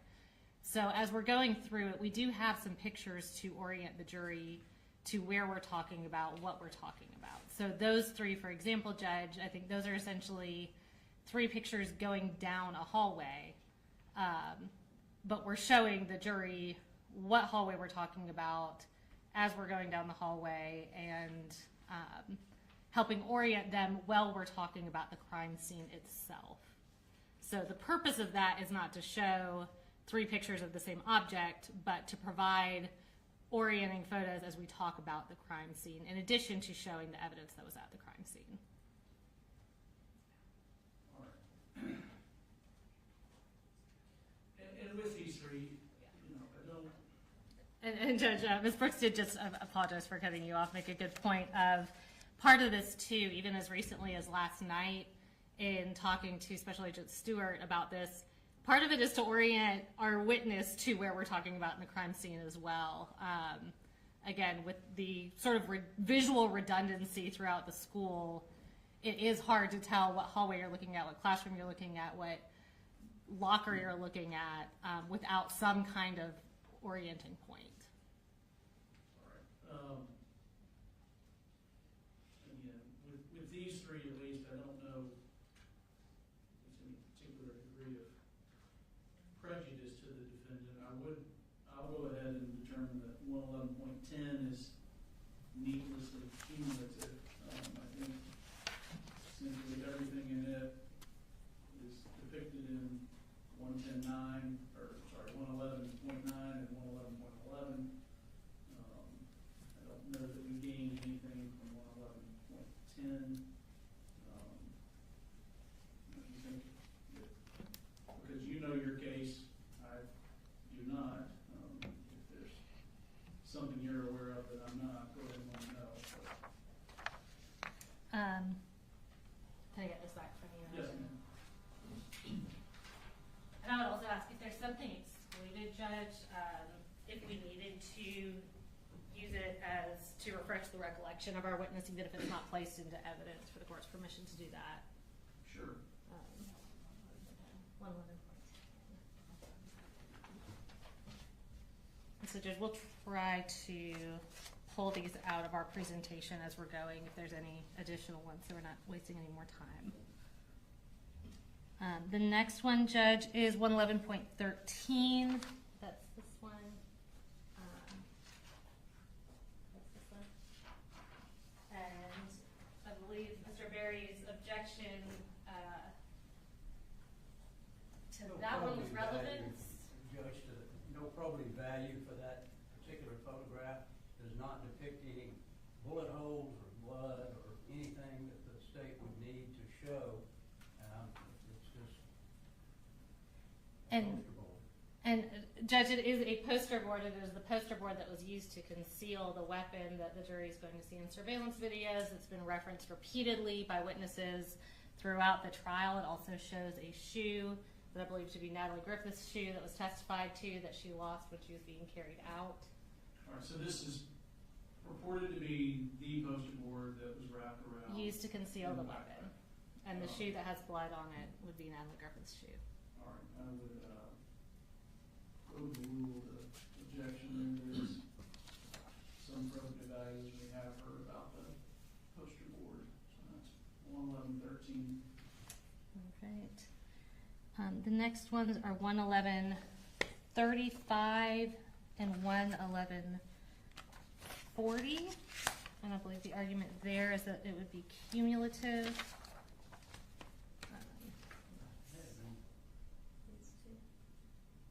may have been 130. I'm sorry, 139. Oh, I'm sorry. Let's see.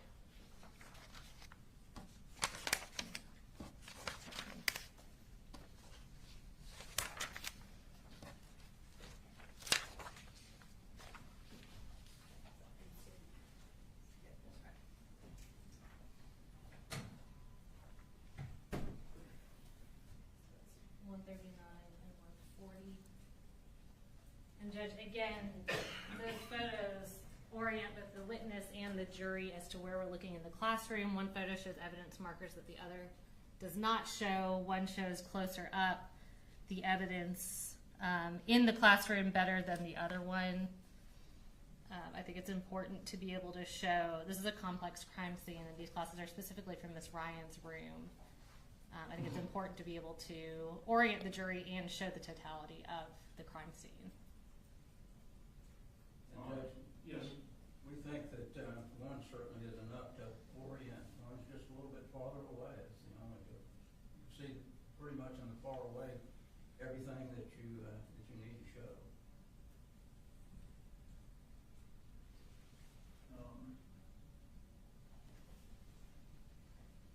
I'll come back to those. Okay. The next were 51, 54 and 57.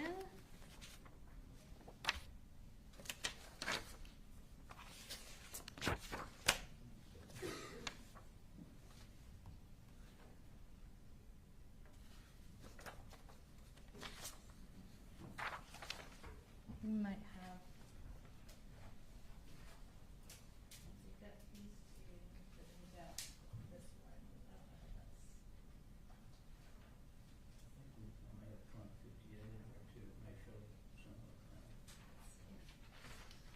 So 54 and 51 together, and then 57 and 58 together. Okay.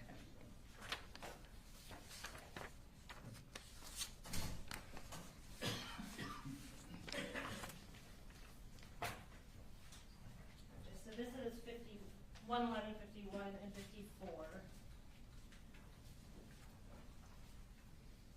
And then I'll go ahead and hand you 57 and 58. So the first one, Judge, actually does show two similar but completely different whiteboards. So we would argue that shows different bullet defects from Ms. Ryan's classroom on two different whiteboards. So Mr. Gray, my understanding is these are two different whiteboards, not the same whiteboard. And you can tell that one of them has writing on it, but the other does not have. Does your objection remain, or with her adding that? If the one whiteboard is different, if they're two different classrooms or two different whiteboards, I don't have an objection. My understanding is two different whiteboards. Yes, sir. All right, so If they are, then I withdraw that. all right, thank you. The next two, Judge, show bullet defects outside of a bathroom. They are similar pictures. One is closer than the other. The one that's further zoomed out shows the bullet defects in their totality. As we get closer, we want to be able to show the jury the kind of damage that this weapon was doing as he was firing it. Those are defects that were caused around the time that he was firing at Mason. I think it's important to be able to show the jury what this specific firearm with these specific bullets was doing at that time. It's hard to tell in the zoomed out picture. When you provide the more zoomed in picture, you're able to see that more clearly. And again, the more zoomed out one provides orientation for the more zoomed in one as well. You know, honestly, there's nothing that would prevent the state in 11157, more zoomed out, from publishing it, and then, as we do on a phone, zooming in and showing. It's the same effect as if they just did 58 separately.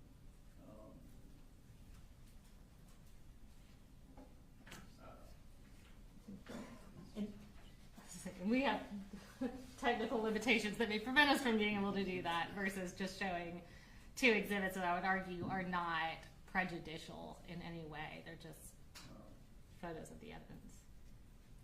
All right. Come back to those. What else? Next he has, okay, that was, I'm sorry, Judge, was that 57 and 58, correct? Okay, thank you. Next is 111.81 and 111.83.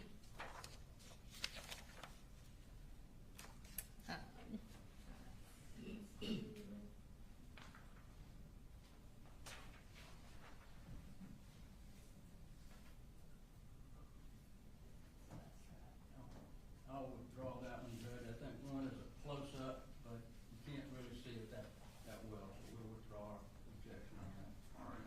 Thank you.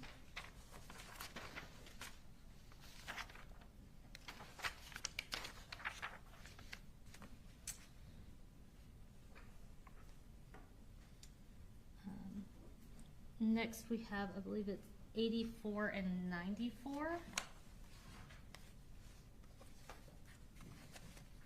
Those are as to probative value.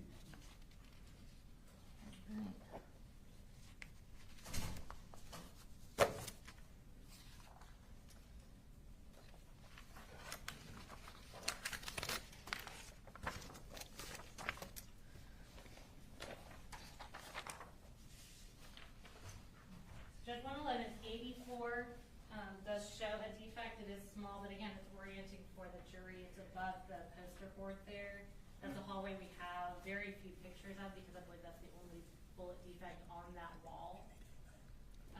11194. This is Miss Lancaster and Mr. Phoenix's classroom. If my memory serves, that is the only picture we have from within their classroom looking out, other than one a little closer that shows specifically where Mr. Phoenix fell. But that is to show from the inside of the classroom looking out. All right, I will. To the extent it's an objection, I'll overrule it. If we treat it as a motion in limine, I would deny it as to 11184 and 94.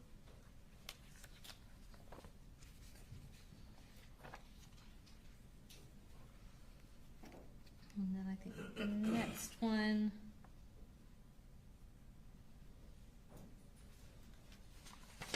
I believe that's 146. Okay, that's Straight down the list. is that 146, Mr. Berry? Couldn't tell if it was 146 or 116. 116, Judge, I think. What's this one? Right. It has writing on it. Generally, I don't know who put the writing on there, but it is directive sometimes, so I'll always object to any writing on the photograph. That just shows. That is going to be this witness's, I believe this witness's writing. Correct. That's just to orient where it comes from. We're going to tender that actual physical piece of evidence into evidence. The writing on it says from backpack. It is part of the same exhibit as the backpack. So I think in this specific case, I don't really see how that has any sort of negative impact. Well, in your understanding and your proffering is that the witness is going to testify to the same that's written on here. Correct. And then when the physical objects are tendered in, they're all in the same evidence bag. That object, I think another object in the backpack. All right. What I'll do is I'll instruct the jury that the evidence, testimony regarding this item or where it came from, not the writing on the exhibit. But I'm not going to exclude the exhibit. Okay.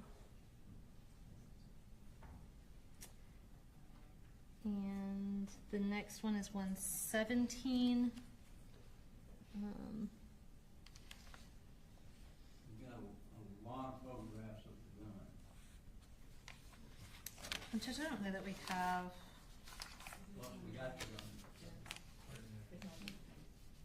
Oh, 117. Yeah, 117 was previously introduced through Deputy King.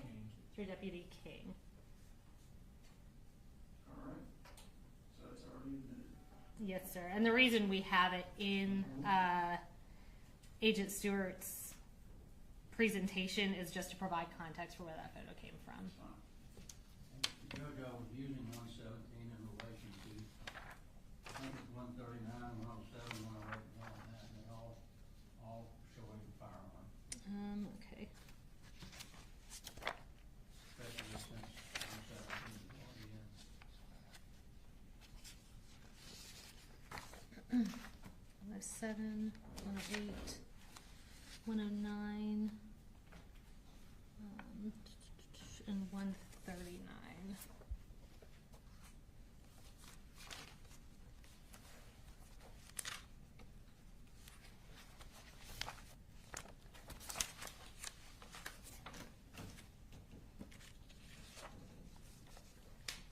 And just these are all photos of the firearm where it was at the crime scene.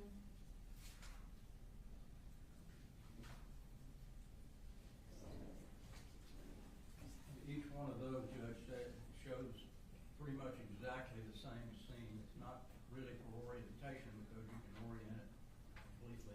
Okay, and if I can think of my argument from the bench so that I don't Sure. try to remember this. So this is 111.107. This shows the orientation of where Colt Gray was apprehended. All right. This shows specifically these objects surrounding it. This is a better picture showing, it's hard to see in this one that these are three separate magazines.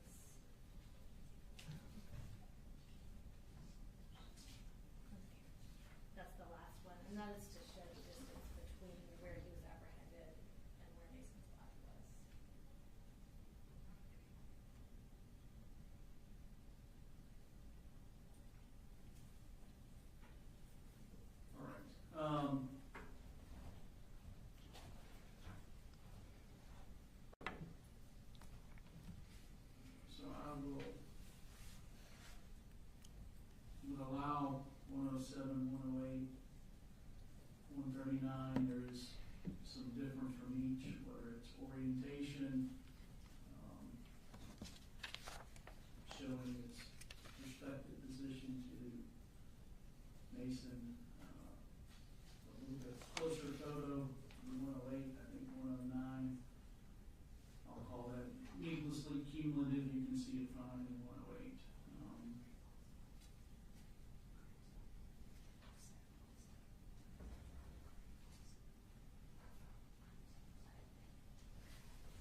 Judge, next I think we have 111.140 and 141, and that's these two.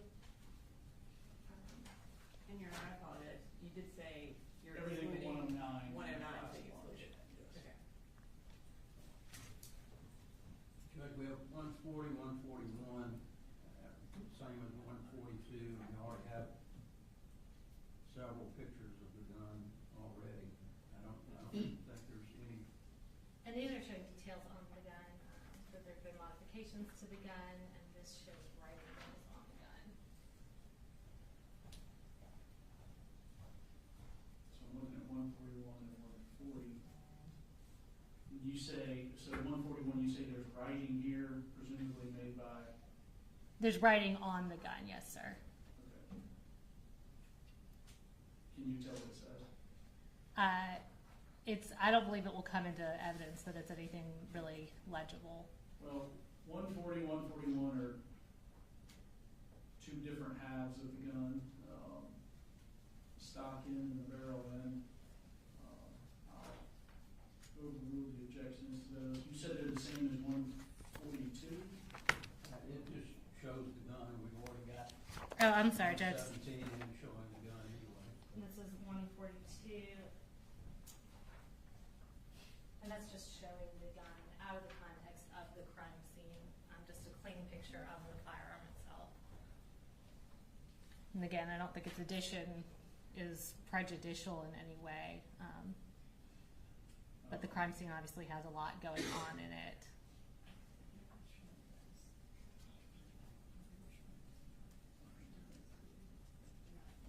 Okay, that one specifically?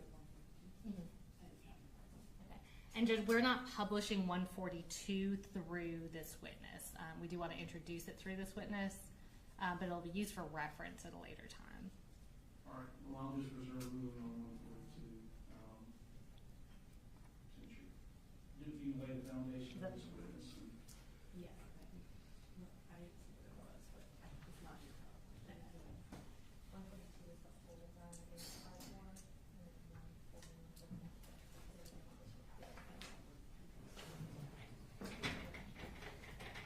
Okay, that's the same for those three pictures, Judge, of the gun on the cardboard.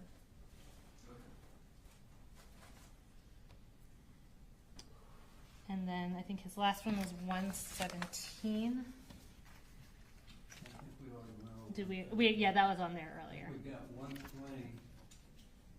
There's writing on that photo, and 131. There's writing on the photo. I don't see 131 on your list. I do see 120.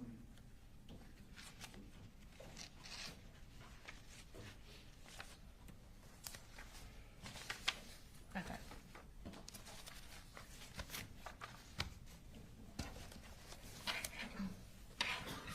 And Judge, this is similar, 120, 111.120. Is similar to the previous one where it said front book bag. This is going to be our witness who made that writing. That's what she's going to testify to. That's her writing and her that took the photograph.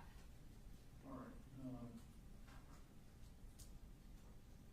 Inasmuch as the witness is providing the testimony that really forms the basis for the writing, I'll overrule the objection if you want. I'll tell the jury that the testimony is the evidence, not the writing. Although the writing is just be something that is a recollection recorded or refresher recollection.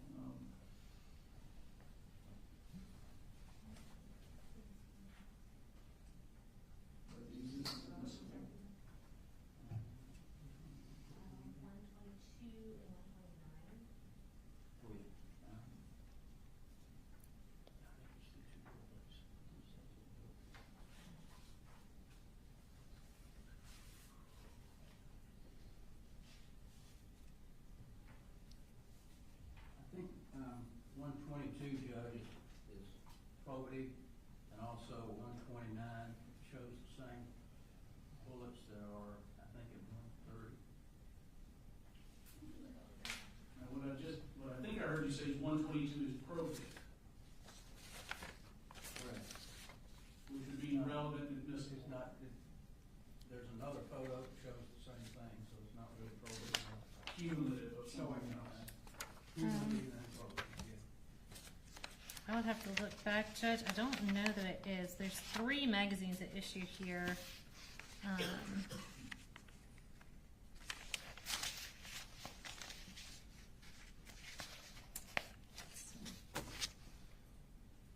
Okay, that's, yeah, okay, 122 and 123. So that's just Right. assumed in of that. Okay. So you're objecting to this one in relation to this one. Correct. Okay, I'll start with that. So guys, this is 123 is a magazine. 122 is zoomed in on that, but the purpose of that is to show the capacity of the magazine. So it has that 60 capacity, but it's black on black, so it's very hard to see in that first photo. You think the 60 is the capacity of the magazine? That's the 60 magazine. Yes, sir. Is it a double magazine? Okay. Yeah, that's what the firearms expert tells us.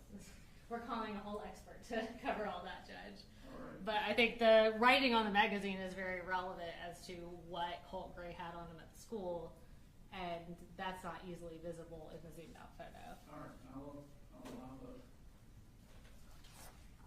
I think the last one, Judge, is a series of shells, unfired projectiles, and there's another one. Shows the same thing, but they're laying flat. 122 and 129. They're flat. So this was 122.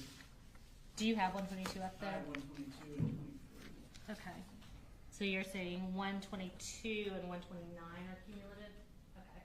May I see what 122 is? Yes, ma'am. It's the 60. That's on top. So 122 shows the outside of the magazine. Presuming this is from the same magazine, this is showing what was inside the magazine, which obviously is not visible in 122. I'm sorry, Mister. This photograph, which I guess is 129, but Yes, sir. there's another photograph of the same projectiles that they're laying down here, and then they have a photograph of the back end of them. It's the same projectile. I don't know whether there's any reason to Oh, thank you. put both of those in.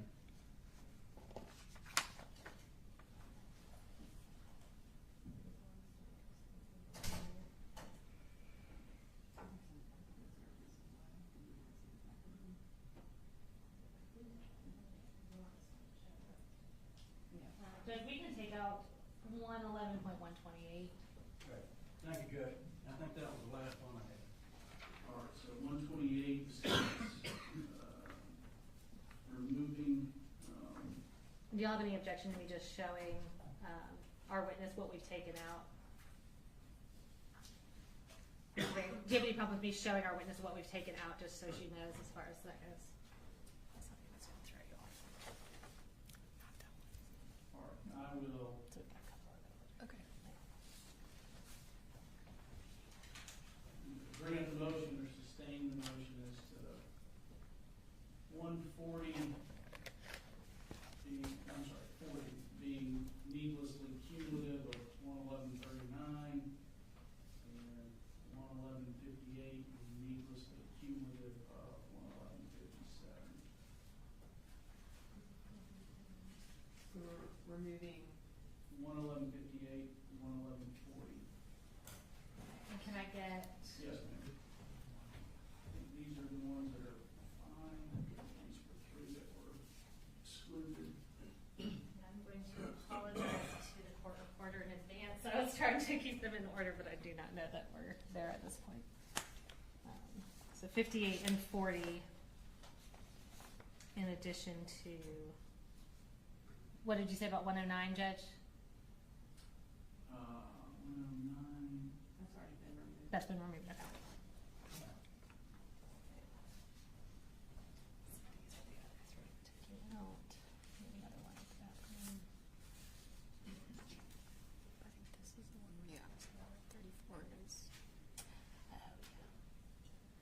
the other side of that chair. Okay. So I don't know. Do we have one?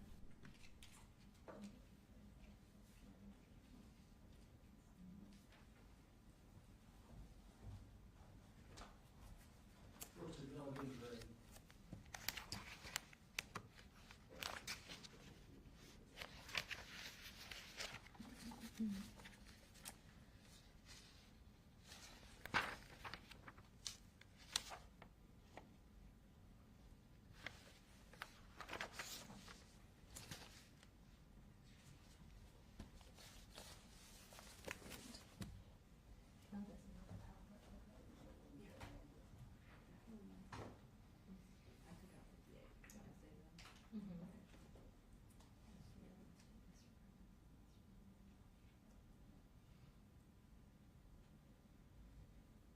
Judge, if I can have just 1 minute, one of the photographs that we took out was kind of for the purpose of orienting our witness, so I just want to give her a little bit of a heads up. Okay.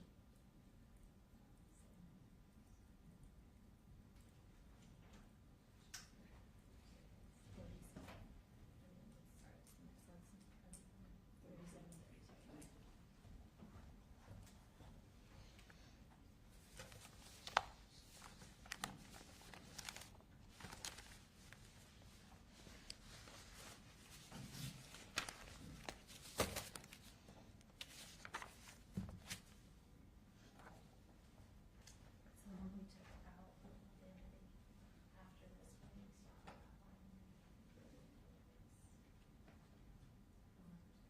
saw that line. And I'll have it, like I said earlier, I'll have that one up here if you need some kind of orientation, then I can refresh your recollection with that. All right, Judge, I think we have our presentation updated, is that right? Yeah. Okay.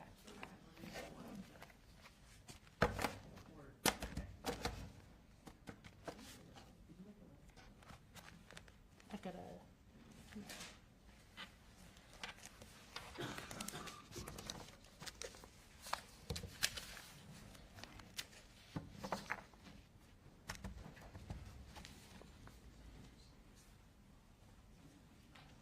Judge, when I tender these into evidence, are you okay with me just tendering the numbers that I can put on the record now, that those numbers will exclude the ones that were omitted, so we're not confusing the jury by listing a bunch of things we're not admitting? Does that make sense? And just for the record, Judge, we have no objection to those that we did not object to. I think that's fine, yes, ma'am. He's just indicated he has no objection to the photos that he didn't specifically object to. Okay.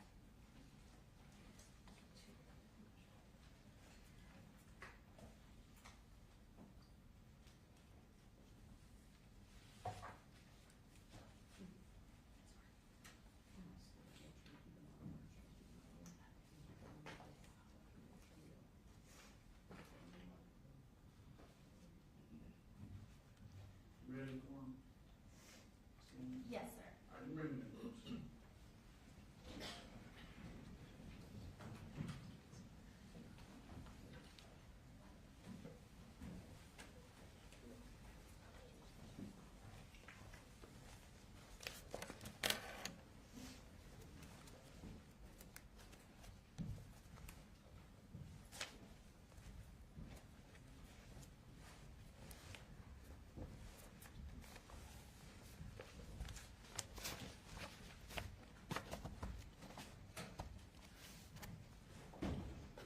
Don't be scared. Ladies and gentlemen, sorry, we had to work through some evidentiary issues. It happens. Ms. Gannon? All right, so just to kind of refresh your recollection where we left off, we had just tendered your scan of the school and the walkthrough that you had prepared in relation to that. And I remember you previously testified that there are some sort of visual defects in the presentation from the Leica scanner. Is that correct? Correct. Okay. So before we publish that for the jury, do you want to kind of just tell us what we're going to see first off to give us an idea of what we're looking at and what we'll see for the first minute or two of it? Yeah, so the video starts in the boys' bathroom that was on J Hall, and then in the video, will be coming out of the bathroom and then turning left down the hall and proceeding down the hallway towards Miss Greer's classroom and Miss Ryan's classroom. Alright, just for clarification purposes, is it the same bathroom that Colt Gray was in and exited, the direction he exited towards on September 4th of 2024? Yes.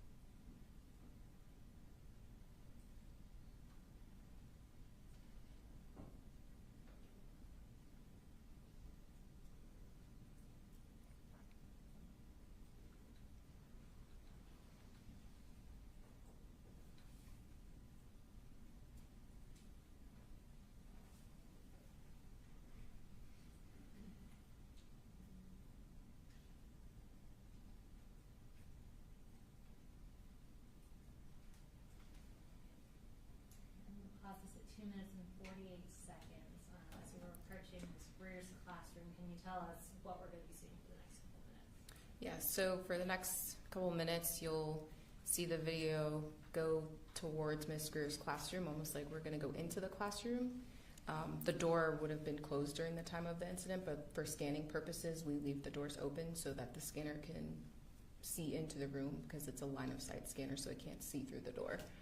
What you may also see is some what we call noise. The scanner doesn't love reflective surfaces, so what happens when it's hitting a reflective surface is it's returning back, and it sometimes creates points in error, essentially. So you may have, like, let's say it hits the TV screen, you may have the duplicate of the TV screen on the back wall or something like that. We go in and we try to clean up most of that as best we can, but you can imagine in the school there was a lot of reflective surfaces. So you may see some of that as well. And then once we come out of Miss Greer's classroom. The video doesn't go completely in it, but then we go next to Miss Ryan's classroom, and you'll see the video actually go through her classroom to show some of the defects and the other evidence that's in the classroom. Of course, during the incident, Colt didn't actually walk through the classroom. He stepped into the classroom. But for the purposes of this, for you to be able to see everything, we went in that classroom. Thank you.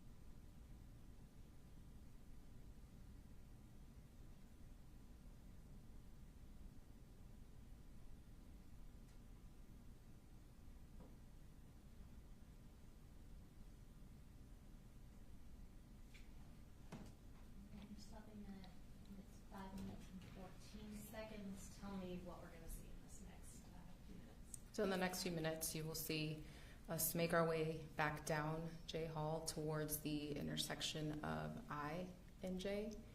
And that intersection is where Miss Irami gets shot. Colt shoots Miss Irami from that intersection, and also Coach Aspinwall and Mr. Phoenix. So is it going to look down the hallway where Coach Aspinwall and Mr. Phoenix were? Correct.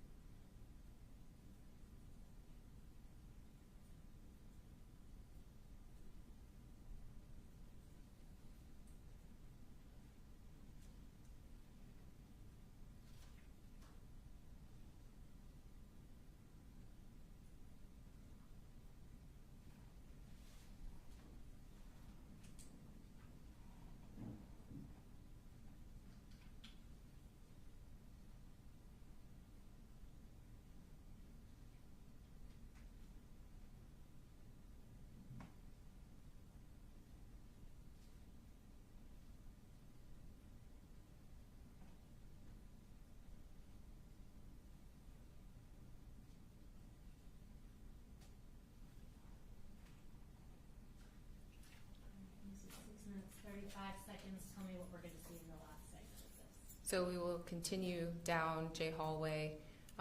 Obviously in this I'm flying through very slowly because I don't want anyone to feel like they're on a roller coaster. But in the video, obviously, things were moving much faster. And is there an additional hallway we're going to look down as we get further? Yeah, so we'll get to the end of J Hallway.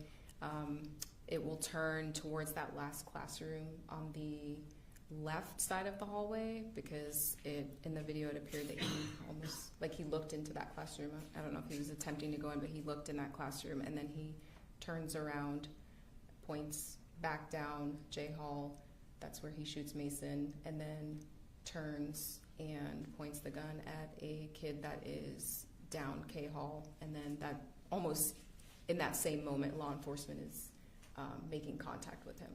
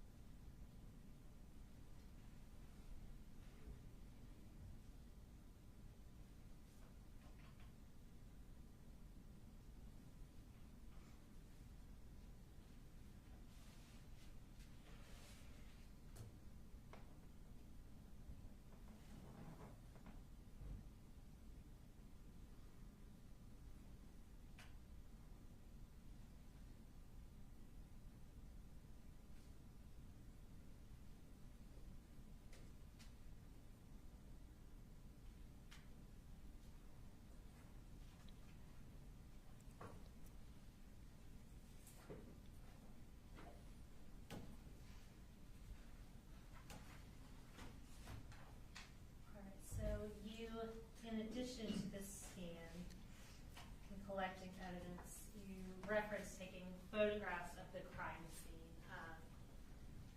Is it fair to say a significant number of photographs were taken of this crime scene over the course of several days? Yes, I individually took over 1,000 photographs. Okay. I'm going to show you what's been marked as State's Exhibits 111.1 through 111.144. The defense counsel has previously reviewed. Did you review the stack of photographs outside the presence of the jury? Yes. And tell me what those are. They are overall mid-range and close-up photographs of the school and various items of evidence and bullet defects. Okay, and are they all fair and accurate photos of photographs that were taken of the crime scene and evidence from the crime scene? Yes, in some of the photographs you may see some areas that are a little brighter. I did use an external flash because as the day got As the day moved on, it got darker outside, so it was darker inside of the school. Okay. And have they been materially changed or altered in any way? No. And Judge, at this time, the state would tender States Exhibits 111.1 through 111.144, and note that 111.117 was previously admitted through Deputy King. All right. So, Mr. Berry, no objections except those we dealt with earlier, is that right? That's correct, Judge, thank you. All right. 111.1 through 144 are admitted, except for those that I ruled on a little while ago.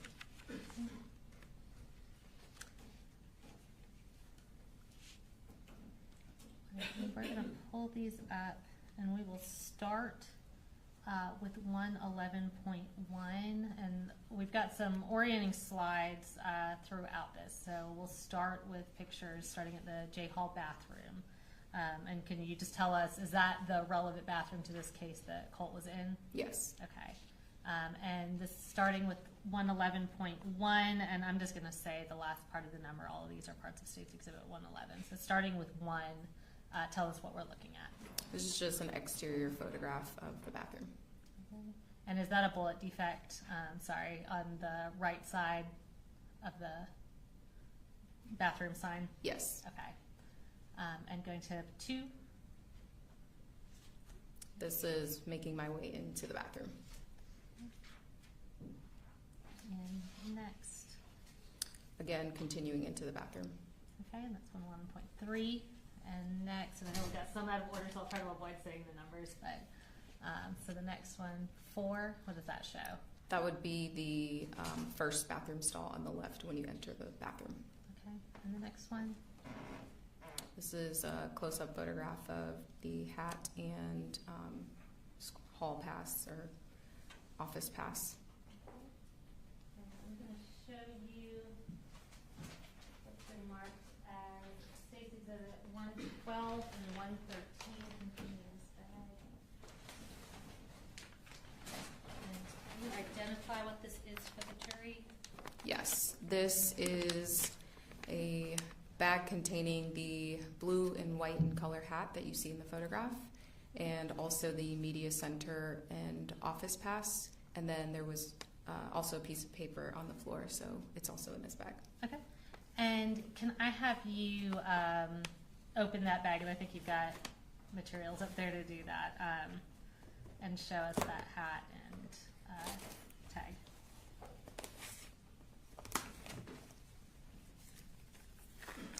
And Judge, at this time we would move to tender State's Exhibits 112, which is the hat, and 113, which is the badge. And just so it's clear, these are not 111 point. No, these are their This is own actual 112 exhibits. Yes, sir. Any objection? No, Your Honor. All right, 112 and 113 are admitted.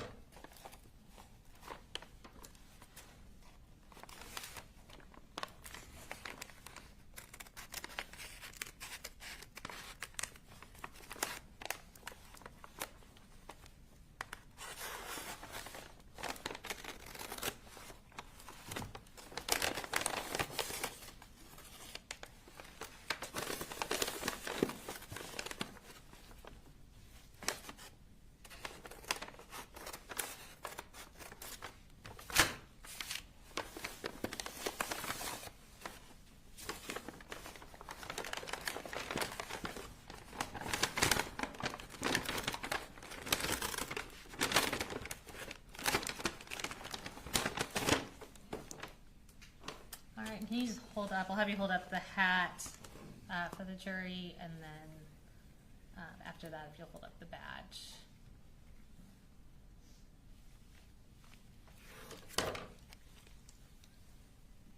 And can you tell us what the writing on that badge says?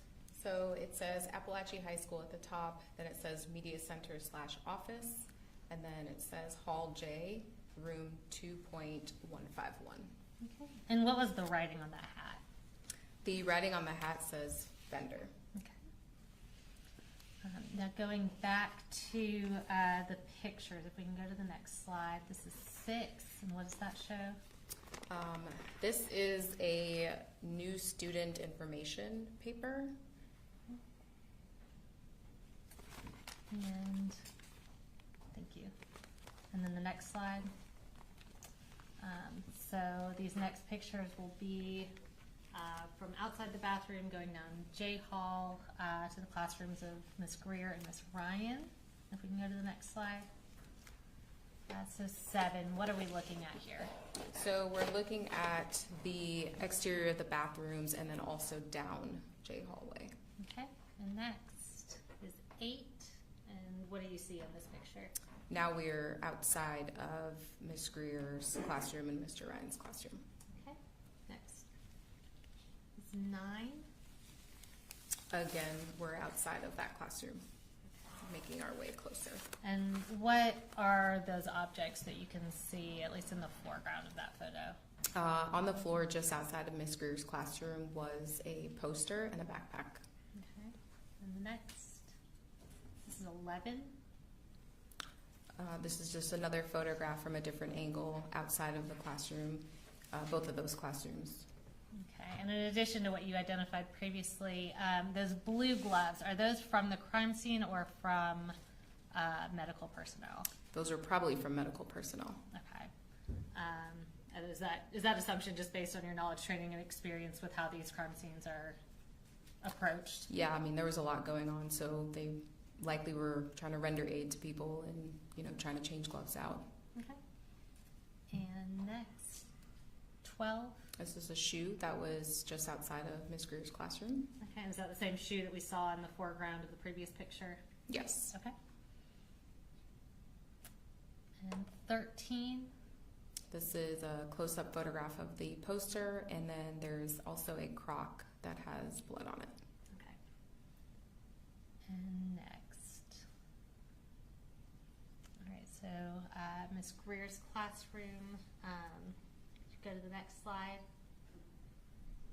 Right, this is 14. What is this showing? This is the area just outside of Miss Greer's classroom. Okay. And next, 15. That's an overall photograph from the doorway of Miss Greer's classroom. Okay. And next. And so referencing Miss Ryan's classroom. So going to the next slide. 16. So just outside of the door of Miss Ryan's classroom. Okay. And next. This- 17. This was taken from the doorway.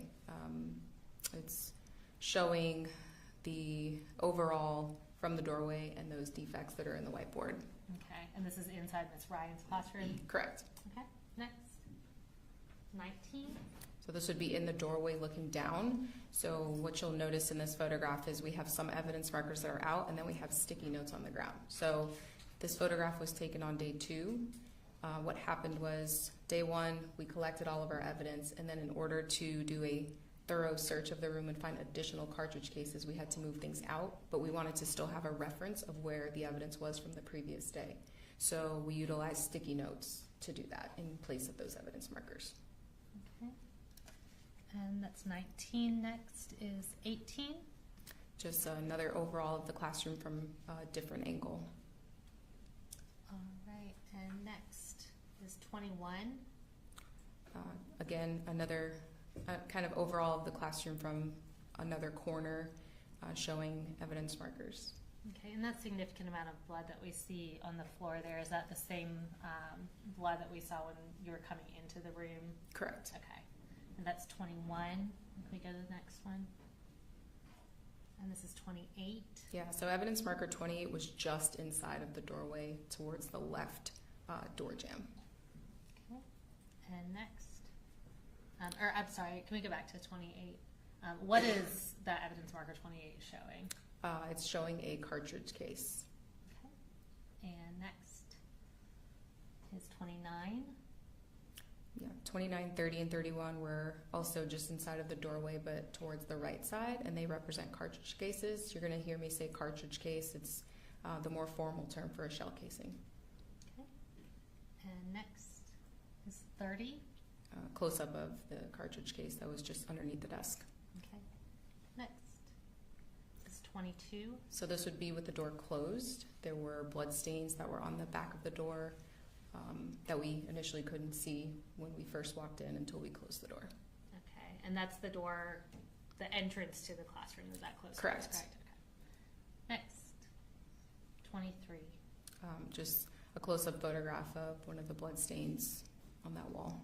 And next, 24. So this is a bullet defect. If you remember, evidence markers 30 and 31 were on the right side just as you enter, and so there was also a bullet defect in that area. And then next. This is a close-up of that defect. Okay, that's 25. And next, 27. So just an overall of evidence markers 29, 31, and 32. Okay. And we see that significant amount of blood up in the top corner. Is that same near the doorway that we're at? Correct. Okay. That was 27. And next, 26. So the significant amount of blood that was previously referenced would now be towards the bottom of the photo behind us, essentially, and now we're looking at other evidence markers in relation to that. Okay. And next to that evidence marker 32, what is that? A cartridge case. Okay. And that was 26. Next is 31. Close-up of cartridge case. And next, 34. These are cartridge cases that were either like under chairs that had been turned over or near desks. Okay. And is that black object on the right side, is that a chair that's turned over? Yeah, that was a chair that had flipped over. Okay. And that was 34. Next is 35. Cartridge case at evidence marker 38. I believe this is under a chair. Okay. Next is 36. So this is an overall photograph of evidence markers just inside the room. Okay. And is that like crocheting or knitting yarn that we see right there? Yes. Okay. That was 36. Next is 38. Another photograph of evidence markers 28, 29, 31, and 32, all representing cartridge cases. Okay. And again, is that door in that top corner the front door to the classroom? Correct. All right. Next is 37. Just a closer photo of 35. There's another evidence marker that's just on the other side of the chair, which would be number 34. That's difficult to see from this photo. Okay.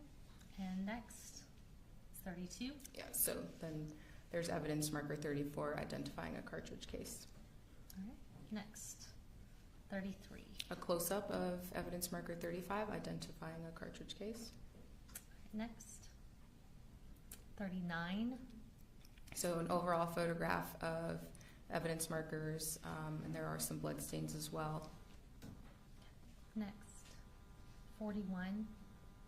Overall photograph showing some of the cartridge cases that are underneath desks. Next is 42. Just a closer up photograph of those evidence markers. Okay. And going back to 43. So this would be, if you walk into the classroom and turn left, this would be that corner. Okay. And is that screen in the top right corner, does that say clear touch? Yes. Okay. And that's 43. Next is 44. There were bullet defects on that wall. Okay. Next, 49. That's a closer up photograph of some of those bullet defects. Okay. And tell us about the measurements on those markers. What are those? Inches, centimeters? What are those showing? So typically we use centimeters. We refer to bullet defects and blood stains typically in millimeters or centimeters, Okay. preferably millimeters. Thank you. That was 49. Next is 45. This would be in the previous photo. If you are standing in the doorway of the classroom and you look left, we saw that podium, and these are blood stains that were on the podium, and then also on the wall near that podium. And next is 53. So these are the bullet defects that we saw on that wall on the left side. If we continue along that wall, there's a whiteboard, and these are the bullet defects that are on the whiteboard, a little below the whiteboard, and then above that whiteboard. And do you have a silver pointer that's up there? Yes. All right. And on this picture, I'm just going to have you on the screen behind you. Can you just point out, since it's kind of white on white, where all the bullet defects are that you see? Okay. So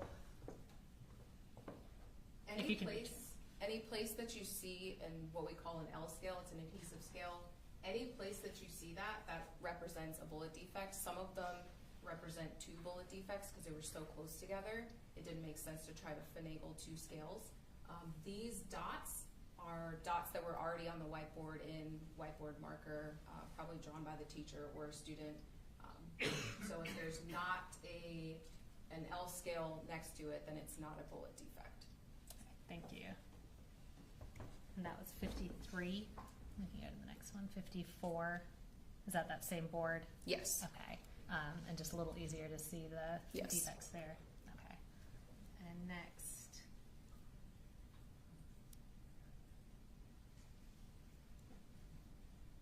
Is 55. More photographs of the bullet defects. Okay. Next is 56. Additional bullet defects. Okay. And 46. So in this photograph, there's not a scale on this one. I think maybe the next photo, I know I have photos with it, but that's a defect in a desk. Okay, and then can you point to it on the screen behind us? I think it's pretty visible, but I know it's obviously on black material. Okay, thank you. And next is 47. Additional bullet defects on desk 21. Okay. And next is 48. A defect on desk 19. All right. And next, I'm going to use this classroom seating chart. This was previously tendered as State's Exhibit.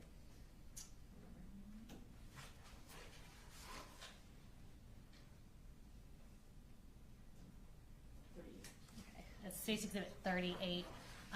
The desks we saw had numbers on them. Can you tell us which desks it were that had the bullet defects in them? So that would be desk 19 had bullet defects, desk 21. Both of those in the photographs had the L scale, and then desk 9 was that first one that we saw that didn't have the L scale in that specific photograph. Okay, thank you. Right, and we can go to the next slide. This is 50.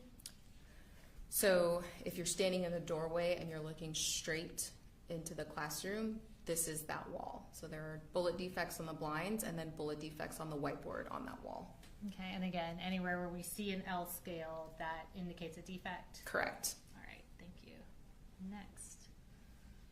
It's 51. Just a closer up photograph of that. And as I mentioned before, especially on this whiteboard in particular, there were a couple of bullet defects represented by 1 L scale. Most of them are just 1, but on this particular whiteboard, there were a couple of L scales that represented 2 bullet defects. Okay, thank you. And next is 52. So we removed the whiteboard because some of the bullets went through the whiteboard, and so we were trying to recover any evidence possible. So we removed the whiteboard to see which ones went through, and this is that wall behind that whiteboard. Okay, and we see the L scales down below the paper, but we see this large defect up on the top. Is that from a bullet? It's likely from a bullet, Okay. yes. Was that consistent with being Yes. from a bullet where the defects were on the board? Correct. All right, thank you. And that was 52. We can go to the next one, is 20. So as I said before, day 1, we did our initial search. We came back into this classroom on day 2. We had to remove everything from the classroom to recover additional evidence. and label the blood stain. So this is a photograph of us when we had taken everything out, and we have the evidence markers showing where the additional cartridge cases were.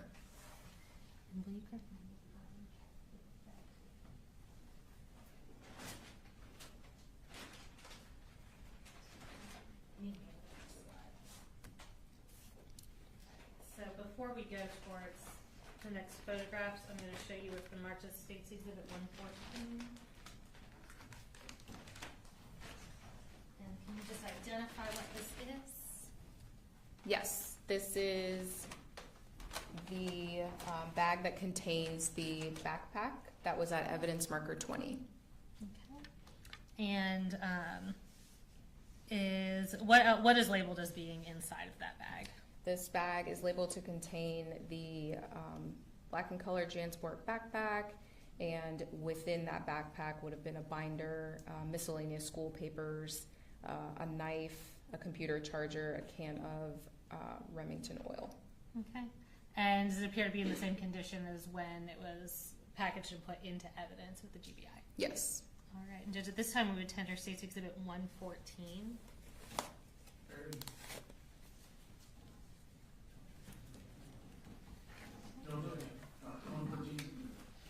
All right, so I'm going to have you open that up.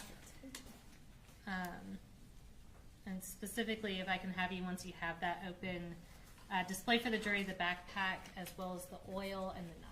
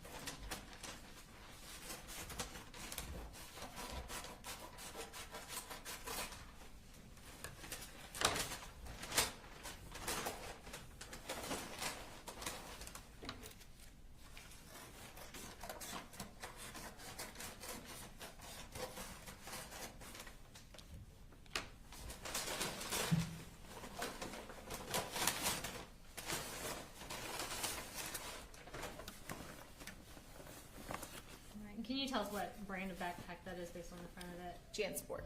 Okay, and is this the backpack that was recovered? We saw in the photos a backpack that was with a white poster board outside of Miss Ryan and Miss Greer's classrooms? Yes. Okay. And based on your review of the crime scene and the evidence, is that consistent both in appearance and location as being the backpack that Colt Gray had with him that day? Yes. Okay. And then inside the backpack, if you could just display for the jury the oil and the knife.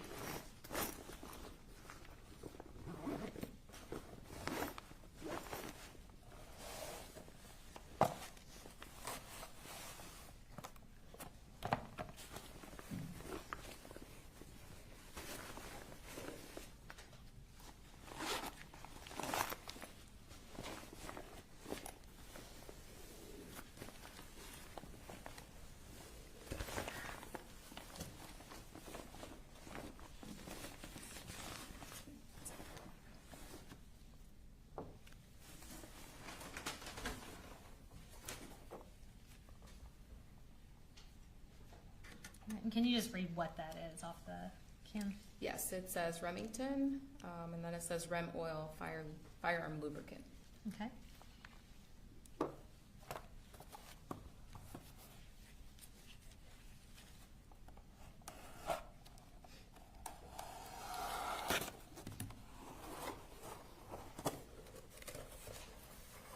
I may have to step down for this. I'm sorry? I may have to step down. Okay, for that's this. fine. And I'll go ahead and ask you, I think it's pretty obvious, but was the knife in that packaging when it was recovered from the crime scene, or was that done by law enforcement? I would have packaged the knife safely.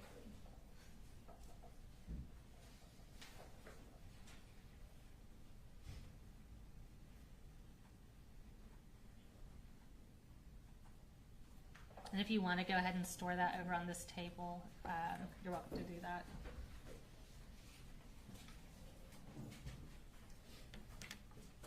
Thank you. Next, I'm going to show you what have been marked as State's Exhibits 109 and 115.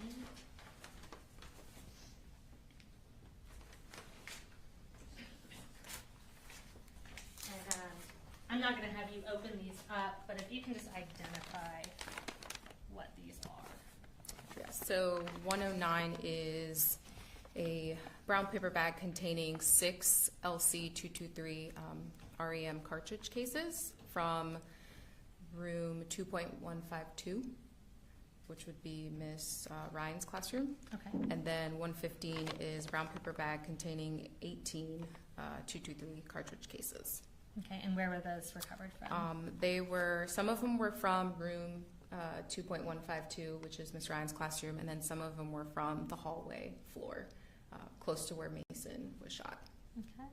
And those appear to be in the same condition and sealed as when you took them into evidence and put them into evidence with the GBI? Yes, the only difference is they have the blue evidence tape showing that they've been to the firearms section for analysis. Okay. And Judge, at this time, we would tender State's Exhibits 109 and 115. Any objection? No, Your Honor. 109 and 115 reviewed. Okay. And here I can put.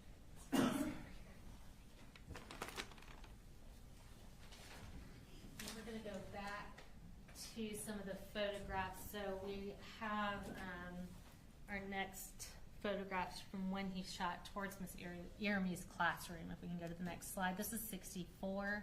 Can you tell us what we're looking at here? So we're looking at evidence marker 14, which is kind of close to where Miss Iramy's classroom was. Okay, and is that her classroom where we see her name up on the ceiling? Yes. Okay. And next? This would be the outside of Miss Iramy's classroom. Okay, and that's 65. And next is 66. Just a close-up of the outside of her classroom. Okay. Next. So in this photograph, this is an overall of, there are actually 2 pieces of bullet jacket and I think lead core, so bullet defects that are just outside of her classroom. Okay, and this is 63. And if you can show us on this photo where the defects are on the screen behind you. Thank you. We'll go to the next photo. 67. Those are close-ups of those fragments. Okay, and that's Miss Iramy's doorway. Correct. All right. And next, 68. This is just outside of her classroom, looking down, kind of leading into her classroom. Okay. Next, 69. Looking down at the blood stains that are just inside of the doorway. Next is 70. So this would be an overall of part of her classroom. All right. And we see obviously a significant amount of blood and a pink article of clothing. Is that where Miss Iramy was when she was first located by law enforcement? Yes. Okay. And next. Just another photograph of the blood stains. Okay, that's 71. This is 72. This would be her sweater. All right. Next. So this is just on I-Hall.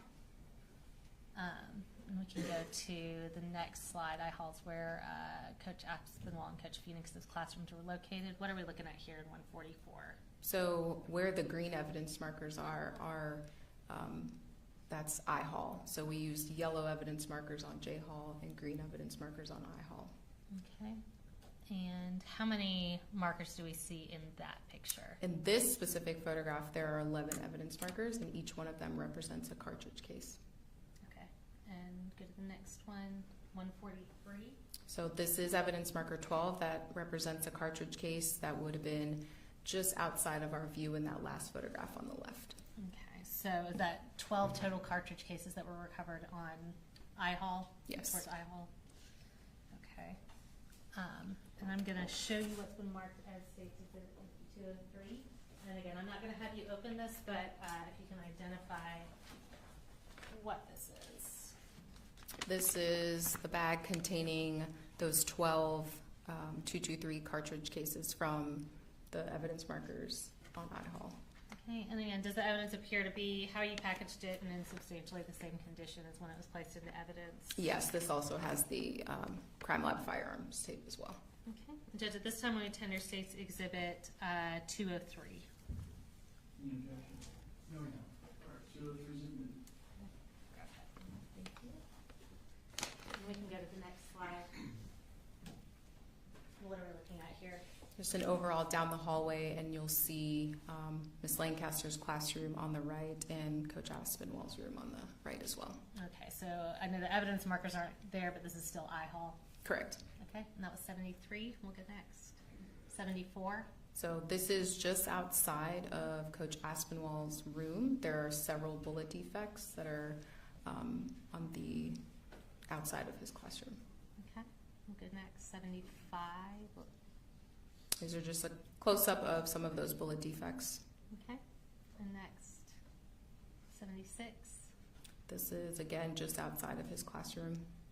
Okay, and next. 77. So that's the wall just outside of his classroom, and at this point, we're now making our way down the hallway. Okay, so that's Coach Aspinwall's classroom, that door on the right side. Correct. Okay, we'll go next. That's 78. So these are the lockers that would be just past his classroom. Okay, and are those defects where we see the white markers? Yes. Okay, we'll go next to 79. This is a close-up of one of those bullet defects. Next is 80. Close-up of one of those defects. Okay, next. 81. So in the right side of this photograph, you'll see the end of those same lockers. And now we are making our way further down the hallway, and there are bullet defects just outside of the science classroom. Okay, next. It's 82. This is a closer photograph of those defects. Okay, next is 83. A close-up of the one that's low on the door frame. Okay, next is 87. So Ms. Yike's classroom was actually across the hall, so we're still continuing down the hall. So instead of being on the right side where you just observe those defects, we're now on the left side of the hallway, but we're still making our way down the hall. Okay, and I'm actually going to have you, we've got the map of the classroom right there. If you want to look and show us where Ms. Yike's classroom is in relation to Coach Aspinwall. I'm sorry, Brooke. So Coach Aspinwall's classroom is here, and some of the defects that you saw were further down the hallway, and now we're across the hall at Ms. Yike's classroom. Thank you. All right, and that was 87, and we'll go to the next one now. 88. Those would be close-ups of those defects. Okay, in Ms. Yike's doorway. Correct. Okay, and next is 89. And now we're continuing down the hall. We're on the same side of that hallway. Okay, and are those each where we see numbers and or markers? Are those all bullet defects? Yes. Okay, and we'll go next. 90. There's close-ups of the bullet defect. Okay, next is 91. Another close-up of the bullet defect. Okay, so can you tell us approximately the size of that defect? It's bigger than 40 millimeters, so it's probably close to 50 millimeters in length. Okay. And we'll go to the next one is 86. This is now the end of I hallway. Okay. And is that wall, is that where I hallway intersects, kind of on the opposite end from J Hall? Yes. Okay. And we'll go to the next one. That's 84. So this would now be the other hallway where I intersects on the opposite side. Okay. And do you see a bullet defect in this picture? Yes. And could you show that to us on the screen behind you?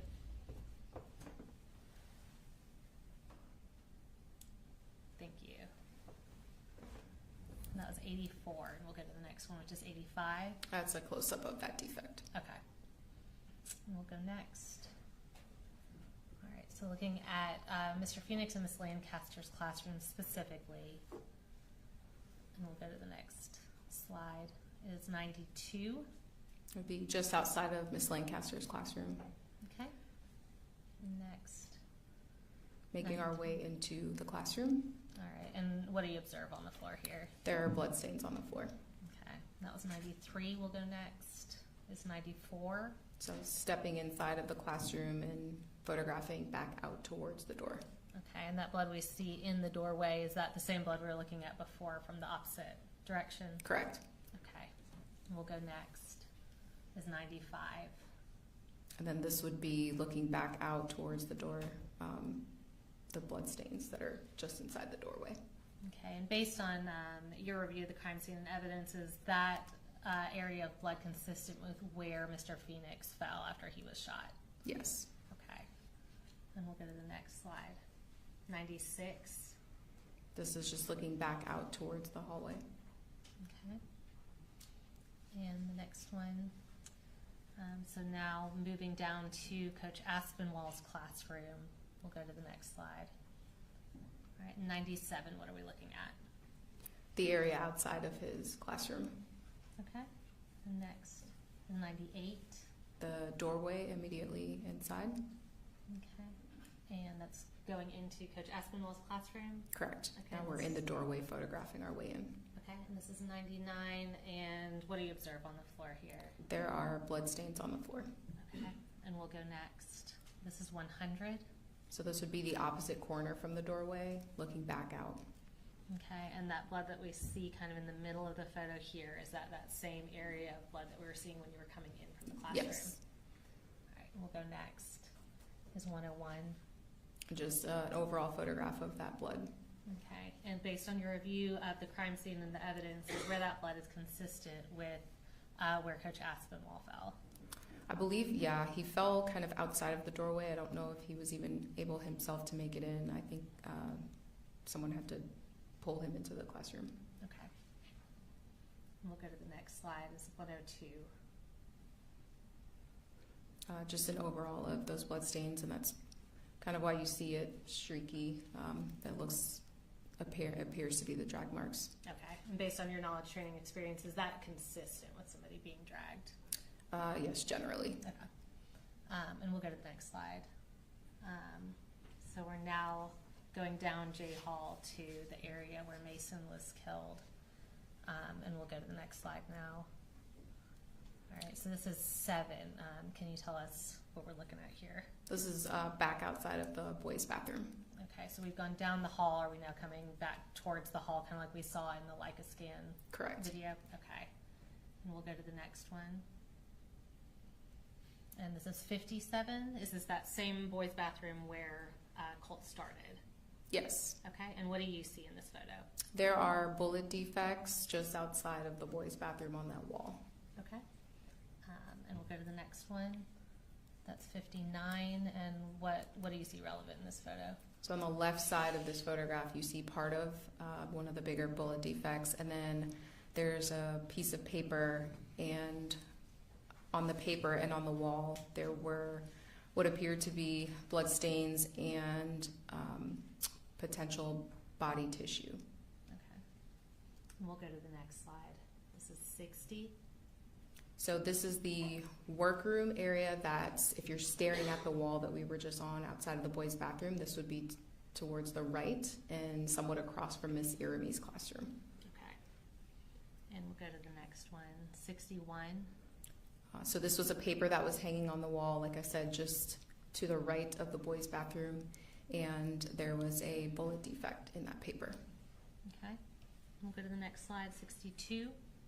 This, on the right side of this photograph, that's the workroom door, and there's a bullet defect just outside of that door. Okay. We'll go next is 103. What are we looking at here? So from where this photograph was taken, I was standing on K Hall, so the intersection of J and K, and I'm looking at the evidence markers that are just outside of classroom 2.141 and near the lockers and the blood where Mason was found. Okay, so we see this blood on the left side of the photo. Is that where Mason's body was when law enforcement arrived? Yes. All right, and we see, we'll show closer pictures, but that black object with the evidence markers on the right side of the photo, is that approximately where Colt surrendered to law enforcement? Yes. Okay. And we'll go to the next photo. Are we looking, I apologize, are we looking from K Hall on that picture? Yes. Okay, thank you. We'll go to the next one. And this is 104. So this is a cartridge case at evidence marker 9, which was near Mason's body. Okay, and I believe, was that cartridge case in one of the previous exhibits that had the cartridge cases from Miss Ryan's classroom? Well, yes, it would have been in with the cartridge cases from Miss Ryan's classroom. Okay. Yes. Gotcha, thank you. And was that recovered very close to Mason's body? Yes. Okay. And now going to where Colt was apprehended at the intersection of J and I Hall. And I believe that's actually J and K Hall, correct? Correct. Okay. So we'll go to the next slide here. This is 105. And what are we looking at here? So in the bottom left corner, we're looking at evidence marker 1, which represented a glove, a yellow glove. And then further down, we're looking at the rest of the evidence markers. Okay. And we'll go to the next slide, 106. And what does that show? One of the yellow gloves. Okay, and is that an external door here on the left? Yes. Okay. We'll go to the next one, 107. What do we see here? So that would be the gun and the magazines and some other items that were around the gun prior to me putting out the evidence markers. Okay, and the next slide is 108. And what do you see in this photo? Just a closer photograph of those items. Okay.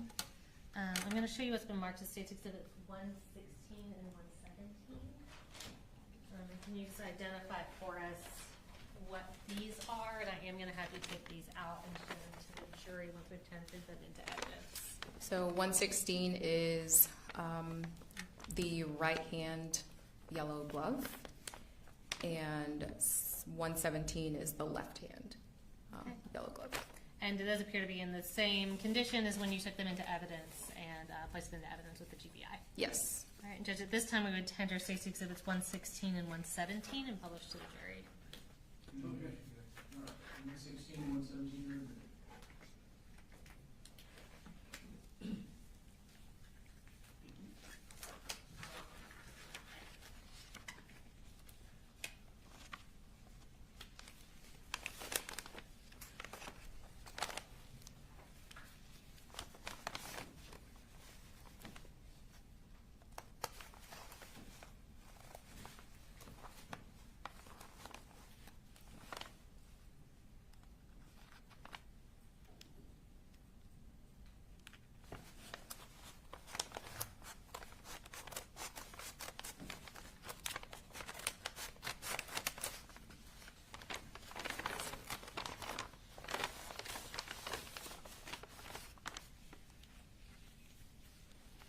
Do you want me to take both out at the same time or one? Yeah, you can bring both out.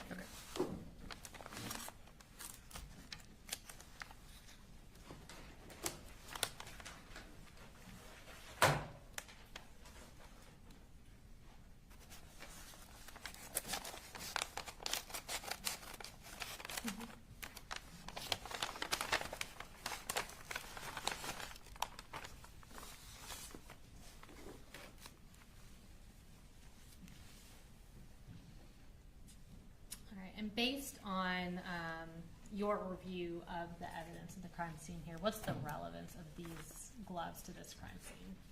It's my understanding these are the gloves that he was wearing during the incident. Okay. And was where they were recovered consistent with being those gloves, as well as their appearance? Yes. Okay.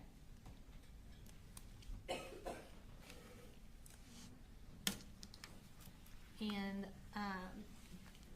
if you want to put this back in the bag, I can move them over. And as I do that, I'm going to ask you a couple kind of contextual questions. Can you give us an idea of the distance that Colt was from Miss Ehrman when he fired? It would have been approximately 40 feet. And similarly, can you tell us approximately how far Colt was when he fired towards Coach Aspinwall and Mr. Phoenix?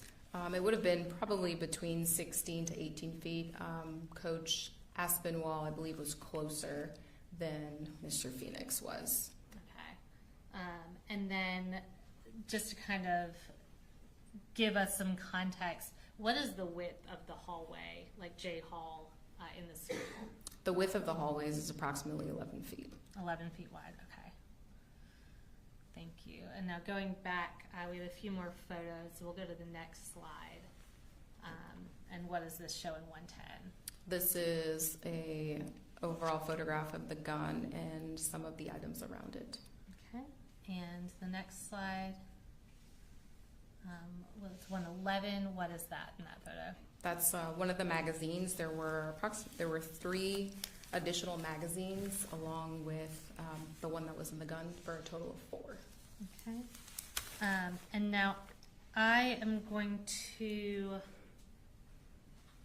tender into evidence. So we've got State's Exhibit 118, which is contained in the box. I believe 118 and 119 are inside of this white box. Do you want to step down and review that and identify it for us and confirm whether it appears to be in the same condition as when it was recovered?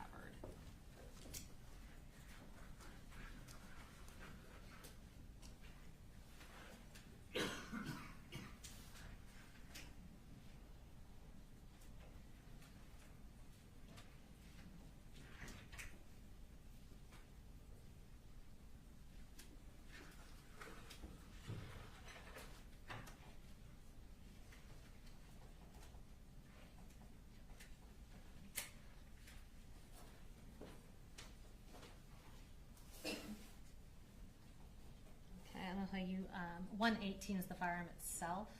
Can you identify that for the jury? Yes, this appears to be the same gun that was collected from the crime scene. Okay, and 119 is the other object that's contained in that box. Can you identify that? This appears to be the gun magazine that was in the weapon. Okay. They appear to be in substantially the same condition as when they were taken into evidence. Yes. Okay. And Judge, at this time we would tender State's Exhibits 118 and 119.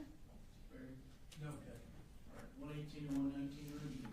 Okay, and I'm going to have you display, we'll start with the firearm itself for the jury. And has that firearm been secured? Does it have a gun lock in it and otherwise been disarmed? Yes. Okay.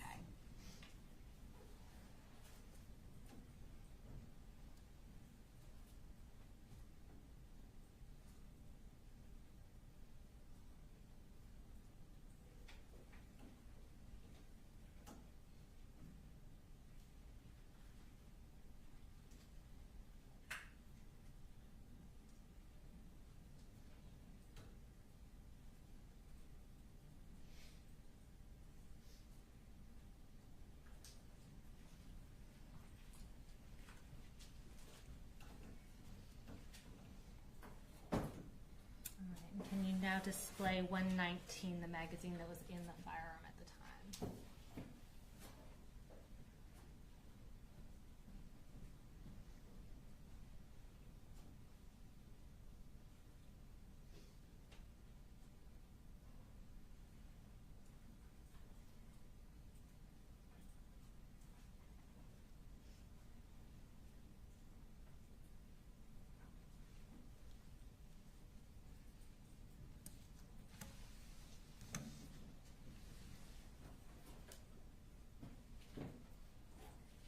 You can have a seat. I do have a couple other pieces of evidence.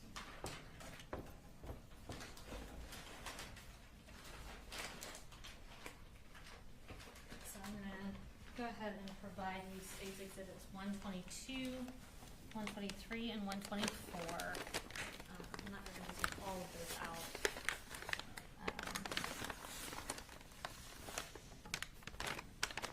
And actually, 122, 123, and 124, we are going to have you remove those. Can you identify what they are for the jury? Yes, 122 is the tan-colored magazine, and there was one cartridge that was in the magazine, so both items are in this bag. And does it appear to be in substantially the same condition as when it was put into evidence? Yes, it also has the blue firearms tape. And likewise, can you go ahead and identify 123 and 124? As I stated previously, there were 3 additional mags. So 122 was the tan-colored magazine of evidence marker 5, 126, and it's a black 60 capacity gun magazine, and there were 17 cartridges in that magazine. Okay. And then 124, as I stated previously, was also near the gun, and it is a black gun magazine, but this time it's a 30 capacity magazine, and it was full. There were 15 LC-14 cartridges and 15 of the LC-223 cartridges in that magazine. All right. And similar to 122, do 123 and 124, with the exception of having markers from being to the GBI crime lab, do those appear to be in substantially the same condition as when they were taken into evidence? Yes. All right. And Judge, at this time, we would tender State's Exhibits 122, 123, and 124. No objection. All right, 122, 123, and 124. All right. And starting with 122, if I could just have you remove that from the bag and show it to the jury. Do you want just the magazine or also the coin envelope that has the cartridge? We won't take the cartridges out of the coin envelope, but you can show that to the jury just so they're aware of what that is.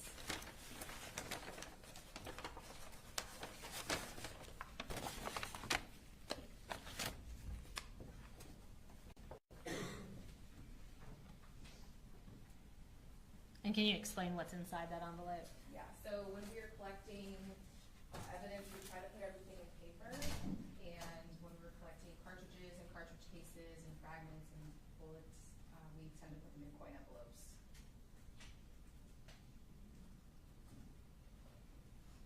So the cartridge from this magazine is in this envelope. Okay.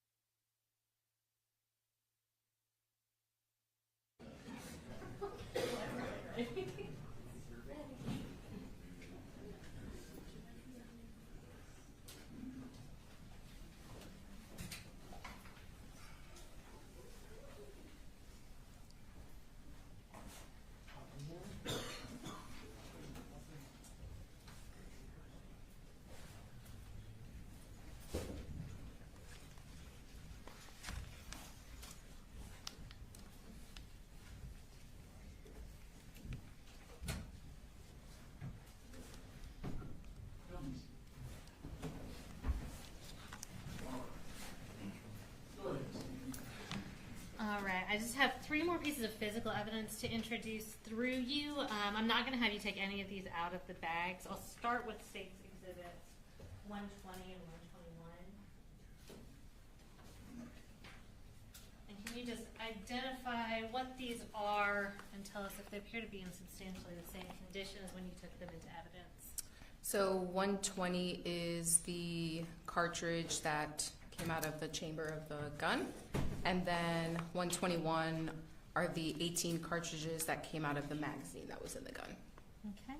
And do they appear to be in substantially the same condition? I believe they have the crime lab tape on them as well? Yes. Okay.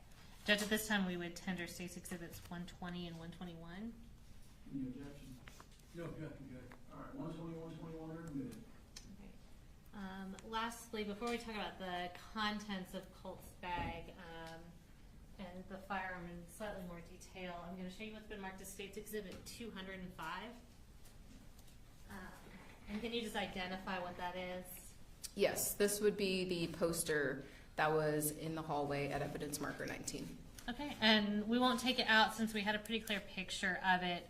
Again, does that appear to be in substantially the same condition as when you took it into evidence? Yes.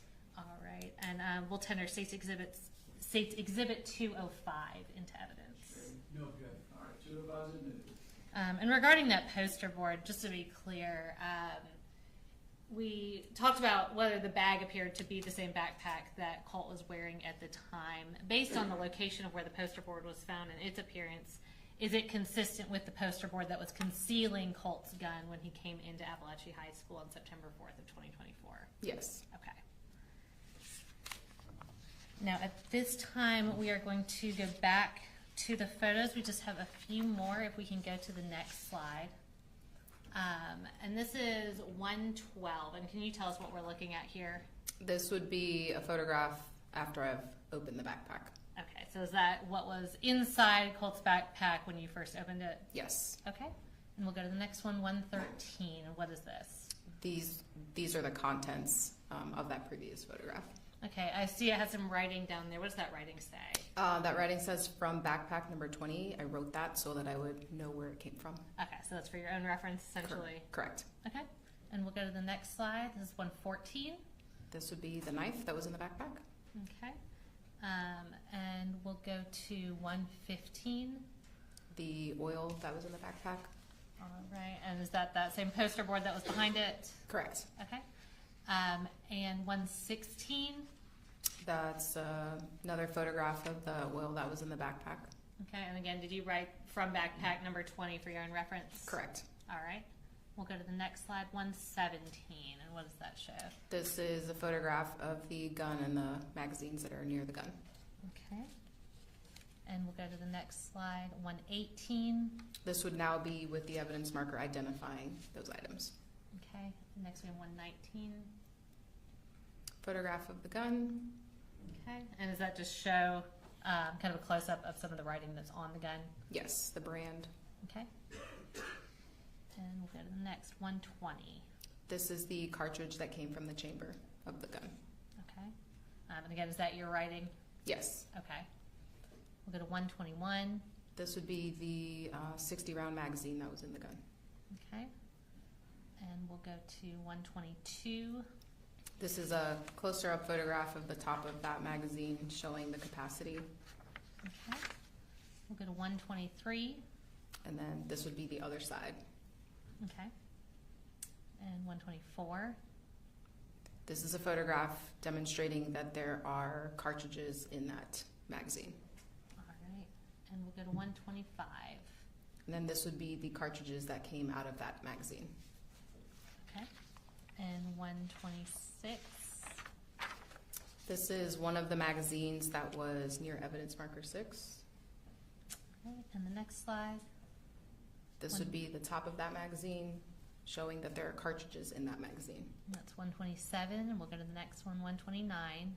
And then these are the cartridges that came out of that magazine. Okay. We'll go to the next slide. This would be the other magazine that was at evidence marker 6. So the last one we saw was the 30-round magazine. There was an additional 60-round magazine with cartridges in it. Okay, and that's 130. We'll go to the next slide. is 131. This is the tan magazine that was near the gun, but identified by a different evidence marker. Okay, and we'll go to the next slide. 132. So this is the magazine that we were talking about prior to the tan magazine. Okay, so we had that one picture a little out of order. Yeah. All right, and we'll go to the next one. Is 133. This is the top of the tan magazine showing that there's only one cartridge in that one. Okay. And the next one is 134. These would be the cartridges that came out of the 60-round magazine. Okay. And the next slide, and we're going to hold off here. And just to be clear, the magazines that we showed, the cartridges that we showed, are those all the same magazines that were placed into evidence? Yes. Okay, the physical, actual objects. And Judge, this time we do have a few slides showing the deceased victims at the crime scene. We wanted to notify the public if anyone wanted to either leave or avert their eyes, as well as notify the media not to film. All right, so we had a hearing on this last Friday, turned into a consent order for the media that was at council present. So the following photographs are not to be recorded, videoed, photographed, and as I understand it, you've got a switch over there, sir, that'll disconnect you from the monitor, is that right? All right, if you will be sure that that disconnects occurred.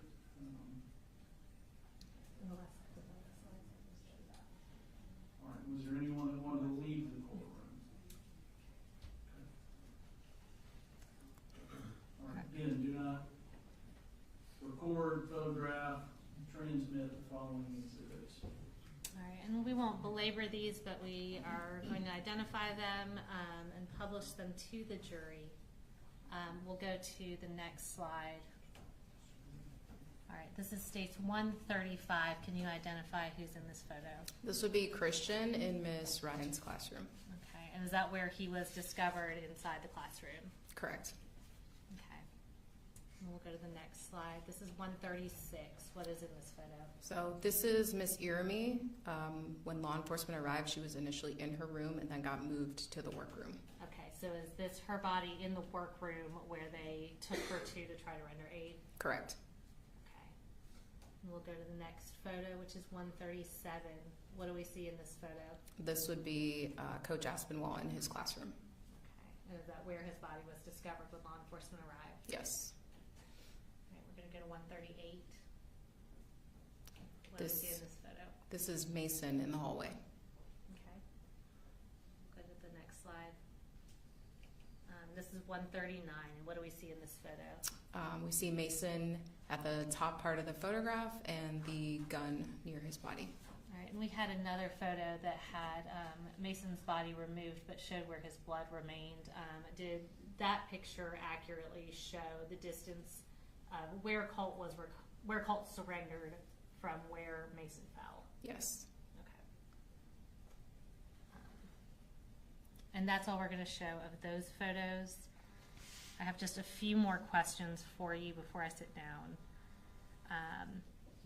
So we just showed photos showing the distance of where Colt was when he surrendered from Mason's body. Can you tell us, based on your measurements, the distance of where Colt was when he surrendered from where the SROs were at the end of the hallway when they told him to surrender? Yeah, so from the approximate center of the intersection of K and J, where Colt was, and then the approximate center of where the SROs were, is approximately 165 feet, which is about 55 yards, which would be about the width of a football field, or this courtroom is almost 42 feet from the wall behind the jury and the wall behind the judge. So if we had 4 courtrooms stacked widthwise that way, it would be about 165 feet. Okay, thank you. And we've showed a lot of different cartridge cases in different contexts and different locations. How many total cartridge cases did you find at the scene? There were 36.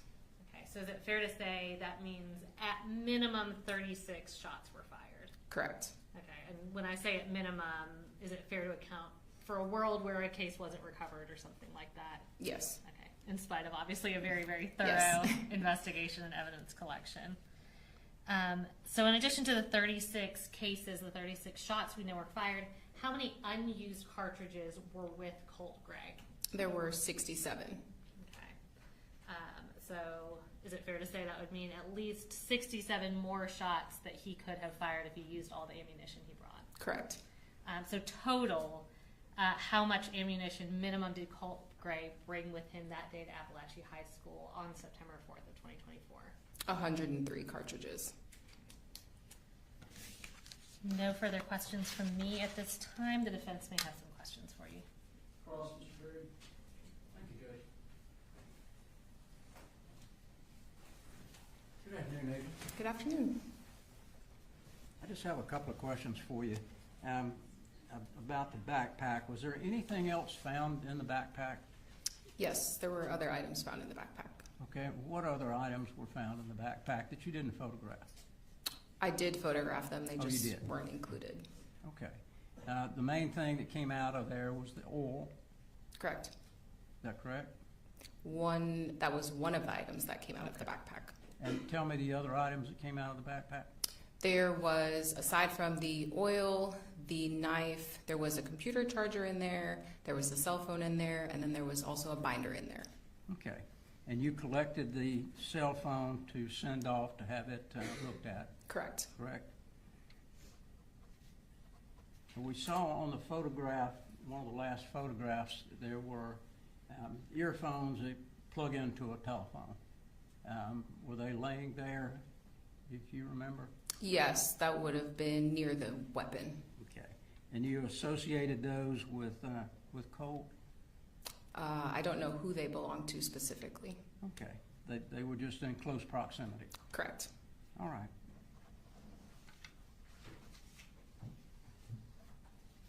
I think that's all I have. Thank you, Judge. Yes, any redirect? No, sir. All right, thank you, ma'am. You're free to go. Thank you.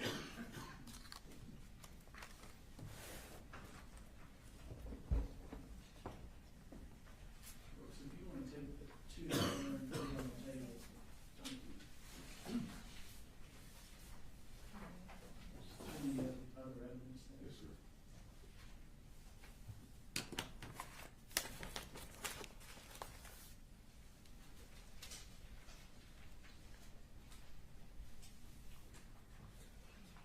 All right, state calls next witness. State calls Sarah Van Holm.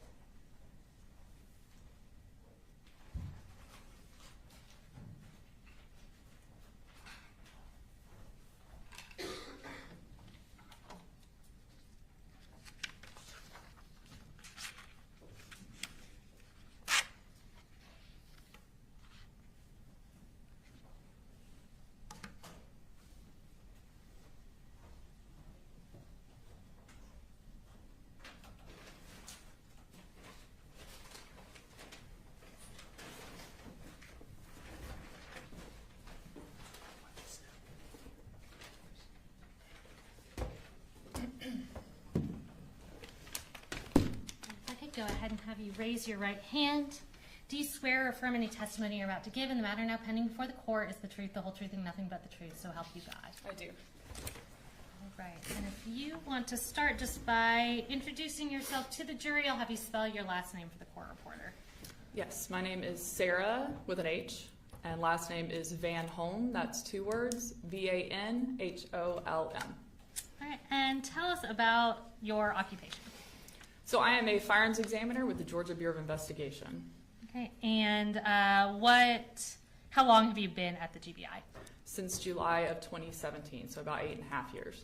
All right. And talk us through kind of your educational background and training that's led you to this position. So I have a bachelor's degree in biology from the University of North Georgia. Prior to being employed with the GBI, I was an operations manager for a small firearms manufacturing company. I was a certified firearms instructor, and I was also a sponsored competitive shooter. Upon being employed with the GBI, I completed a 14-month training program to become a firearms examiner, and then that was followed by 7 months of supervised casework. I have been certified as an armor for multiple firearms manufacturers. I have attended multiple conferences and conventions that are firearms and firearms examiner related. And I also a member and have just been certified as a firearms examiner through the Association of Firearm and Toolmark Examiners. Okay. And as a firearms examiner at the GBI, what does your job generally look like? So primarily we determine if a bullet or a cartridge case was fired from a particular firearm or not. If no firearm was submitted, we can determine if a group of bullets or a group of cartridge cases was fired from the same firearm and potentially give a list of manufacturers in which they were fired from. All right. And have you previously testified as an expert in the field of firearms science and firearms examination? Yes, I have. Approximately how many times? I think it's just under 90. Okay. And in what courts have you testified? Many courts across the state of Georgia. All right. And Judge, at this time I would tender Sarah Van Holm as an expert in the field of firearms science and firearms examination. We'll stipulate that she's an expert in firearms. Should be so qualified.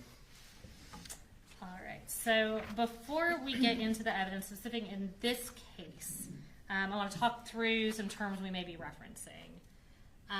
Let's start generally with just what is a cartridge and how does that pertain to what you do?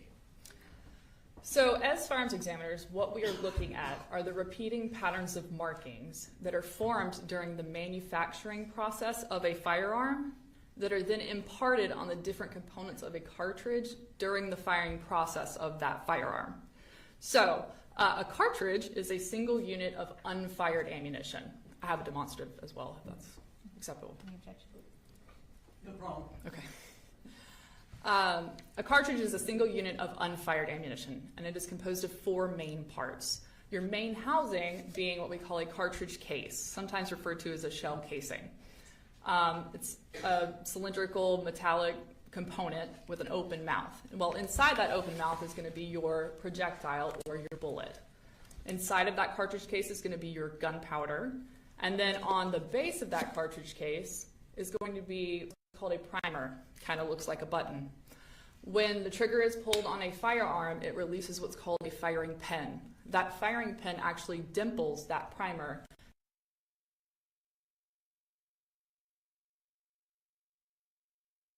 Creates a rapid gas expansion or a combustion. And what that does is it actually dislodges this projectile from the mouth of the cartridge case and sends it traveling down the barrel of the firearm, where this projectile is going to pick up markings from the rifling of that barrel. Well, because of equal and opposite reactions, as it's pushing this bullet down the barrel of the firearm, this cartridge case is also slamming into the bolt or breech face of the firearm, expanding slightly inside the chamber of the firearm, and then depending on what type of firearm it is, it's being extracted and kicked out of the firearm as well. So all of these interactions with the gun are what we are able to look at as firearms examiners to compare and determine if that cartridge case or that projectile was fired from a particular firearm or not. Thank you so much. And to just kind of reconcile that with some words that we might hear regularly and some words we might use today, in relation to what we're talking about, can you just explain what a bullet is and what a bullet jacket is? Yes, so a bullet I kind of like to describe as like an M&M or a chocolate covered kind of candy with that hard outside and this kind of softer middle. So bullets typically are going to be copper jacketed with a soft lead inside. Okay.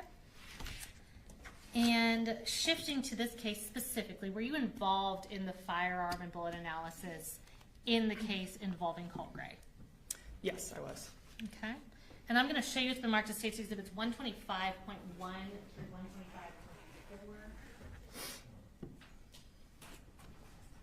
And can you just review these, identify them, tell us what they are and if they're fair and accurate copies of those.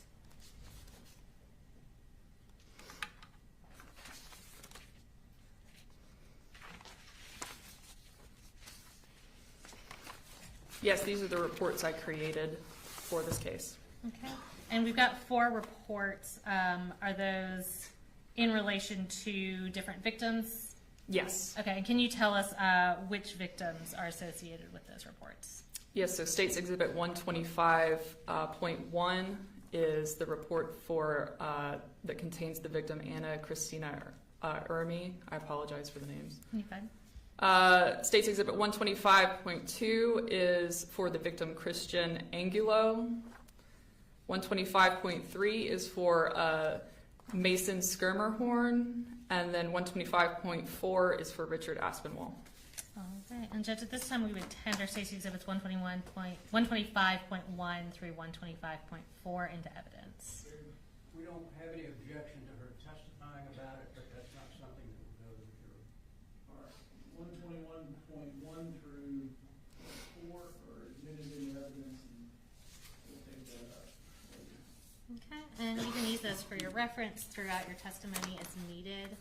I'm going to turn your attention back to October 4th of 2024. Were you employed at the GBI Crime Lab on that date? Yes, I was. And on that day, did you examine a firearm that you received from Region 11 of the GBI?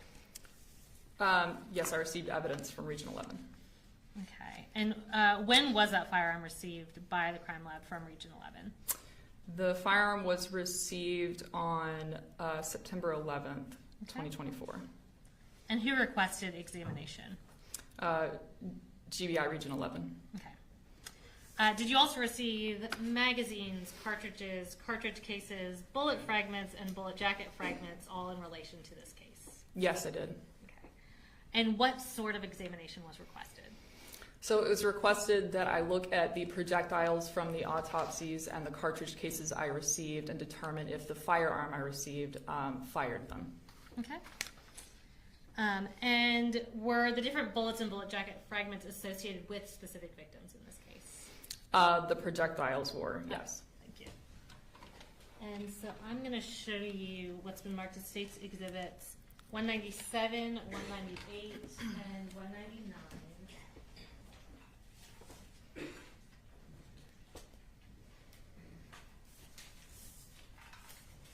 And can you just identify what these are?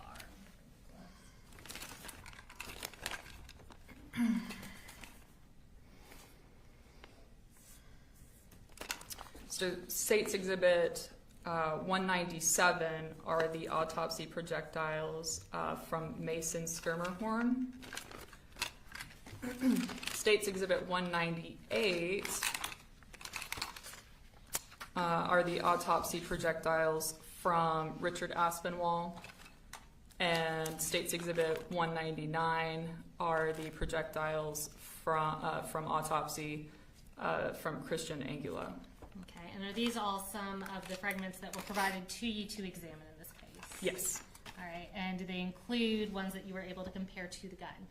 Some of them were, yes. Okay, and do they appear to be in the same condition as when they were tested? Yes, they do. Are your initials also on boxes containing the evidence? Yes, they are, as well as the seal. Okay, and so Judge, at this time, we are going to tender States 197, recovered from Mason, 198, recovered from Coach Aspinwall, and 199, recovered from Christian. No objection.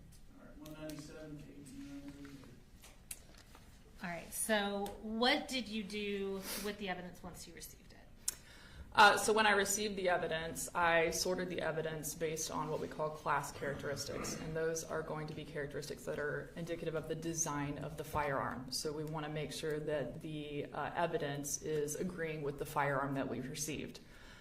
If it is agreeing with it, then we will test fire that firearm and then compare those ammunition components to what we received as evidence.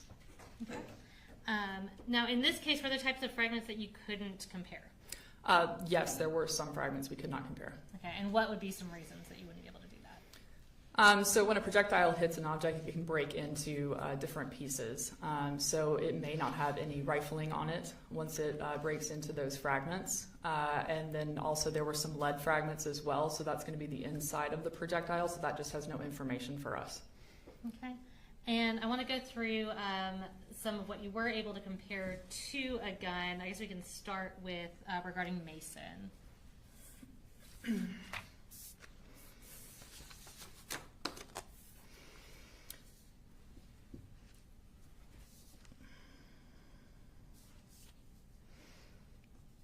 Yes, for Mason, I was able to compare a .223 bullet and bullet jacket fragment, and that was it.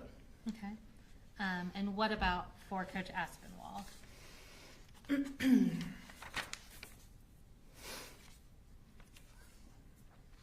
Coach Aspinwall was a .223 bullet and bullet jacket fragment and an additional .223 projectile bullet. Okay. And for Christian?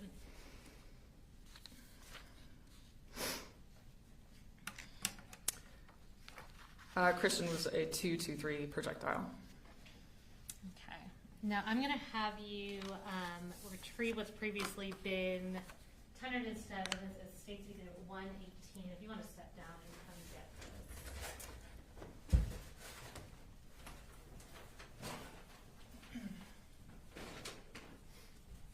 And again, this has been secured and has a gun lock on it. Yes, so for the court, it is empty. And so is this the firearm that was provided to you in relation to this case?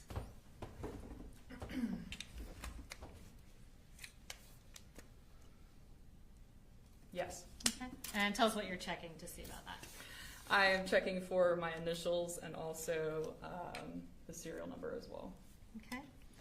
Is this also the firearm that matched the bullets and fragments that you tested that you previously referenced? Yes. Okay. And can you read the serial number on that firearm just for the record? I know the lighting in here is not the best. Yes, it's 20 L as in Lima 185839. Okay. And what kind of gun is this? This is an AR-15 style semi-automatic rifle. Okay. And talk to us a little bit about the characteristics of this weapon. So characteristically, this is again, a semi-automatic, but it's a rotating bolt gas impingement type firearm. Okay. And approximately how much would this kind of weapon cost? This brand is probably going to be, I mean, obviously there's factors, but it's going to be around probably $1,000. Okay. What's the trigger weight of this firearm? So I did perform trigger pulls on this firearm. We take 3 trigger pulls and then take an average of those, and it was 7.25. Okay, and for pounds. someone who might not know what that means, can you explain what that is? Yeah, 7.25 pounds, which is essentially the amount of force it takes for this firearm to discharge when pulling the trigger. Okay. And can you give us kind of something of an analogous weight to sort of quantify what that would feel like? Yeah, so like a gallon of milk is about 8 pounds. Okay. And is that a typical trigger pull for this type of gun? It's not abnormal. Okay. You testified this was a semi-automatic rifle. Can you explain what that means? Yeah, so semi-automatic essentially means this firearm will fire 1 cartridge per pull of the trigger. So when this trigger is pulled, a projectile will travel down the barrel of the firearm. That bolt will cycle, which means that it will move rearward. When that bolt moves rearward, it's actually going to extract a cartridge case from the chamber of this firearm and eject that cartridge case from the firearm. Well, as that bolt moves back forward, it's going to load another cartridge into the chamber, at which case it's ready to be fired again. So 1 trigger pull is 1 cartridge fired. Okay. And so we've had several magazines tendered into evidence. I won't grab one right now, but can you explain what a magazine is? Yes, a magazine is where the cartridges are stored inside the firearm before it is fired. Okay. And I'm going to grab what's been marked as State's Exhibit 119 and put into evidence. This is 119, and I'll provide this to you. So Can you explain to us, if somebody has multiple magazines with this kind of firearm, can you explain how they would change out those magazines? Yes, so this is the magazine well of this firearm. You would just insert this magazine into the magazine well, and to remove the magazine, you just press the magazine release button on the side here and pull the magazine out. Okay, so is that a pretty quick process to be able to do if someone knows how to do it? If you know how to do it, yes. Right. Was there also a bore sight on the gun when you examined it? There was not a bore sight on the gun, no. Okay. Can you tell us what a bore sight is? A bore sight is typically, it's a device that kind of looks like a cartridge. You typically load it into the chamber of the firearm, or it's on the muzzle of the firearm, but it assists you in sighting in your firearm roughly, so that you do not have to go to the range and shoot with actual ammo. You can do it somewhere else without firing it. Okay.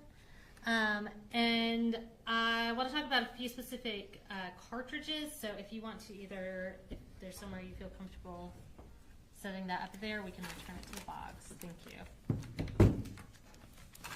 I'm going to show you what's been previously marked as State's Exhibit 120 and tendered into evidence.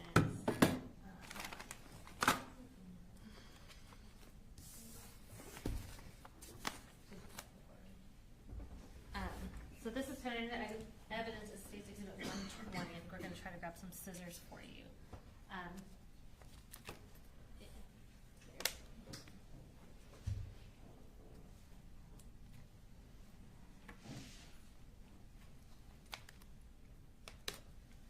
And just to refresh the jury's recollection, could you tell us what that is and where it was recovered from based on the evidence bag? So this is a .223 cartridge recovered from the chamber of the firearm. Okay. So if you can remove that from its evidence bag just so you can show the jury while we're talking about it.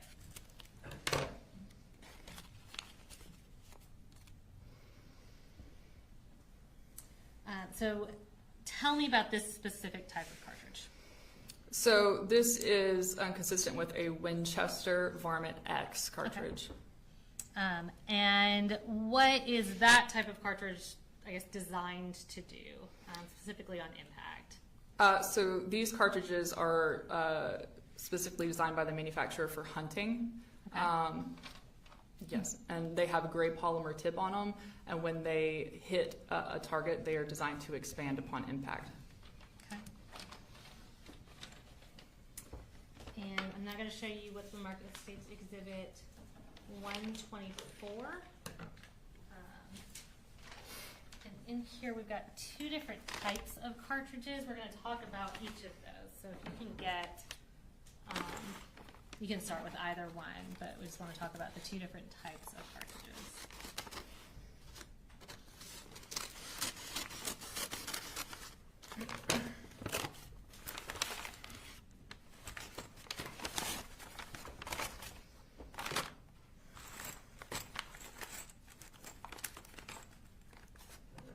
Sorry, there's a lot of layers going on there.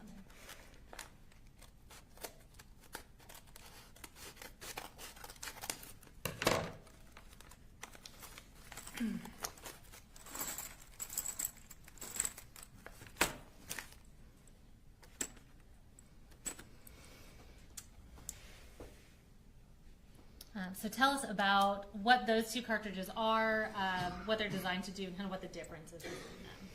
So this is a Full Metal Jacket 223 cartridge, and this is a steel tip 5.56 cartridge.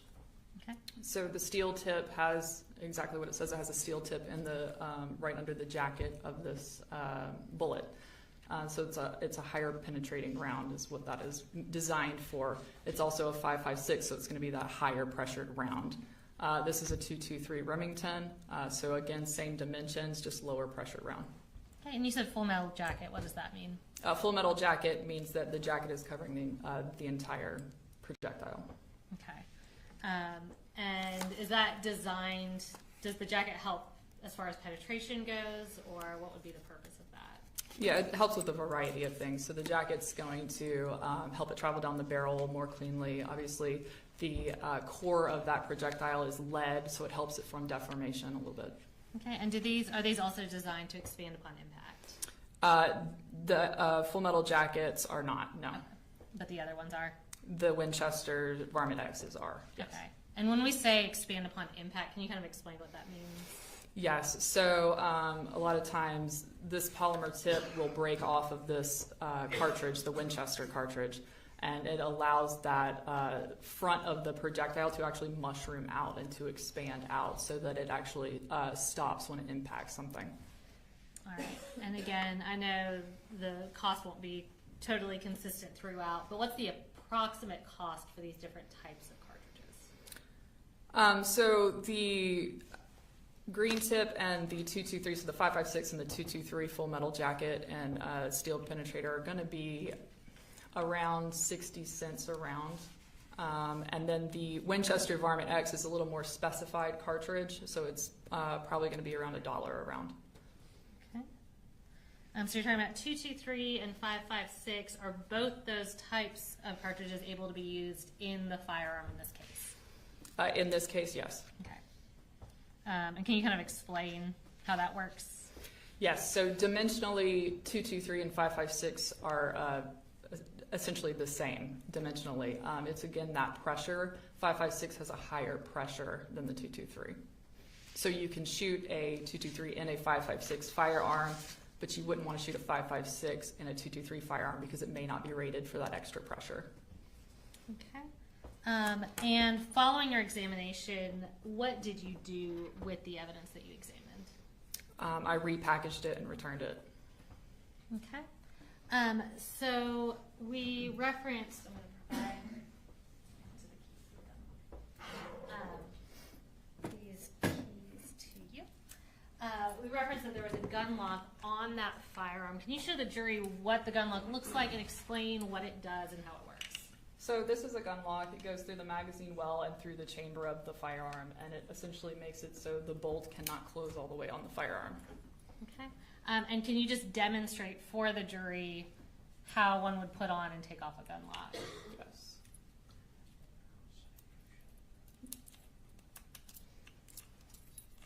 Yes. So essentially you take one end and you feed it through the chamber or the magazine well and through the chamber, and then you would just lock it on the end. Okay, so it's kind of just like putting a lock on a locker. I do not have any further questions for you, Mr. Cross.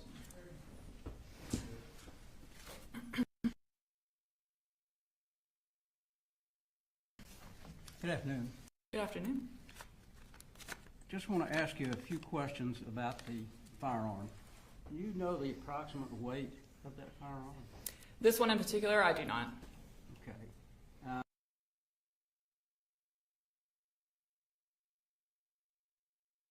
Gun fired. Is that correct? I took an average trigger pull test. Yes, I did. Okay. What's the average trigger pull of a 9mm pistol? It depends on the type of 9mm. Okay. Would you say that it would be more or less than this particular firearm? Type of firearm. Okay. So each firearm has a different trigger pull? It can, yes. Okay. Would you say generally that a pistol would have a less trigger pull than a rifle, or do you know? Not necessarily, no, I wouldn't say that. Okay. So it's all subjective. The testing of the trigger pull.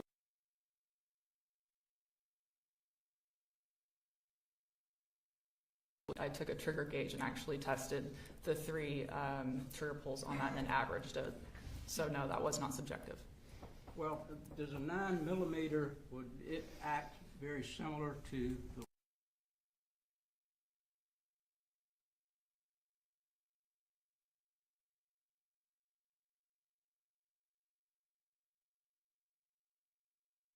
and one cartridge would be fired. Okay, well, let's just say a Glock 9mm. You're familiar with those? I am. Does it have the same function that this rifle would have?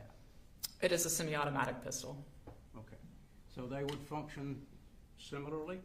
They have different ways of operating. This is a rotating bolt direct gas impingement rifle, so the way it actually operates is differently, but as far as being a semi-automatic, they are both semi-automatics. Okay. In other words, you would have to pull the trigger each time you fired it. That is correct.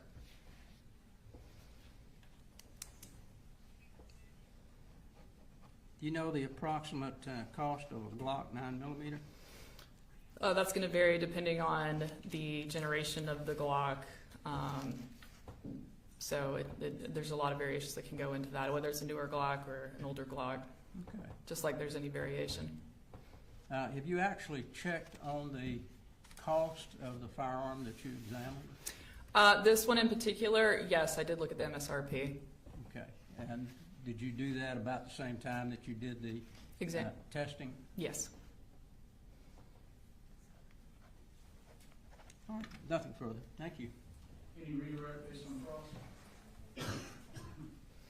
Has anything been added to that firearm to modify it in any way? From the original equipment manufacturer, yes. Okay, can you tell us about that? Yes. So this firearm is not sold with a vertical foregrip, typically from the manufacturer. Now, if it was sold with this like this, that is a possibility. But from the manufacturer, it is not sold with a vertical foregrip, these canted sights, or this red dot sight. Okay, and can you tell us what the purpose is of each of those things? Yeah, so vertical foregrip helps in actually holding the firearm itself and stabilizing it. The canted iron sights help in aiming the firearm. And then the red dot sight is also for aiming. Okay.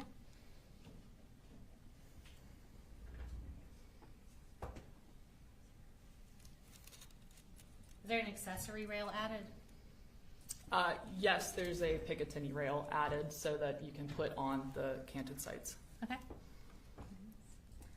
Nothing further from me. Thank you. Any recalls? No, yeah. All right. Thank you, ma'am. You're free to go.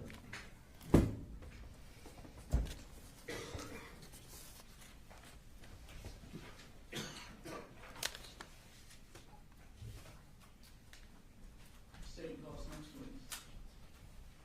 You might want to take just one moment to get the evidence on the witness stand that the state put upon Dr. Samantha Maddox.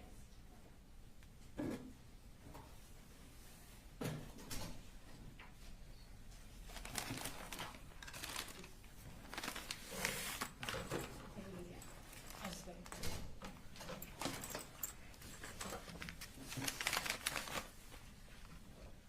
And Judge, Dr. Maddox is the medical examiner who performed the autopsy on the 4 victims. Again, we just wanted to make sure people in the gallery are aware of who this next victim or who this next witness is.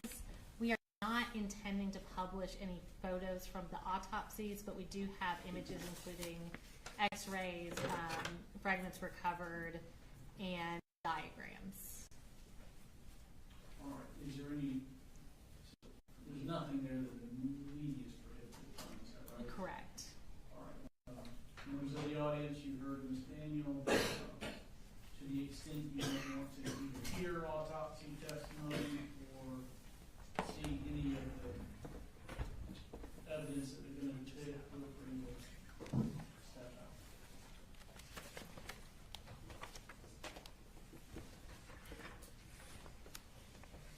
All right, if you can go ahead and raise your right hand. Do you swear or affirm any testimony you're about to give in the matter now pending before the court is the truth, the whole truth, and nothing but the truth, so help you God? Yes, I do. All right, you can have a seat.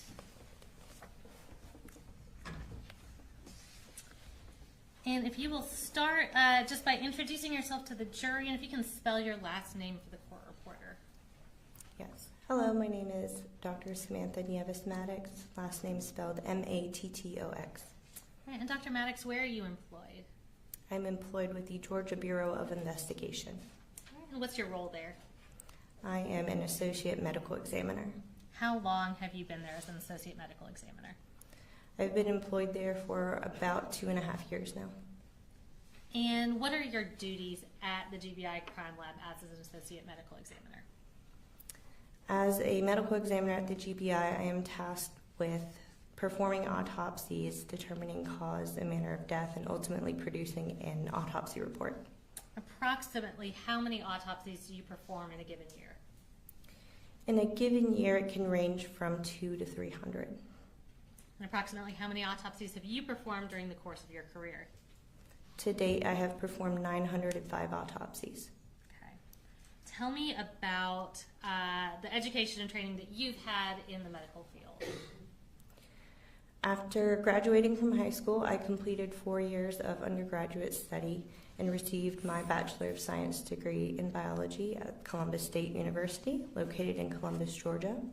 I then completed 4 years of medical school at the Alabama College of Osteopathic Medicine, located in Dothan, Alabama. I then completed 4 years of anatomic and clinical pathology residency at the Medical College of Georgia at Augusta University, located in Augusta, Georgia. I then completed 1 year of forensic pathology fellowship at the Georgia Bureau of Investigation. And have you worked in the field of pathology since completing your training? Yes, I have. Have you testified previously as an expert in forensic pathology? Yes, I have. How many times? 12. Okay, thank you. And Judge, at this time I would tender Dr. Samantha Maddox as an expert in the field of forensic pathology. Any objection? No, Your Honor. All right, should be admitted as an expert. I'm going to turn your attention to September 5th of 2024. Were you working at the GBI Crime Lab on that date? Yes, I was employed with the GBI on that date. Okay. And on that date, did you perform autopsies on Christian Anglo, Richard Aspinwall, Christina Iermy, and Mason Skirmerhorn? May I refer to my report as far as the and I will date? go ahead and provide you may have it for reference, but these are State's Exhibits 43 through 46.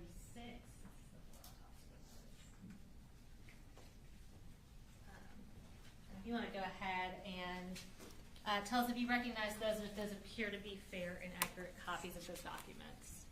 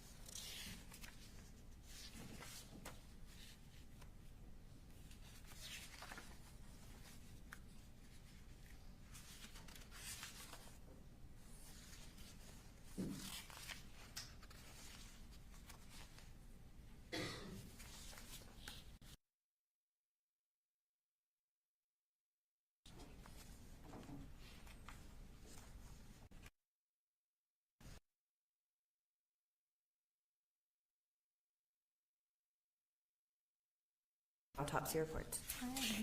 Judge, at this time we would tender those exhibits into evidence. Any objection? No objection to tendering for the record, but any objection All right. 43, 44, 45, 46 are admitted. All right. And referencing those, did you perform all of these autopsies on September 5th of 2024? Yes, all the autopsies were performed on September 5th, 2024.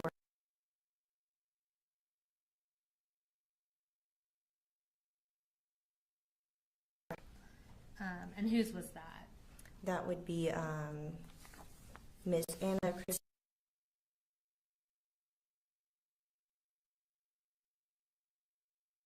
Victim individually. When you at the crime lab receive a body in preparation to perform an autopsy, tell us how that body is received. Sure. So the GBI receives a phone call from the coroner to report deaths. Those deaths are called into the GBI and taken by a death investigation specialist we call a DIS. A case number at that time is assigned to the case, whether the case is accepted into our jurisdiction or declined. Once that case number is created and jurisdiction is accepted, we advise the coroner to transport the body to our facility. Upon receipt of the body to our facility, The body is checked for name tags and identification. It's labeled with our case number, as well as our own tag. And then after that procedure is completed, the body is then moved into the in-cooler. Okay. And once a body is appropriately received, labeled, confirmed to match the identity, what are the steps you take when you perform an autopsy? When the case is ready for an autopsy, the body is moved from the in-cooler and to the autopsy suite. However, prior to that, depending on the case, and in these cases, gunshot wound cases, an X-ray is performed to show if there's any kind of retained bullets or any kind of materials that we need to be aware of. So upon moving from the in-cooler, the body moves to get an X-ray. Once the X-ray is complete, it is then moved to the autopsy room. Okay. And when performing an autopsy, what's kind of the order that you examine the body? Sure. So once the body is in the autopsy room, photographs are taken of the bag tags, and the bag is not yet opened. So once those photographs are taken, then the bag is opened, and photographs are again taken of the contents of the bag as they are received. Once those photographs are taken, I examine the body for any kind of evidence that may need to be collected, as well as any kind of injuries that I can see and what kind of clothing is present on the body. Once I've done that, the clothing is removed, the body is again examined for injuries and cleaned, and photographs are again taken of the body and the injuries.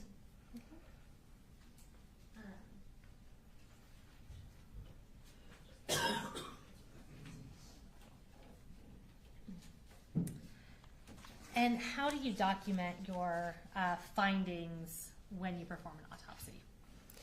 At the time of autopsy, I document my findings on a body diagram, which are then later transcribed into a full autopsy report. Okay, and is the full autopsy report what we previously tendered, I believe, is State's Exhibits 43 through 46? Yes, they are. All right, I'm going to show you what's been marked as State's Exhibits 47, 48, 49, and 50. And are those the diagrams that you prepared regarding these 4 victims?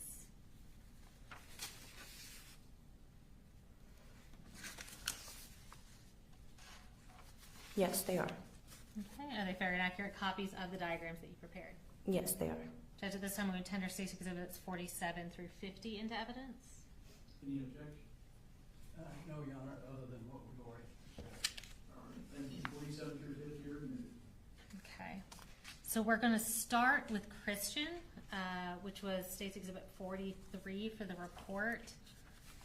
Can you tell us the full name and age that you recorded in that autopsy report? Christian Gabriel Aguilo, 14 years old. Okay. And we're going to publish the diagram that you prepared from his autopsy. That was tendered as State's Exhibit 47. And we'll use that diagram for reference as we talk through Christian's injuries. It may take just 1 second because I think we have to pull up a different program.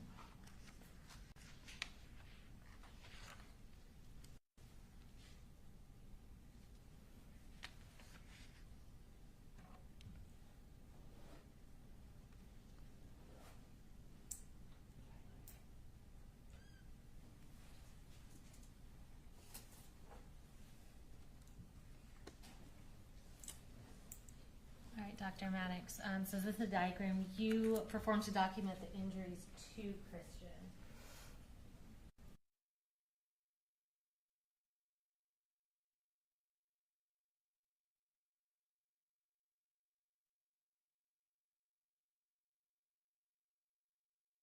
Left arm labeled as GSW number 1.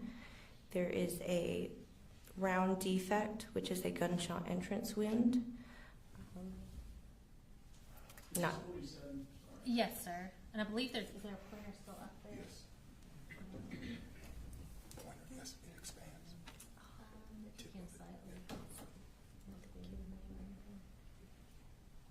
Yeah, and you can use the pointer, and we've got it on the screen behind you if you want to use that to show the jury. Gotcha. There we go. Thank you. Okay. So gunshot wound number 1, that is on the left arm, and if you can see, it's not projecting super well, but there are dots that I have indicated stippling on that left arm. So that is the entrance, and then on the other side, gunshot wound number 2, which is labeled as an exit, is also a small defect on the left forearm. Okay. And so where you have ENT under gunshot wound number 1, that means entrance? Yes. Okay. And you said stippling. Could you just explain what that is? Sure. So when it comes to a gunshot wound, I will be looking for soot and or stippling in a wound. Soot is burned gunpowder that comes off as like a dark gray, black, grainy material that can be wiped off from the skin. Stippling is from unburned gunpowder that's striking the skin, and it makes these little small tiny abrasions on the skin that cannot be wiped off. And in this instance, there is stippling present on the left forearm. Okay. And is stippling usually indicative of a close proximity with the firearm? Yes, so the presence of soot and the presence of stippling helps in determining range of fire. So how close of the muzzle of the gun to the body or the skin. For soot, it's typically present in a range of 6 inches or less. So if you look at my hand, from my index finger to the bottom of my palm is about 6 inches. And for an intermediate range, it's between 6 inches and 30 inches. And so that would be about the length of my arm is 30 inches. Anything beyond that, or the presence of clothing, that we won't see either, soot or stippling. All right, thank you. Using the diagram, moving on to Christian's right arm, tell us what injuries you saw there. So on the right arm, there is a small defect, which is labeled as gunshot wound number 3. That is another entrance. Okay. And then gunshot wound number 4 is the corresponding exit to that wound, and it is a very large defect. Okay.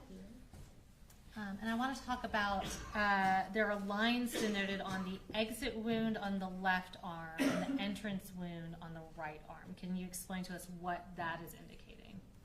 Yes, so upon examination of these gunshot wounds, it was noted that there are these 2 parallel lines between these 2 wounds, gunshot wound number 2 and gunshot wound number 3.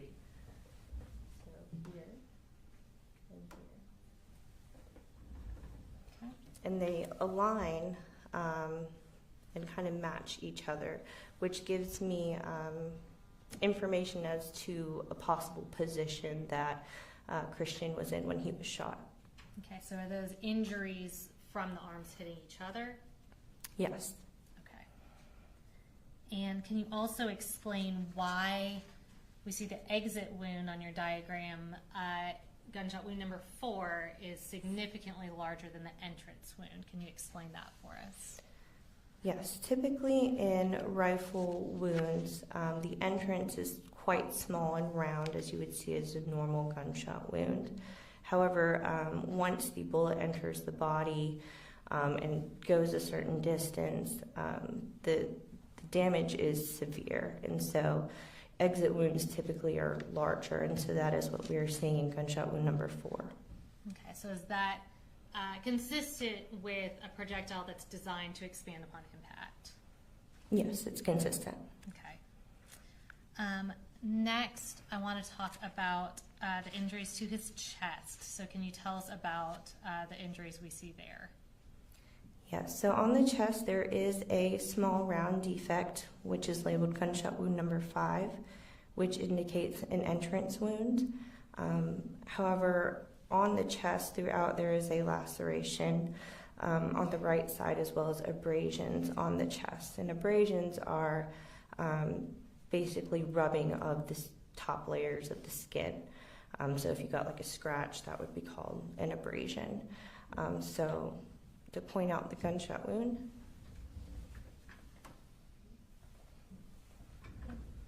And then it's among a complex of other wounds. Okay. And can you explain for us, we have this small entrance wound. What would cause that larger wound next to the entrance wound? So again, the injuries with this particular individual, with it being a rifle wound and there being stippling and patterned abrasions on the forearms, it lends itself to the possible position in which Christian was in when he was shot. And so if the abrasions on the forearms were to be lined up in this manner, as well as his head angled downwards, the large defect to the arm and the forearm correspond to being kind of at the level of the chest. Okay, so just for the record, was it your conclusion based on your examination that when Christian was shot, his arms were across his chest, kind of in a crossed manner, one on top of the other? So upon performing the autopsy, I have 3 different wound paths. I have an entrance and an exit on the left forearm. I have an entrance and an exit on the right forearm. I have an entrance on the chest, which leads to a bullet. So possibly 3, but given the constellation of the stippling pattern, which is on his left forearm more so than the right, a little bit on his face, the patterned contused abrasions on the forearms, which line up with those 2 holes, and the pattern of abrasion on his chest lend itself to a single gunshot wound with him in a position where his arms are crossed, the left in front of the right, and his chin is down. Thank you. Next, I'm going to show you the Marcus States Exhibit 51. And you referenced taking x-rays of gunshot victims. Is that the x-ray taken of Christian? Yes, it is. All right. Is that a fair and accurate copy of the x-ray of his body? Yes, it is. Okay. And Judge, we would tender States Exhibit 51. All right. Any objection? Same objection. 51. All right, and we are going to pull that up on the screen. And can you just tell us what you were able to see from this x-ray? In this x-ray, you can see radio opaque, meaning a dense white material in the chest area, and those are corresponding to bullet fragments. Okay. And did you recover bullet fragments from Christian's body during the course of the autopsy? Yes. Okay. And I'm going to show you what's been marked as States Exhibits 52 through 56.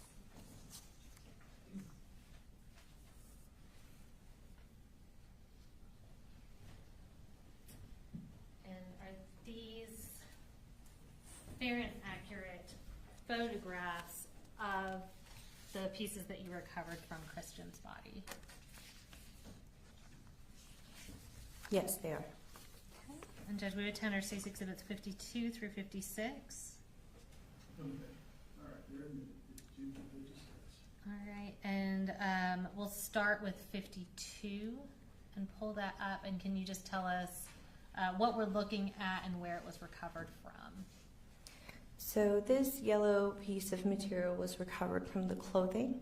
It was recovered at the time of the external examination. It may possibly represent a jacket fragment. Okay. We'll go to 53 and tell us what that is and where it was recovered from. This is a gray metal bullet fragment that was recovered from the sternum being like the breastbone in the middle of your chest. And 54. This bullet fragment was recovered from the thymus. The thymus is a gland that sits on the anterior chest, kind of above the heart. 55. These fragments were recovered from the skin of the chest. So as I said before, there was a complex of wounds. There were some superficial wounds in which these bullet fragments were found. And 56. This is the bullet that was recovered from the torso. And can you tell us the cause of death and manner of death notated on your report for Christian? Yes, cause of death is gunshot wound or gunshot wounds of the torso and upper extremities. Manner of death, homicide. Okay. We're next going to talk about Miss Irami. That is the report, states number 45 for your reference. If you can just start by telling us her full name and her age.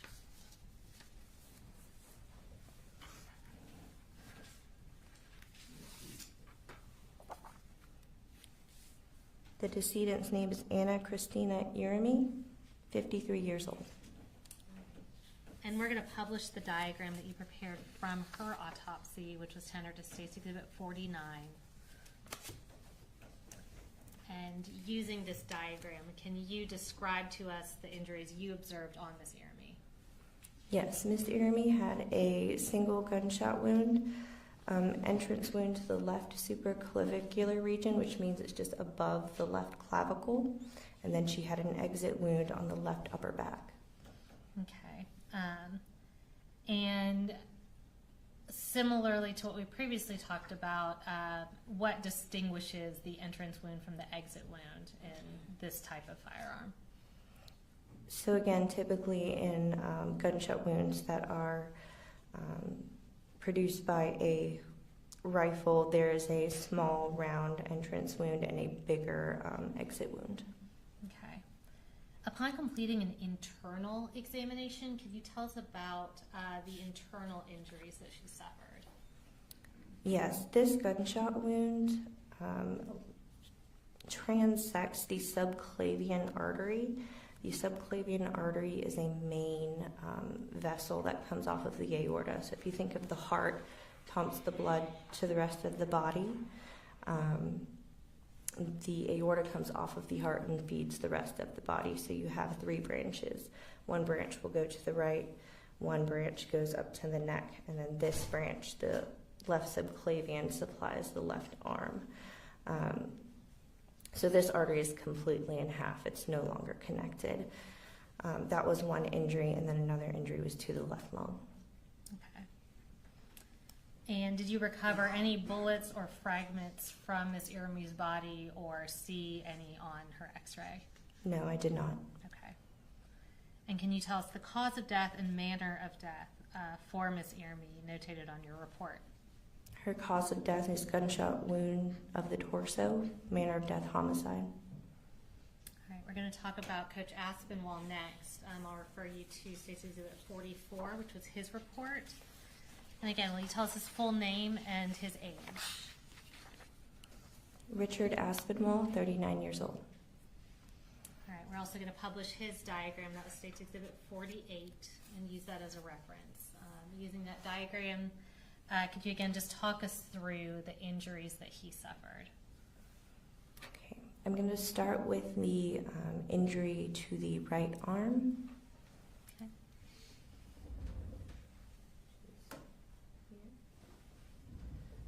So on the right arm, there is an entrance wound and an exit wound that are in close proximity to one another.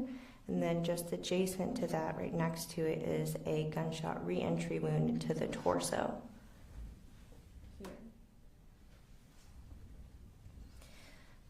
This gunshot wound goes just through the skin and soft tissue of the arm, and then when it enters the torso on that right side, it goes across the chest, fractures the manubrium, which is the top part of the sternum. It actually sits between your clavicles, which are your collarbones here, fractures that.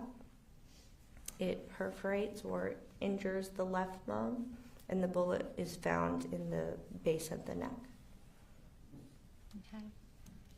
And so is that bullet that we see indicated on the diagram appear to be or consistent with being the bullet that went through the arm and then into that reentry? Yes. Okay. Tell us about the additional injuries we see on that diagram. Another gunshot wound injury is on the left side of the abdomen. Here. Okay.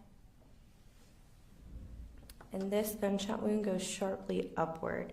So it injures the ribs on the left side. It injures the stomach. It hits the left diaphragm. The diaphragm being a big flat muscle that separates your heart and lungs from the rest of your abdominal organs. Goes up, hits the left lung as well, and there's a bullet fragment recovered from the chest as well as from the left side of the back. From here. Okay, so that bullet fragment, you said it appeared to go a sharp upward trajectory through his body, and that bullet that is higher appears to be from that gunshot wound? Yes. Okay. And then you also have a graze indicated. Can you tell us about that? Yes, there's also a graze wound on the back of the left shoulder. Right here. Okay. And for graze wounds, if there are skin tags that are present, we can tell directionality of which way the bullet was traveling. But in this case, I did not have skin tags to be able to define a direction. I'm going to show you what's been marked as State's Exhibit 57. Is this the X-ray from Richard Aspinwall? Yes, it is. Is that a fair and accurate copy of that X-ray? Yes, it is. Judge, we would tender State's Exhibit 57 into evidence. Any objection? No objection, other than abstain. All right, 57 is submitted. All right, we're going to publish that. And can you just tell us what you were able to observe on this X-ray? Sure. So bullet fragments, I'm going to go ahead and point out. Please.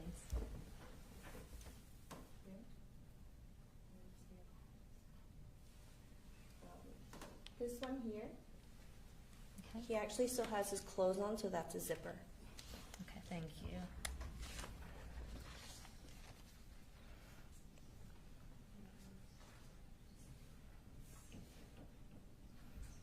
Next, going to show you with the marked as State's Exhibits 58, 59, and 60. Were you able to obtain parts of the bullet and fragments from Coach Aspinwall? Yes. And are those fair and accurate pictures of what you were able to obtain? Yes, they are. And Judge, we would tender State's Exhibits 58, 59, and 60. Any objection? Okay. All right, here it is. All right, and we're going to publish States 58, and again, I'm just going to have you identify what that is and where you obtained it from.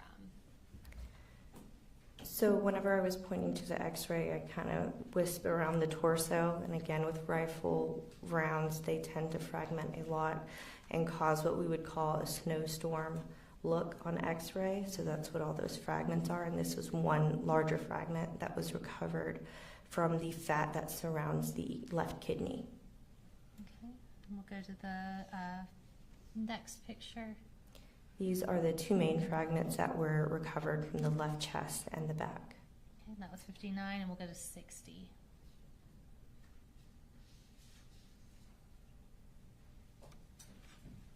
This is the bullet that was recovered from the left side of the neck.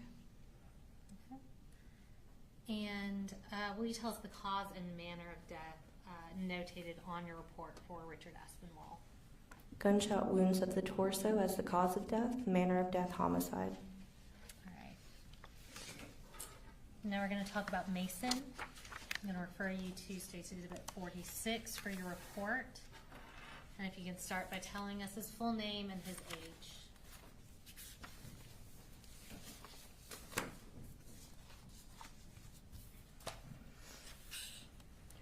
Mason Schermerhorn, 14 years old. And I'm also going to publish the diagram that you prepared from his autopsy that was tendered to State's Exhibit 50. Using this diagram, can you talk us through the injuries you observed on Mason's body? Yes, starting from top to bottom, the first gunshot wound is to the middle of the right eyebrow.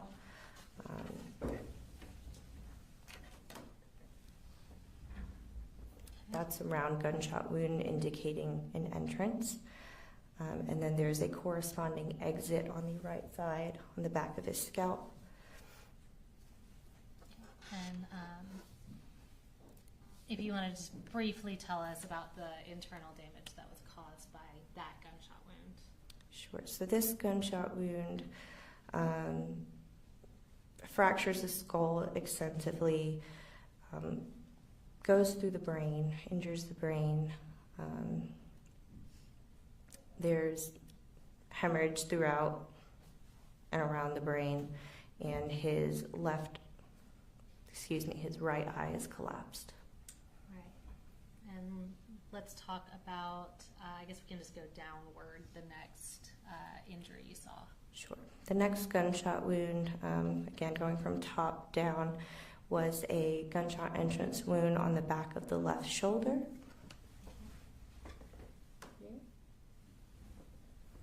And then the corresponding exit wound is on the front of the left shoulder. Again, it's much larger.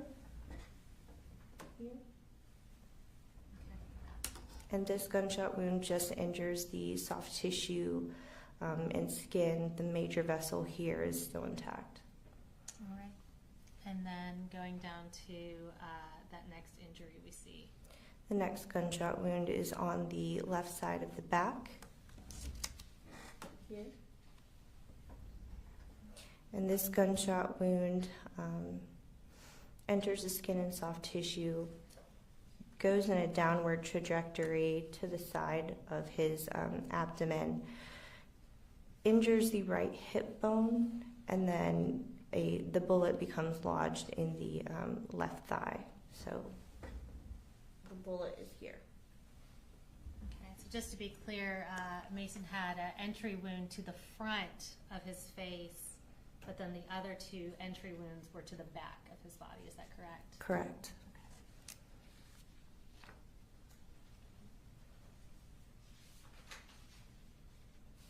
I'm going to show you 3 photographs labeled States Exhibits 61, 62, and 63. Are those photographs of the clothing that Mason was wearing? Yes. And are they fair and accurate pictures of that clothing? Yes, they are. All right, Judge, we tender States Exhibits 61 through 63. Objection. No objection. 61 through 3 are admitted.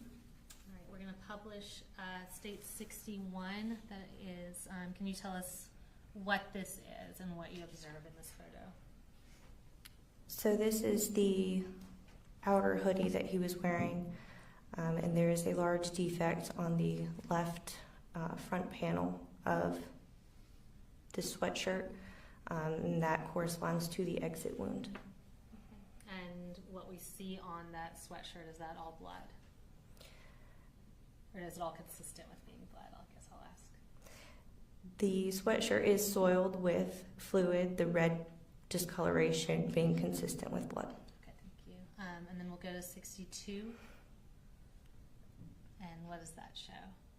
This is just a close-up picture of the defect in the clothes that corresponds to the exit wound. Okay, and 63.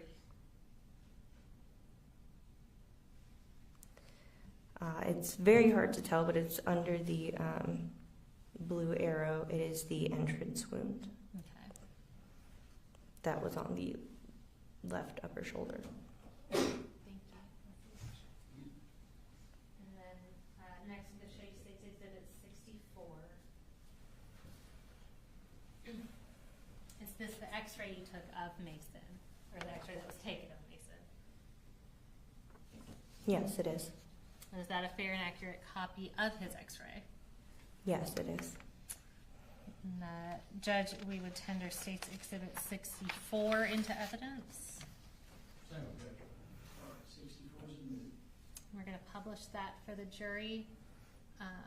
And can you please zoom in just from like the thighs up? Like just from the thighs up.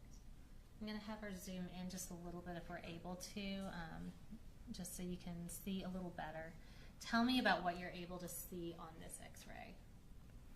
So on this x-ray, there is the typical rifle x-ray look, the lead snowstorm that you can see in the head. There's a lot of, speckles of white indicating bullet fragments.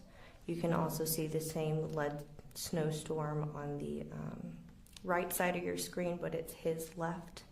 And down by the left femur, there is a bullet that's retained. Here. Okay. And can you just show us the snowstorm caused by the fragments? Can you just point Yes. to where that is on the x-ray? Snowstorm here, and then a snowstorm here. Okay. Now, obviously, we see a large number of indications there. Were you able to recover every single piece of fragment from Mason's body? No. Okay. Would that essentially be impossible with the quantity and size of those fragments? Yes, essentially we aim for the larger pieces. Okay. I'm going to show you what's been marked as State's Exhibits 65 and 66.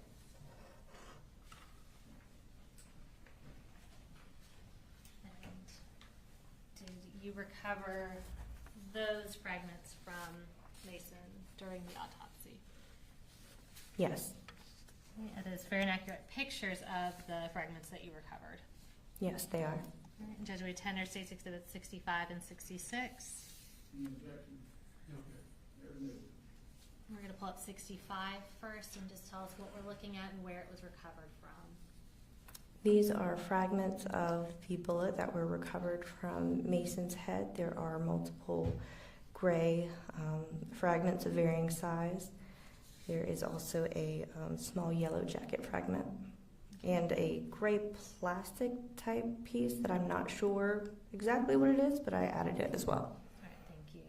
And we'll go over to 66.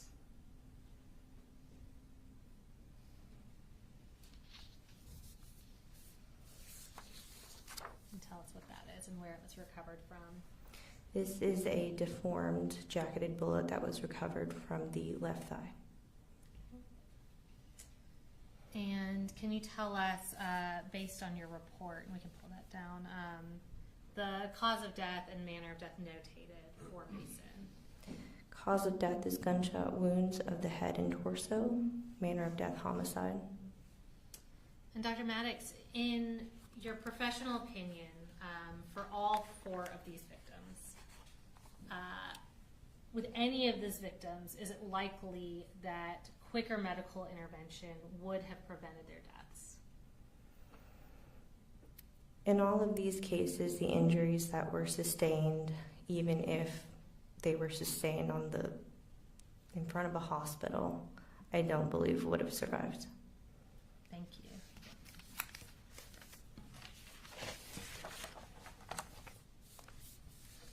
I have no further questions. Mr. Berry may have some questions for you.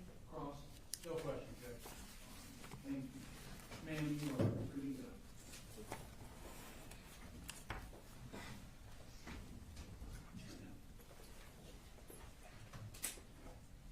Reading for the day. All right, ladies and gentlemen, we're going to recess for the day. I set it off today again. Don't do any research. Stay off social media. Avoid the media